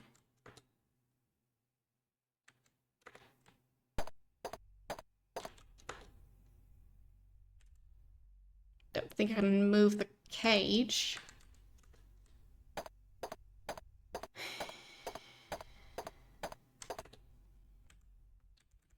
Move the computer? No. Move the chair?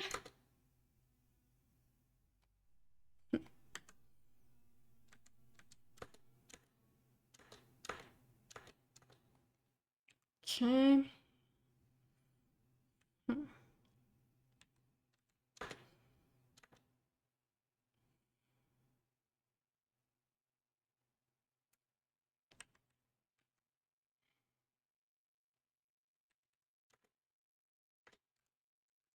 Don't know where another key would be. Anything I haven't looked at yet?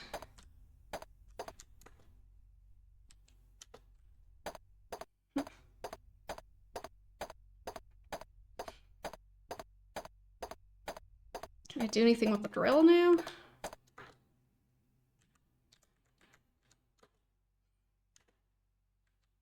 Turn it off again? No?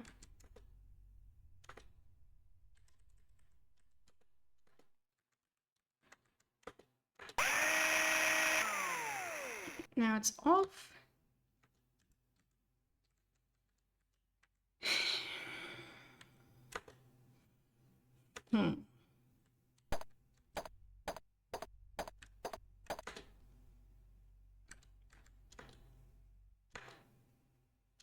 Can't move the table.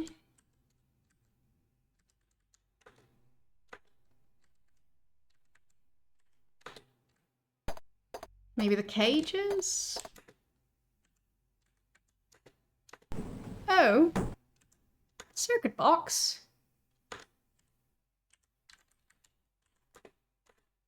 Okay. Switch. Ah. I did it. I managed. Wait, was that 23 seconds left?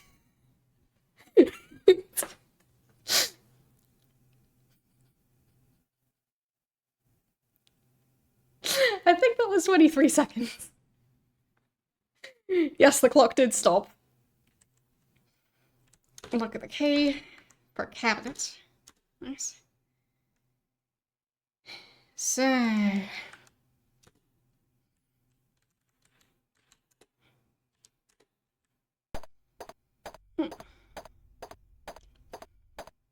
Thanks for the confetti. But yeah, I didn't expect it to work.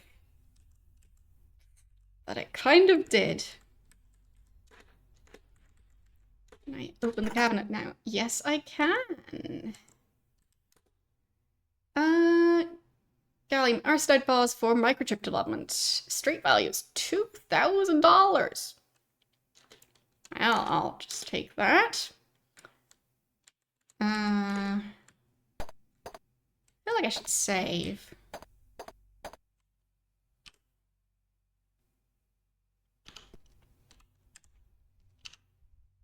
There. Let's enter the building again.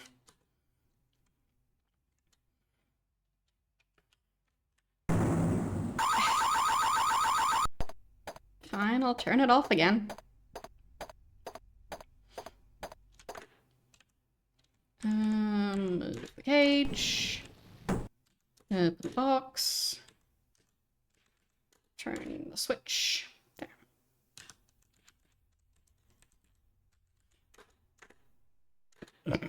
I can turn it back on again. Good to know. Just in case I want to have the game over screen happen at some point. So should have stuff to make the microchips now.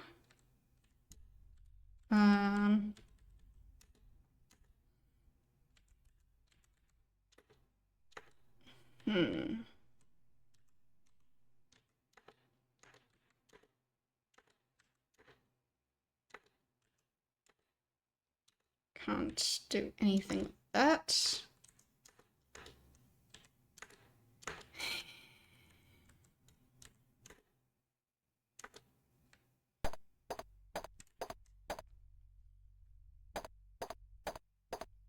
I think I'm still missing a key for the desk.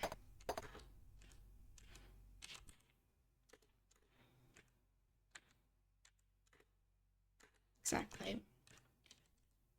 Turn on the fax machine. Look at the fax machine. Nothing there.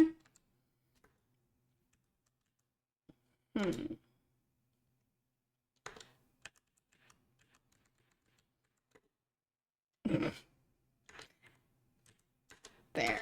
Light switch. Can I reach the camera? Because I think I still have the ladder.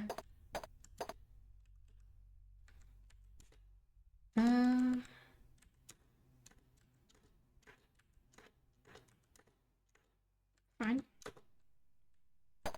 Guess the ladder doesn't work here.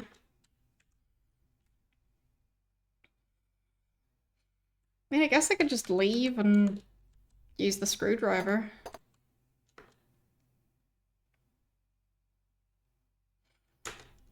anything else going on with the workbench?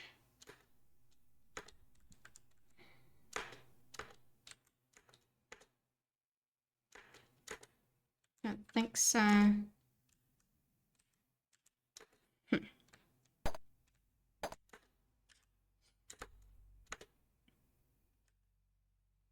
So...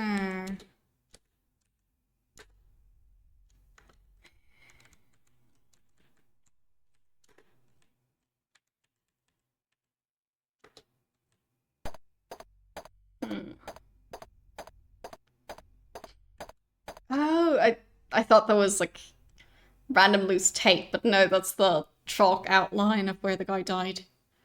That took me way too long to figure out.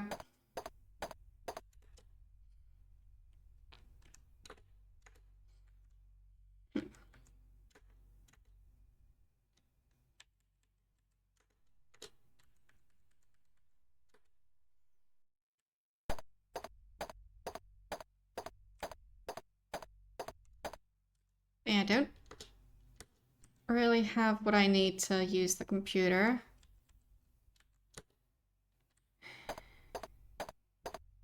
But I did get some stuff.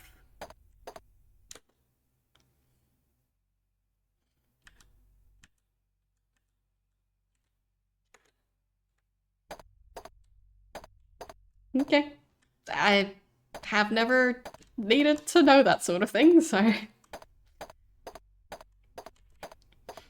Don't know how actual murder investigations happen. Because obviously it would be specific to, like, when they're investigating a death. Because otherwise the world would be covered in chalk outlines. Because there have been a lot of people on this planet. Anyway. Police. Let's go to the police station. 1-4. Locked. Oh, as in, like, I managed to input the destination. Locked just made it sound like I'm not allowed to go there.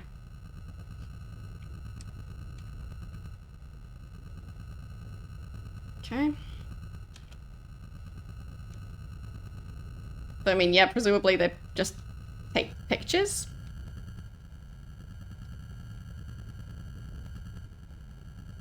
Not sure how much a chalk outline would really help you, but I don't know. A lot of floor types you wouldn't be able to draw with chalk anyway. Like specifically stone would probably be able to do it. Concrete, maybe wood, depending on the finish. But like if you're thinking of like glossy tiles, I don't think chalk would work great there. And carpet, psh, it's not gonna happen. Yeah, I guess they do look good on television, and also in terms of not needing the person just laying there the entire time. So, there's that. I mean, I've watched plenty of different like crime shows and stuff, and it's always funny when you can see the actor playing the dead body actually like moving and breathing. Because it's a difficult job to not move at all. And clearly it's a lot cheaper to just get live actors as opposed to props. So, yeah.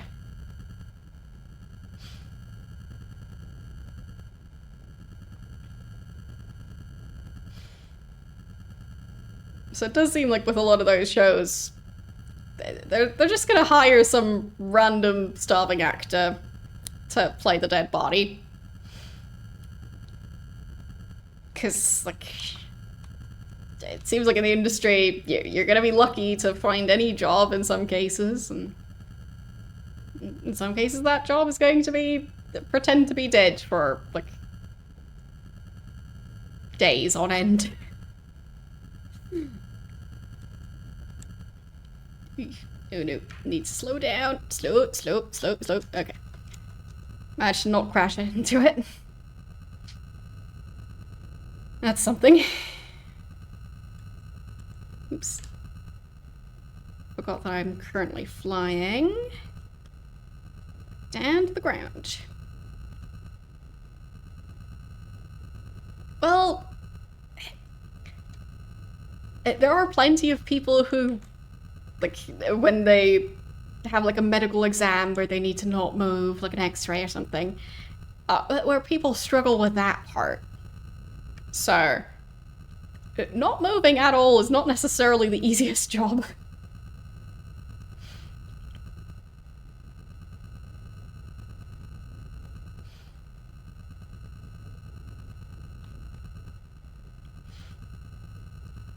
Autosave Jane Doe. The entire movie, they don't have any segment with the person being alive. That seems kind of mean at that point.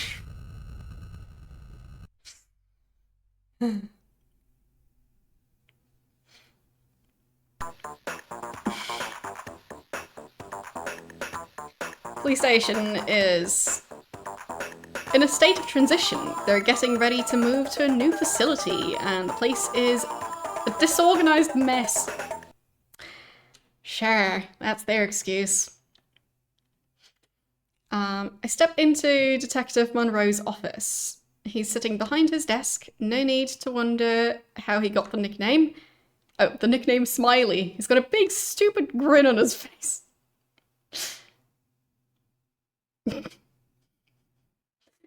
He sure is grinning.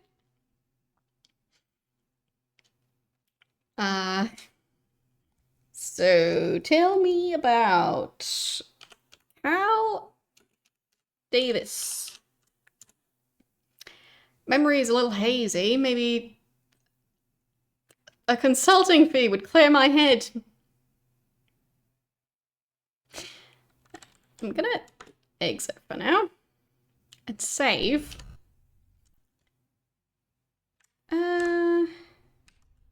Yeah, let's save here.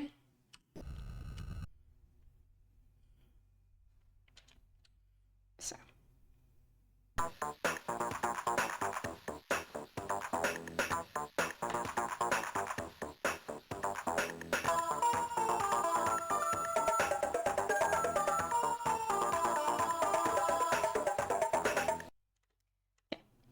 Anyway. Tell me about, right, Cal Davis. And bribe him, fine. What's my offer? $1. That's a joke. No?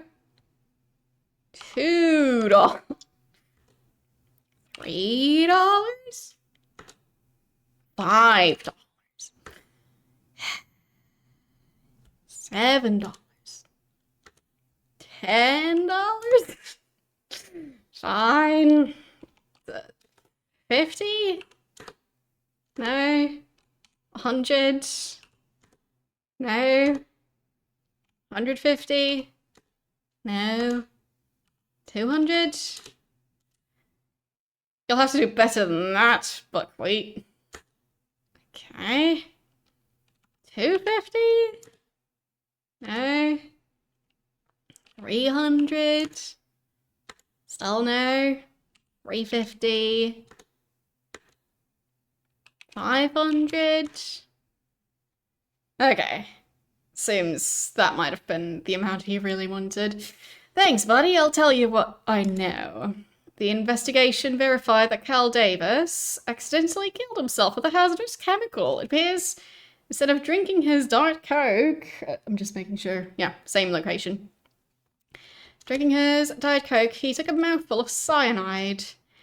The emergency call came in from Aaron Sternwood, a friend of the victim. Sternwood said he mumbled something about chess and then died.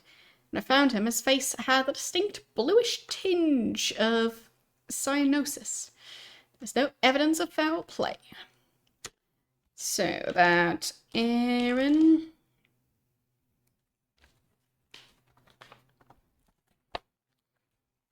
It's always a good sign when your name starts with ah.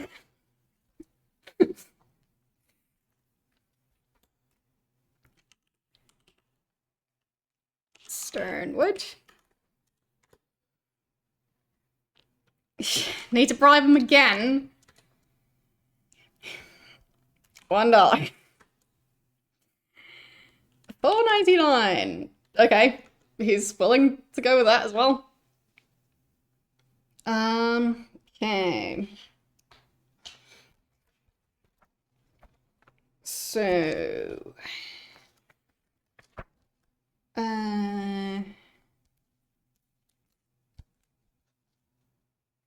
he hangs out at the beach. He hangs out literally. Prepare yourself, he's not a pretty sight. Also, I don't think that's how you spell sight in this instance. Okay, Aaron. Sternwood. My guess would be that I need to ask Aaron about that. 0439. I have a weird feeling it's gonna be a nude beach or something like that. Okay. Anything else? Yes, exactly. This site would be location.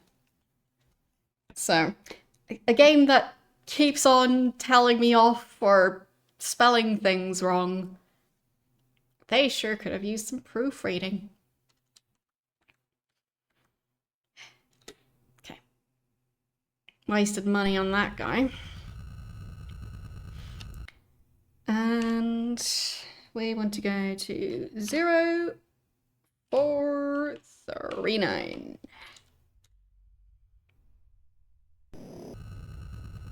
That's really far away.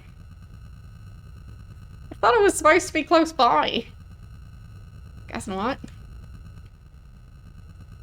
We'll just see what happens.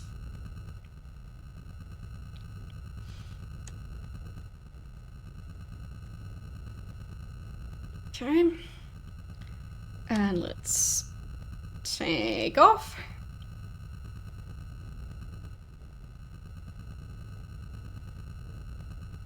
And let's go. Let's go. Let's go. Fine, I need to speed up first. There we go.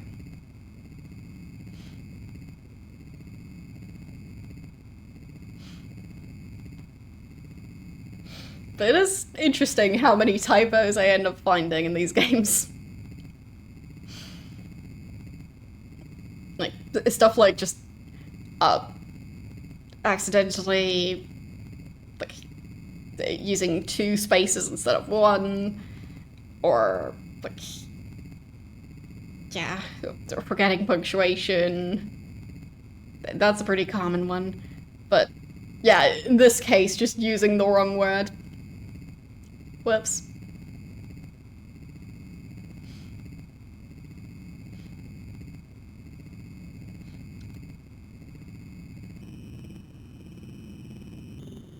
Whee.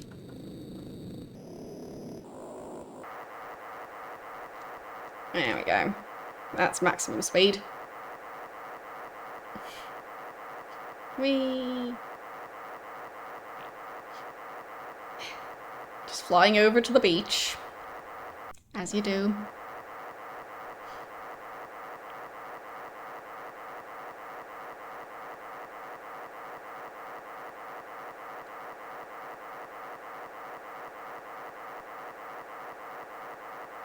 Quite a long flight, but not too many hills in between, so I do appreciate that.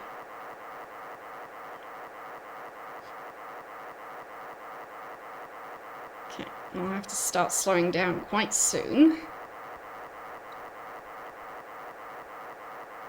Don't want to crash into anything again.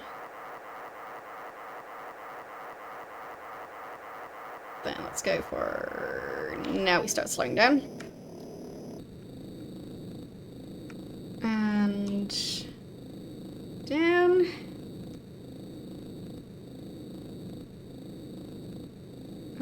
slow down some more. And further down. And slowing. Slowing. Okay. That's maybe a bit too slow. And further down. Oh. And I also need to...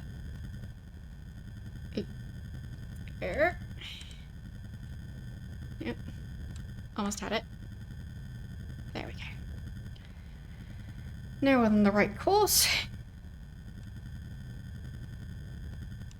Further down. I'll try not to land in the water. Okay. Slow. Slower. Even slower. There. Now we can go all the way down to the ground. Okay. I mean, nothing to crash into, technically, but...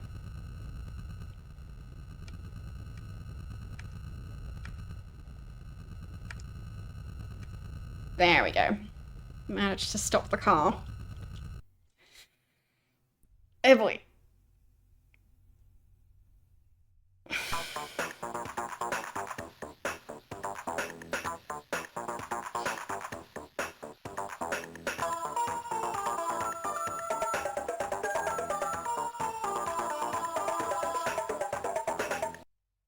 And we're back to being extra judgy. This could be the world's first beach for ugly people. A skinny guy walks by with so many varicose veins he could double as a road map. I spot Aaron Sternwood, the last person to see Kyle Davis alive. Well, not that alive. He was definitely dying at the time. He's fat, balding, and about 45. Oh, the horror. This game. Nice facial expression, though. He looks surprised? Confused? Maybe you heard my description of him. So, tell me about... I guess the police guy? Smiley Monroe? Works at the precinct. He's a slippery SOB.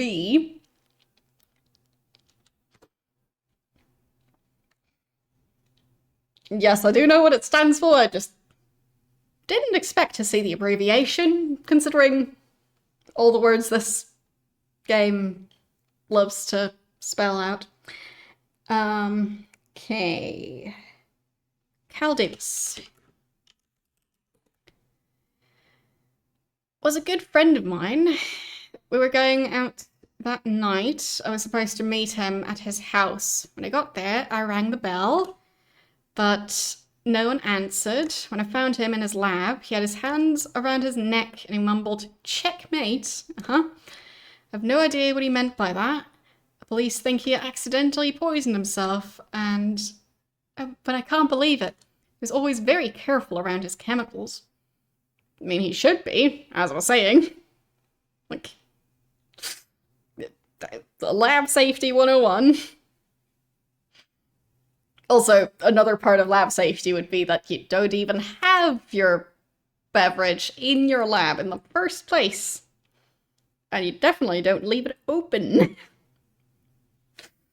Because you don't want to spill it, and you don't want other stuff to contaminate the food and drinks that you're going to consume. So, yeah. Anyways. Ask about... pass card.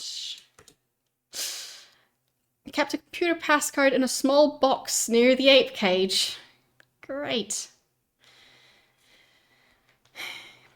I'm gonna guess sunscreen. Are you not familiar with sunscreen? Yes, he is on the beach, so.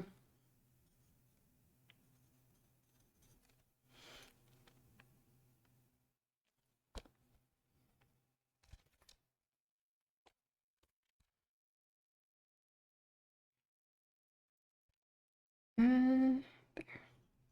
Sternwood. Oh yeah, screen doors don't work in space. Fair point. So, um, Cal kept his pass card.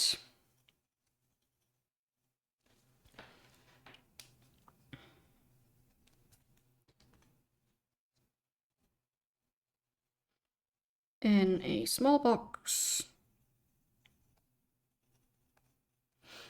near the 8 cage.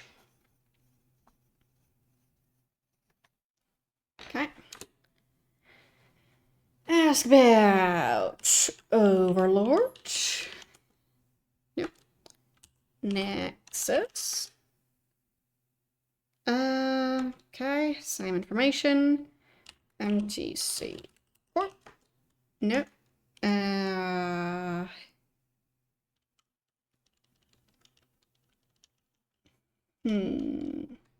I can ask him about himself.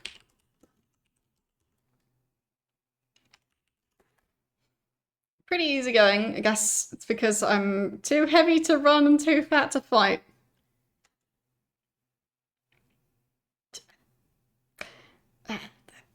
It feels a bit self-deprecating, but less icky than when my character is just going around going, this person doesn't look like I'd want them to look, and neither does that person. This person's old.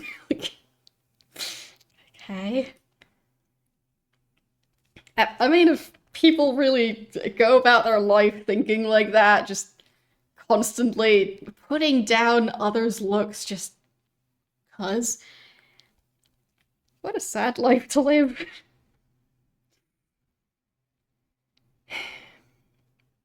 Anyways. Anything else I want to ask him about?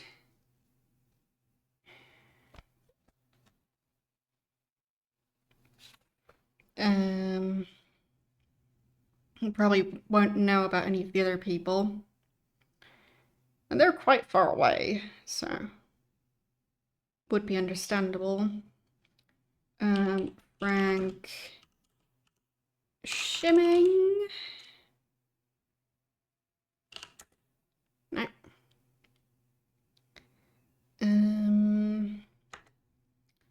Gideon Enterprises. New. Does he know about Blaze Wiener? No. Nobody knows about him. Maurice Rebel. No. David. Oh. No. Carl Linsky. Nope.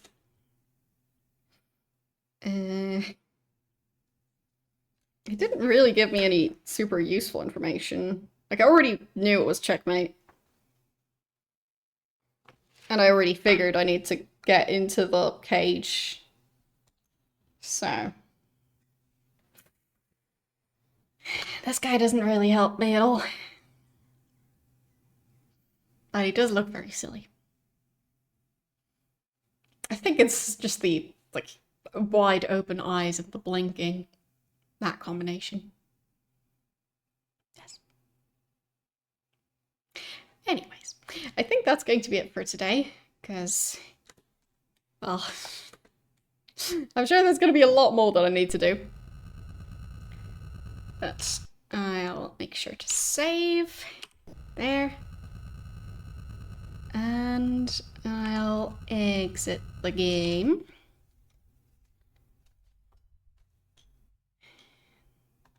So, let's figure out who we're going to raid today. And in the meantime, there. You can find my previous streams on my YouTube channel. And I'll of course be continuing this playthrough. That will happen next Tuesday. So, yes. If you want to see more of Tex Murphy Mean Streets, yeah, exactly 1 week from now.